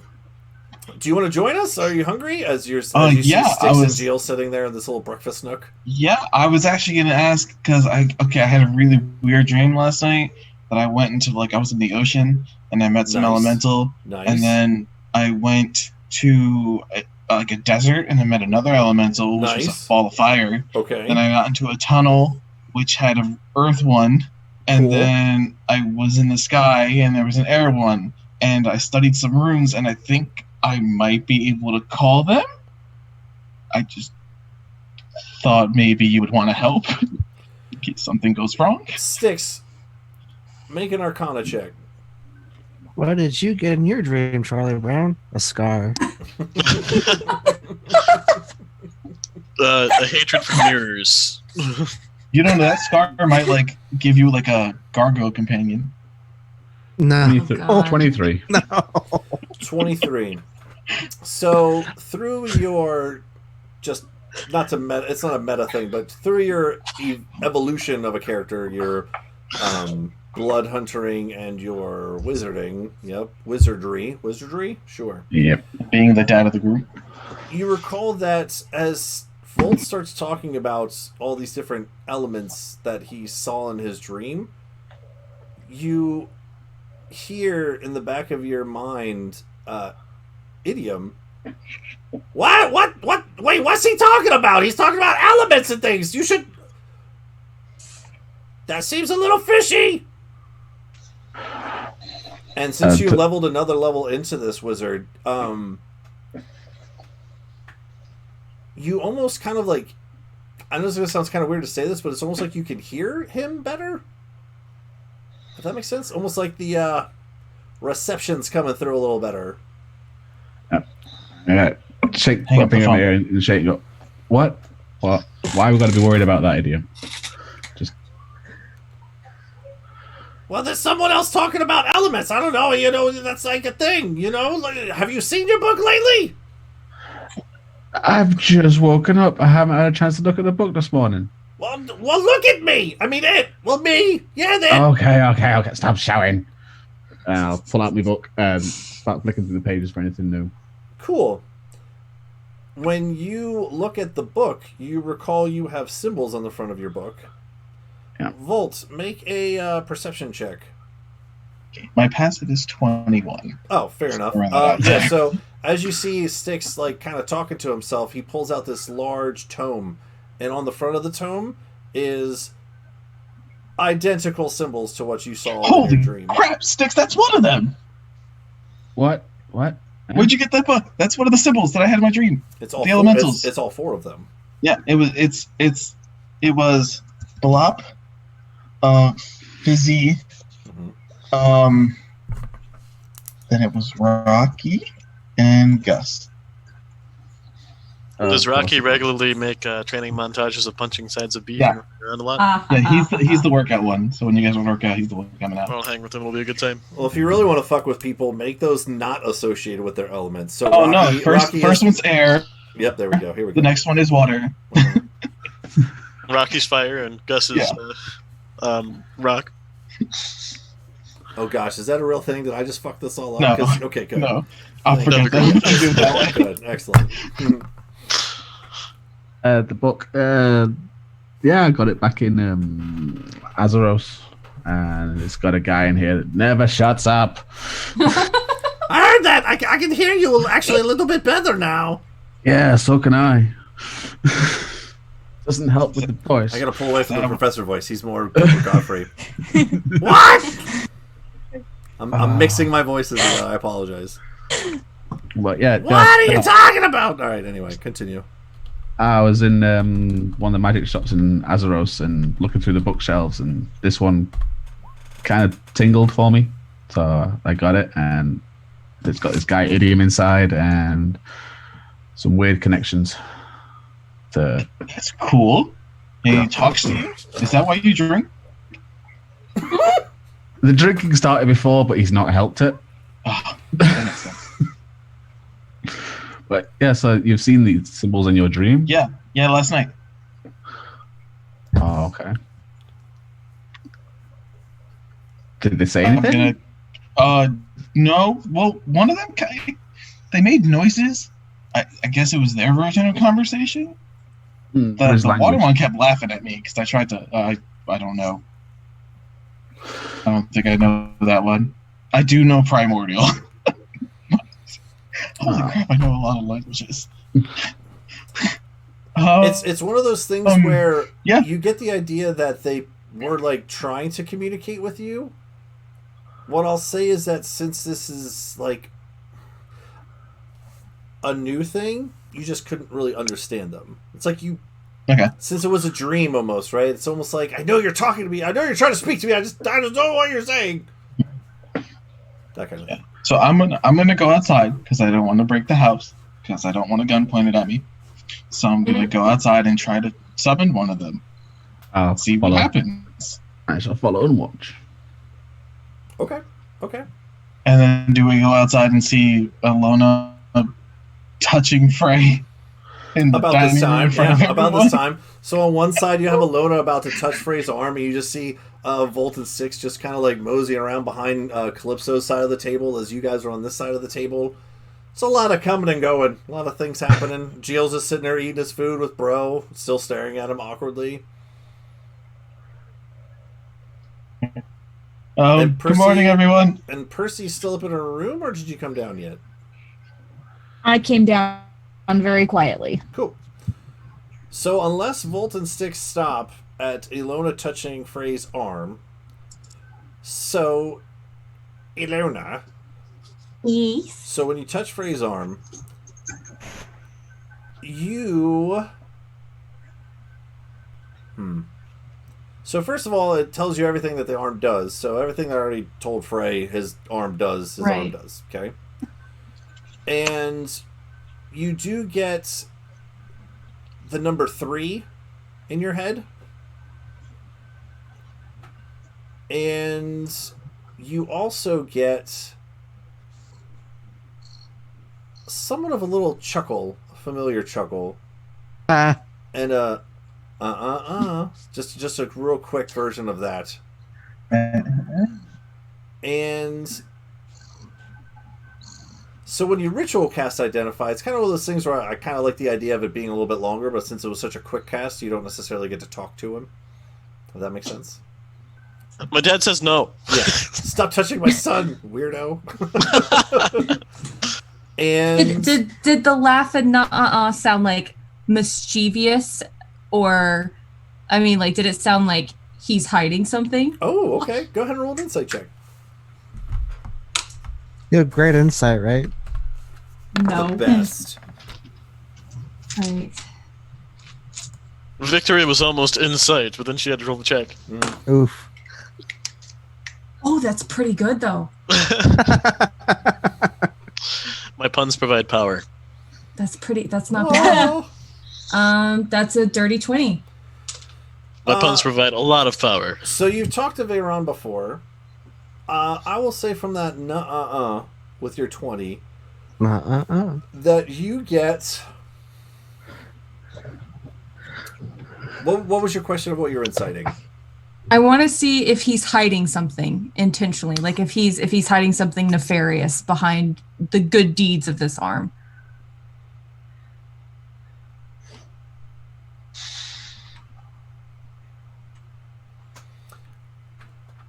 I want to know if Veyron is up to something by giving Frey these powers. Sure.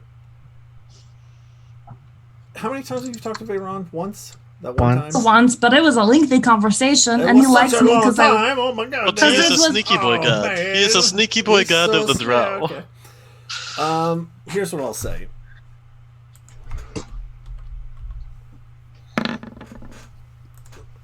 You don't pick up any mischievousness.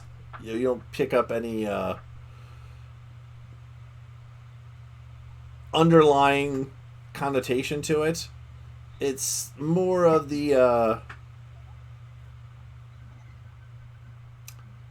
don't want to use this word, but it's the only thing I can come up with. It was kind of like oh, naughty girl, look at where you're not supposed to be looking. But kind of amused by it. But why am I not supposed to be looking there? Do I know? No. From that, no. But he doesn't want me. He doesn't want me poking around in his shit. Obviously. Well, he's setting out to play with it.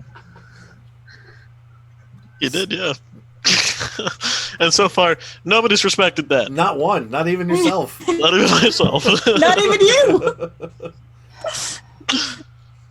By the I'm way, just gonna kind of squint at the arm. It squints back. Oh shit! Like a little eyeball pops up and squint. Wait, does 3 mean anything to you? No. It's a number. Oh, yeah, what he said. It's a number. Volt and and 6 are walking past. Was that the right answer? I'm just gonna. You would gauge that means 3 hours probably for his arm. Oh, okay. I was just kidding. I figured it out. You can use your arm again regularly in 3 hours, probably. 3 hours. Oh, that's so long. I know, it's just the worst. Did he say anything? Well, he said a lot of things. Well, you're gonna have to be more specific than that. Do you? Hector runs down, sits down at the table, starts eating. It's so hard to talk to you because he's just like right there. All the time. But he did say that he's not going to be able to make direct contact for a while, so he might be chilling right now. Oh, I think he's more present than you think. What do you mean? He didn't seem happy that I'm poking around in your business.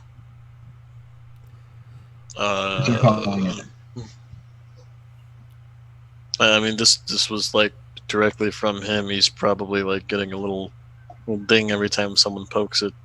You hear Deimos from the table.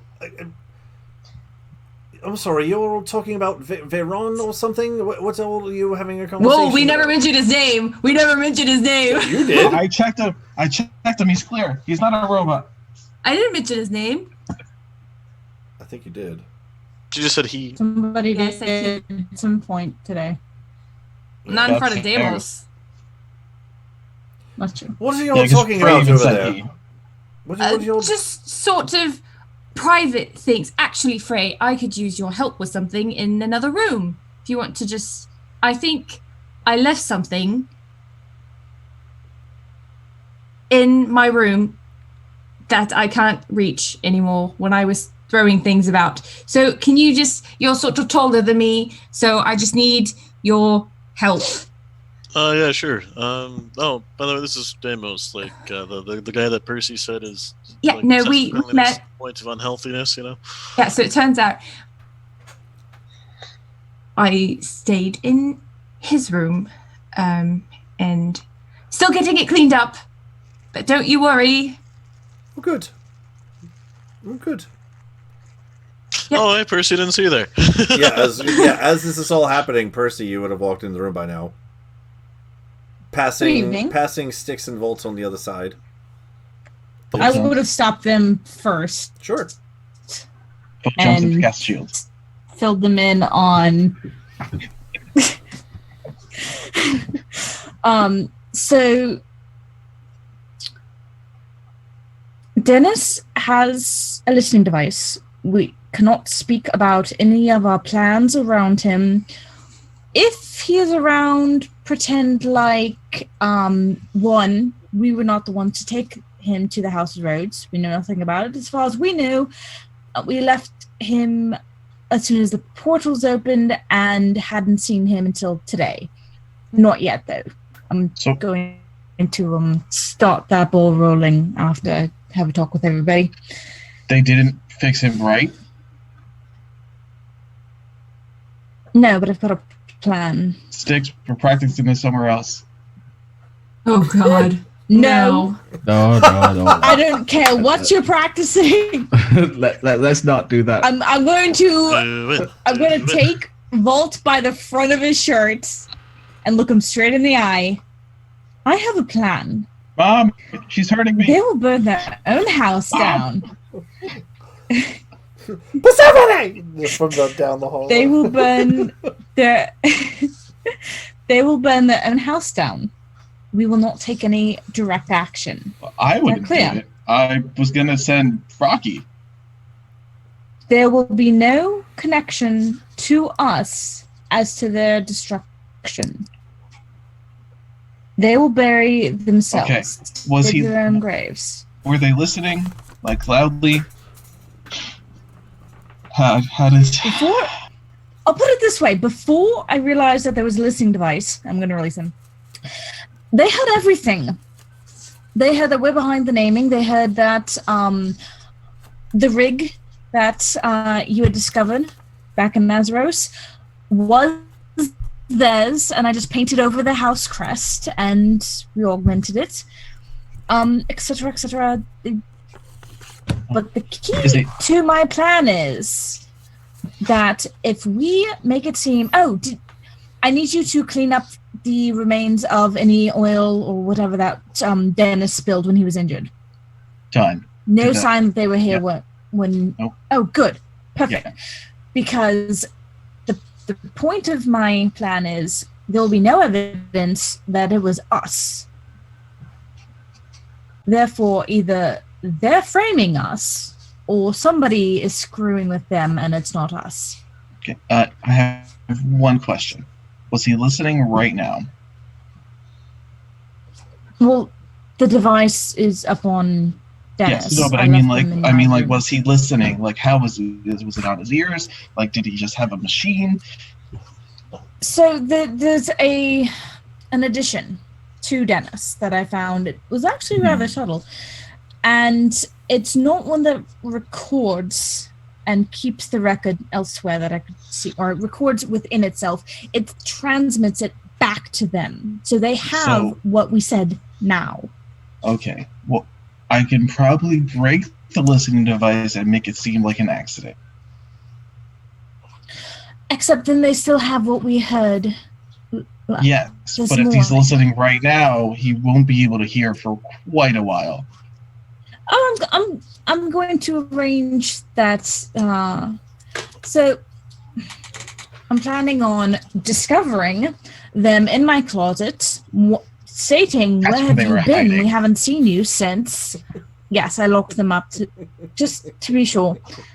And then I will look them over, realize, oh, you're not the same. What's wrong? Look them over, find the device, stating in a way that it seems like I don't know what it is, remove it so that they can't keep listening, but I've got to stage it up till then and make it seem like we're not onto them. Because Styx had a thought that they might be in on the plot that is connected to the wedding. Yeah, that's why I checked your brother. What? I wanted to make sure he wasn't. I made sure he wasn't a robot or a booger monster. How? I touched his face. That explains it. Well, explains everything. I could understand how that. I could understand how that would discover if it's a machine, but not if it's whatever that booger. Well, I just met your brother. I didn't want to poke his finger or shock him. That's rude. Well, I have a better one actually. Using my scrying orb, if I'm choosing a person, it will not find the imposter. It'll find them. So I checked on Deimos this evening when I woke up, to see where he was, see if he had arrived yet. And then I also checked on the Earl, and so not an imposter, which means if this is connected, that he is complicit or being blackmailed.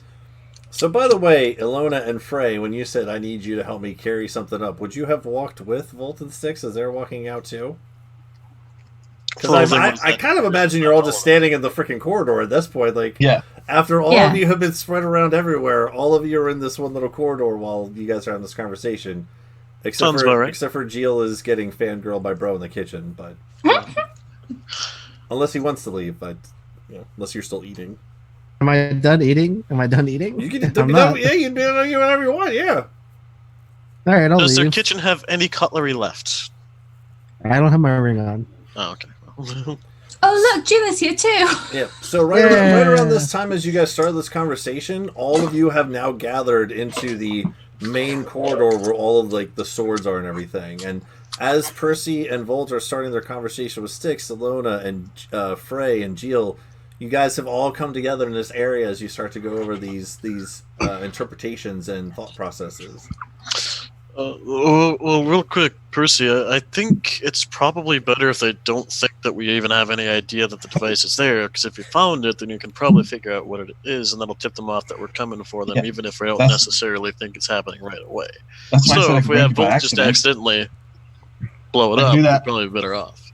Let's do that outside, though, not inside. Well, that's why I was planning on staging it as doing a thorough check, because the lie that I'm selling is that I'm not attached to them other than scientific fascination in the miracle of them speaking, that we have no idea about how the naming works, them suddenly coming to consciousness. I augmented my journal so that can be proof, if need be, that we know nothing about it. So if you can't lie, well, at least feign ignorance. I helped you guys kill my ex-girlfriend. I think that makes me a pretty good liar. We could probably... Really, I just think the more contact we have with the whole, listening device thing, the more likely we're going to get caught out in a lie. Yeah. Really, probably better. I had a plan about that one, too. Bill has no idea. My plan is that after we're done with this conversation, I go up, I discover them in my closet, and get to work on giving them a thorough check once I realize that they're not themselves, to make sure that everything is all right, and to figure out what happened, since we don't actually know anymore. And then in the process of that, find the device, act like I don't know what it is, and knowing that it doesn't belong there, remove it. Well, yeah, no, that's what I'm saying. That's more contact with it and more lies than necessary, which is more chance for them to figure it out. It's just a lot of extra work when just detonating it's better off entirely. Except if we detonate it, then they'll suspect something. Even if it seems like it could be an accident, it could be suspicious. I mean, we literally... There's no front Especially door. after they... Literal damage just happens around us. It's not hard to believe. Yes, but the point of what I'm trying to do is set up that it wasn't us. I at least have to set up the lie that we weren't the ones to take them to the House of Rhodes, so that if they present this recording that you and I were saying everything we knew, if they present that, then we can say that wasn't us. We hadn't seen them for how many other hours? So we hadn't seen them since the portals open. The journal. Well, if we can take that, wonderful. But if we can't, this will at least set up the doubt that it wasn't us, that it was imposters. And we'll have proof that that's happening all over, because Mother was kidnapped, so she can testify. There is a way of stopping technology stuff. If you overload it with power, it usually erases everything that's on it. What if we can just show him the sketch of the device? He was listening to this earlier when I was scrying on him. Oh, I don't know if he still has it or where it was kept. Oh, it's on his ears. Oh, I can make him not hear. What I was planning on doing that would destroy the thing would also make a really loud noise. And if it's I don't directly know if over he's his still ears, listening. It's didn't been you say several you had minutes. the ball of looky thing, the fox tracker? I've only seen it. Will it Fox. also damage Dennis? Oh no, I'll be holding on to him, and that's what will make it look like an accident because I'm practicing a spell with my buddy. Well, I mean, there's a problem with that too, though, because that would imply that you don't recognize the fact they're not just walking around talking right now. I have a very good imagination. I've talked to elementals. He is a kid. Well, right, but like also, Misfit and I had a normal conversation. Jill's with just the gonna journal would be pull- implying that we're interested in the talking thing, and you feigning that you don't expect them to be talking, or like not hearing any response and then talking to them anyway. That's questionable. Oh, so I should talk to him like normal? Really, I think it'd be better to recording is just not pretend being that we're like doing some stupid spar fighting or something, and then you just target them with something instead. What were you saying, Jill? The recording is also not being kept here. It's being transmitted and held elsewhere, so they'll still have the recording. But I not was if gonna we start tuning my ring again. Okay. If we erase the machine, then all he has is that handwriting stuff that you said he took notes on, and you can just say that someone made up notes. That's not proof. You attacking the device here does not necessarily mean that it I'm will saying there. ruin the thing over there. I'm saying the one there, not here. I don't want to hurt Dennis. I'm just saying you guys are Alright. overcomplicating this a lot. So First if of you're all, transmitting how are you something, supposed there to has get be something into it? receiving it.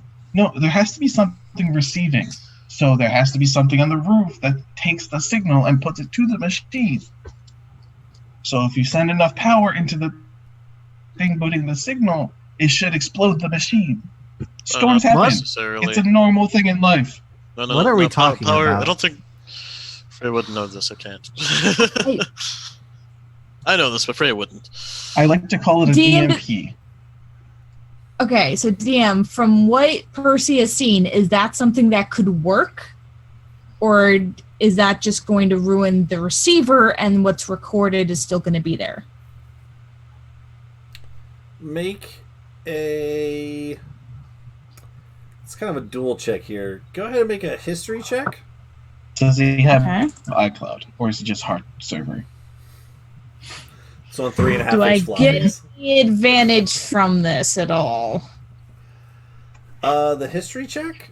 Well, it's a two-way Yeah. check here. So it's a history and a tinker check. It's two checks, really.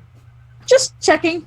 Getting any advantage I can. Okay, Yeah, that's you're not bad. That's not bad. That's 21. Okay. And then a tinker check, just for the sake of tinker equipment conversation. With my usual advantage. No, this would be more just a straight roll. Okay. Ow, fuck. Okay. Oh, that was a nat 5 for 13. Sure I don't get advantage? So 21 for history and 13 for the tinker side, right? I did get a real good look at the device on this side, at least. Well, you have yet to take it out, so you have no idea how the inside of it works. But you know, just from looking at it from your But I could original at check, least tell that it transmits. that is correct. Right, cool. So here's what I'll say. From your 21, your tinkering deals more with armaments, right? Weapons, guns, rifles, that kind of stuff, right? Now, slowly but surely over time, you've been getting more engeared with like some constructs and learning how the warforged work, and like slowly, and like your grenades and everything. It's very much offensive stuff, right? In terms of the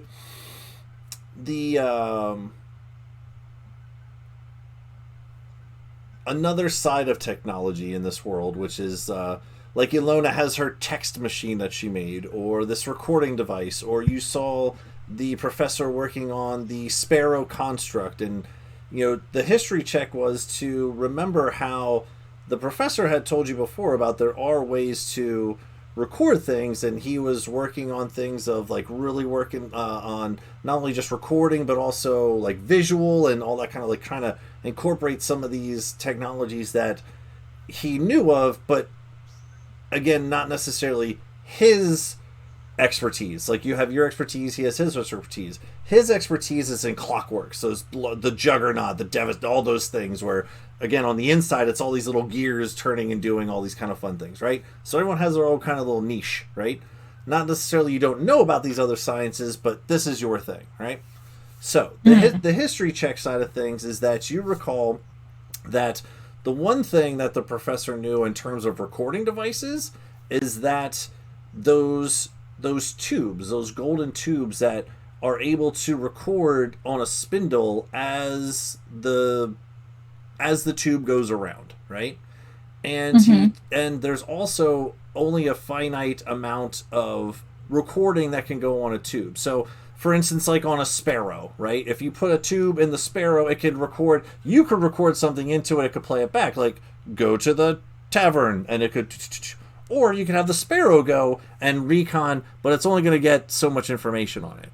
Now, this is a little different because this tube isn't necessarily on the person who's recording. It's being transmitted somewhere else.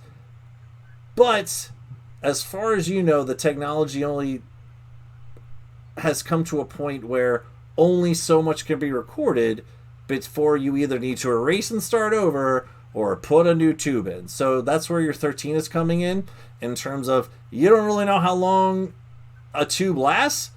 You could gather that the bigger the tube, the more information you could hold before you either have to replace it or start over. The smaller the tube, the little bit amount. But, in terms of blowing up antennas and zapping things, I don't know. Could work, could not. I don't think that that's going to solve the solution. You've seen you've seen things overload before and explode in terms of what I just told you with tubes and how long ago that was and putting all that together. Yeah, by now they could put a whole new tube in. They could be 3 tubes from now. Again, you don't know how big a tube is or how long a tube lasts for. That's not your thing.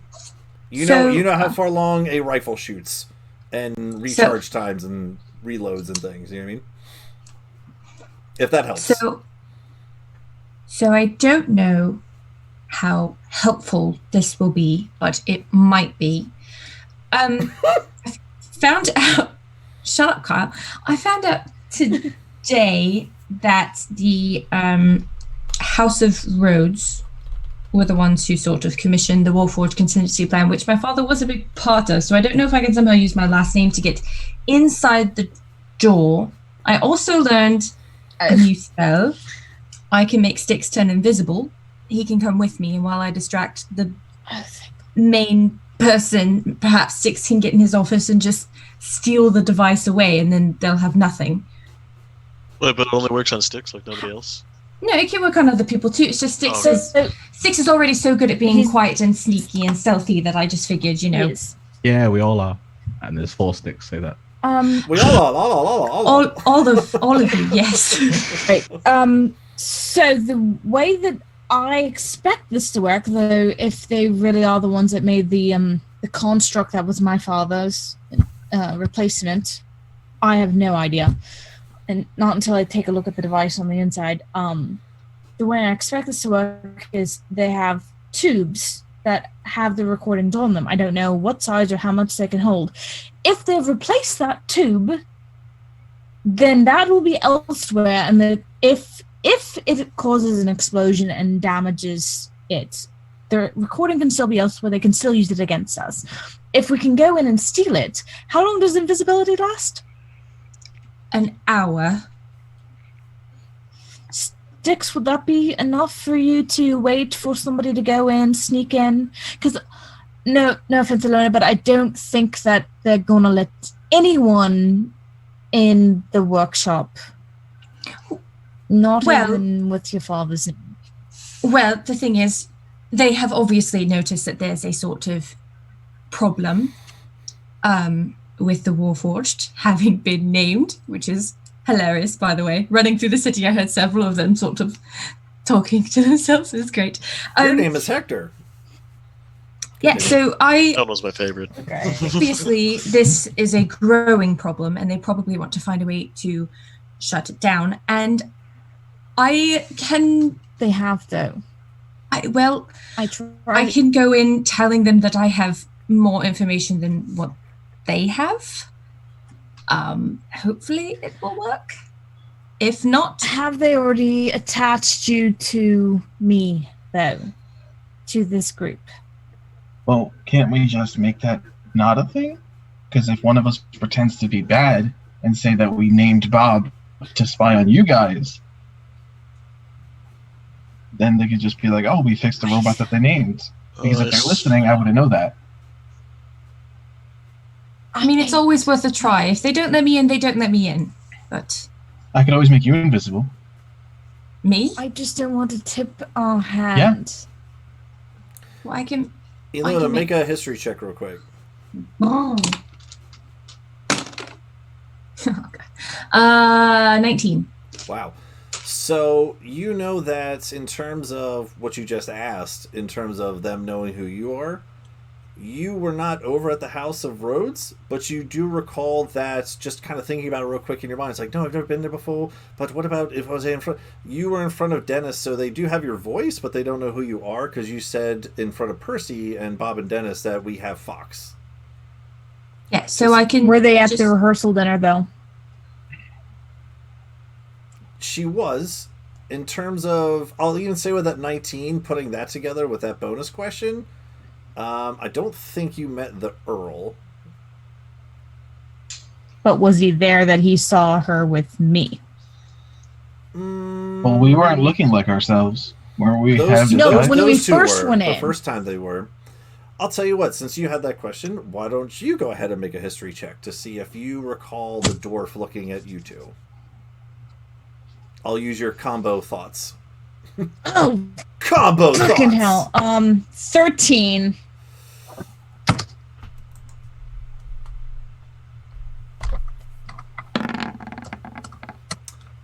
From what you My recall, dice are betraying me. From what you recall, you think that maybe the dwarf might have saw the two of you together, but you didn't necessarily speak to him off the top of your head. It's one thing to think of a person, it's another thing to think of a voice, and it's another thing to think of them completely together. Does that make sense? Yeah, but I'm thinking more along the lines of if he saw her with me at the party, and then she shows up, sure, he's going to be like, oh, you're her friend, therefore I can't trust you. Sure. Well, I also... The first time you guys went to the party, you get a good inclination that that connection probably happened. Yeah. Continue, sorry, Luna. I mean, honestly, I think that it might be the best chance we have. I think they're going to be tipped off no matter what we do. I think they know how clever you are. I don't think that this was meant to be a long-term thing for them. I think they know that eventually you will find it out and that they expect you to retaliate. I can go in there asking questions about something completely unrelated because I do have questions for the House of Rhodes. As long as it has nothing to do with this. As long as it has nothing to do with Bob and Dennis.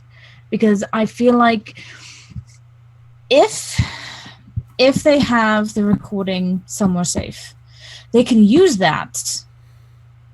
My biggest fear is the House of Courts runs the courts. If they have this proof that we have been scheming, they can use that in a kangaroo trial and run us out of town, arrest us, because we're traitors. What is a kangaroo? They can rig a trial. Anyone over at 10 perception, you hear footsteps coming down the hallway. Continue. Oh, look. Barely made it. Whew. Yep, notice. Yeah. So as you guys are having this conversation, too far away to know what you're necessarily talking about, but coming out of the dining room, heading towards the sword corridor, you guys will see Deimos start walking towards you guys. Keep this between ourselves. Hey. I'm not talking about this to anyone else. Then I'll turn. Deimos, I'm glad to see that you arrived safely. And he kind of leans up against the door. Sister, are you coming to dinner? And that's where we're going to end the session for this evening. Okay. Well, that's a good hold spot. up to chat with Frey until next session. That's a good spot because it's like hate it. Almost quarter of 2. I didn't want to stop you guys from your game planning, so I wanted you guys to keep going with that. But then, next time Percy will get to meet up with Deimos and Hector and her mom and her sister and just all kinds of family stuff going on. Yeah. All right. Did we level? Again. Yes, to level 9. Level 10. Getting Kyle to do all of the NPCs of the De Renard family. Yeah, having a conversation together. That's gonna be a party. I was practicing Hector's voice. I was practicing Hector's voice at work all day today. Still calling it pitchy, but it's a little bit here, a little bit there. Did tell you their ages, right? Yeah, he's like what, 15? Yeah, 16. Yeah. Okay, just making sure. Because I was like, is he supposed to be 10? No. Yeah. Well, the thing about Hector is he might be the same age as Volt, but I mean, it's a little bit different. 2 completely different styles of growing up. 2 different childhoods where. Yeah. Hector's also. Yeah, with a voice like that, I would have got stabbed in the street. Mm-hmm. In the streets. But anyway, we're gonna decompress here a little bit. But everyone, thank you so much for watching. I'm gonna go ahead and click the button to stop everything. This is Fates and Fables, Gearhearts Rising, and good night, everybody. Thanks for watching. Good night. Okay, bye. Let me click the button. Bye. Okay.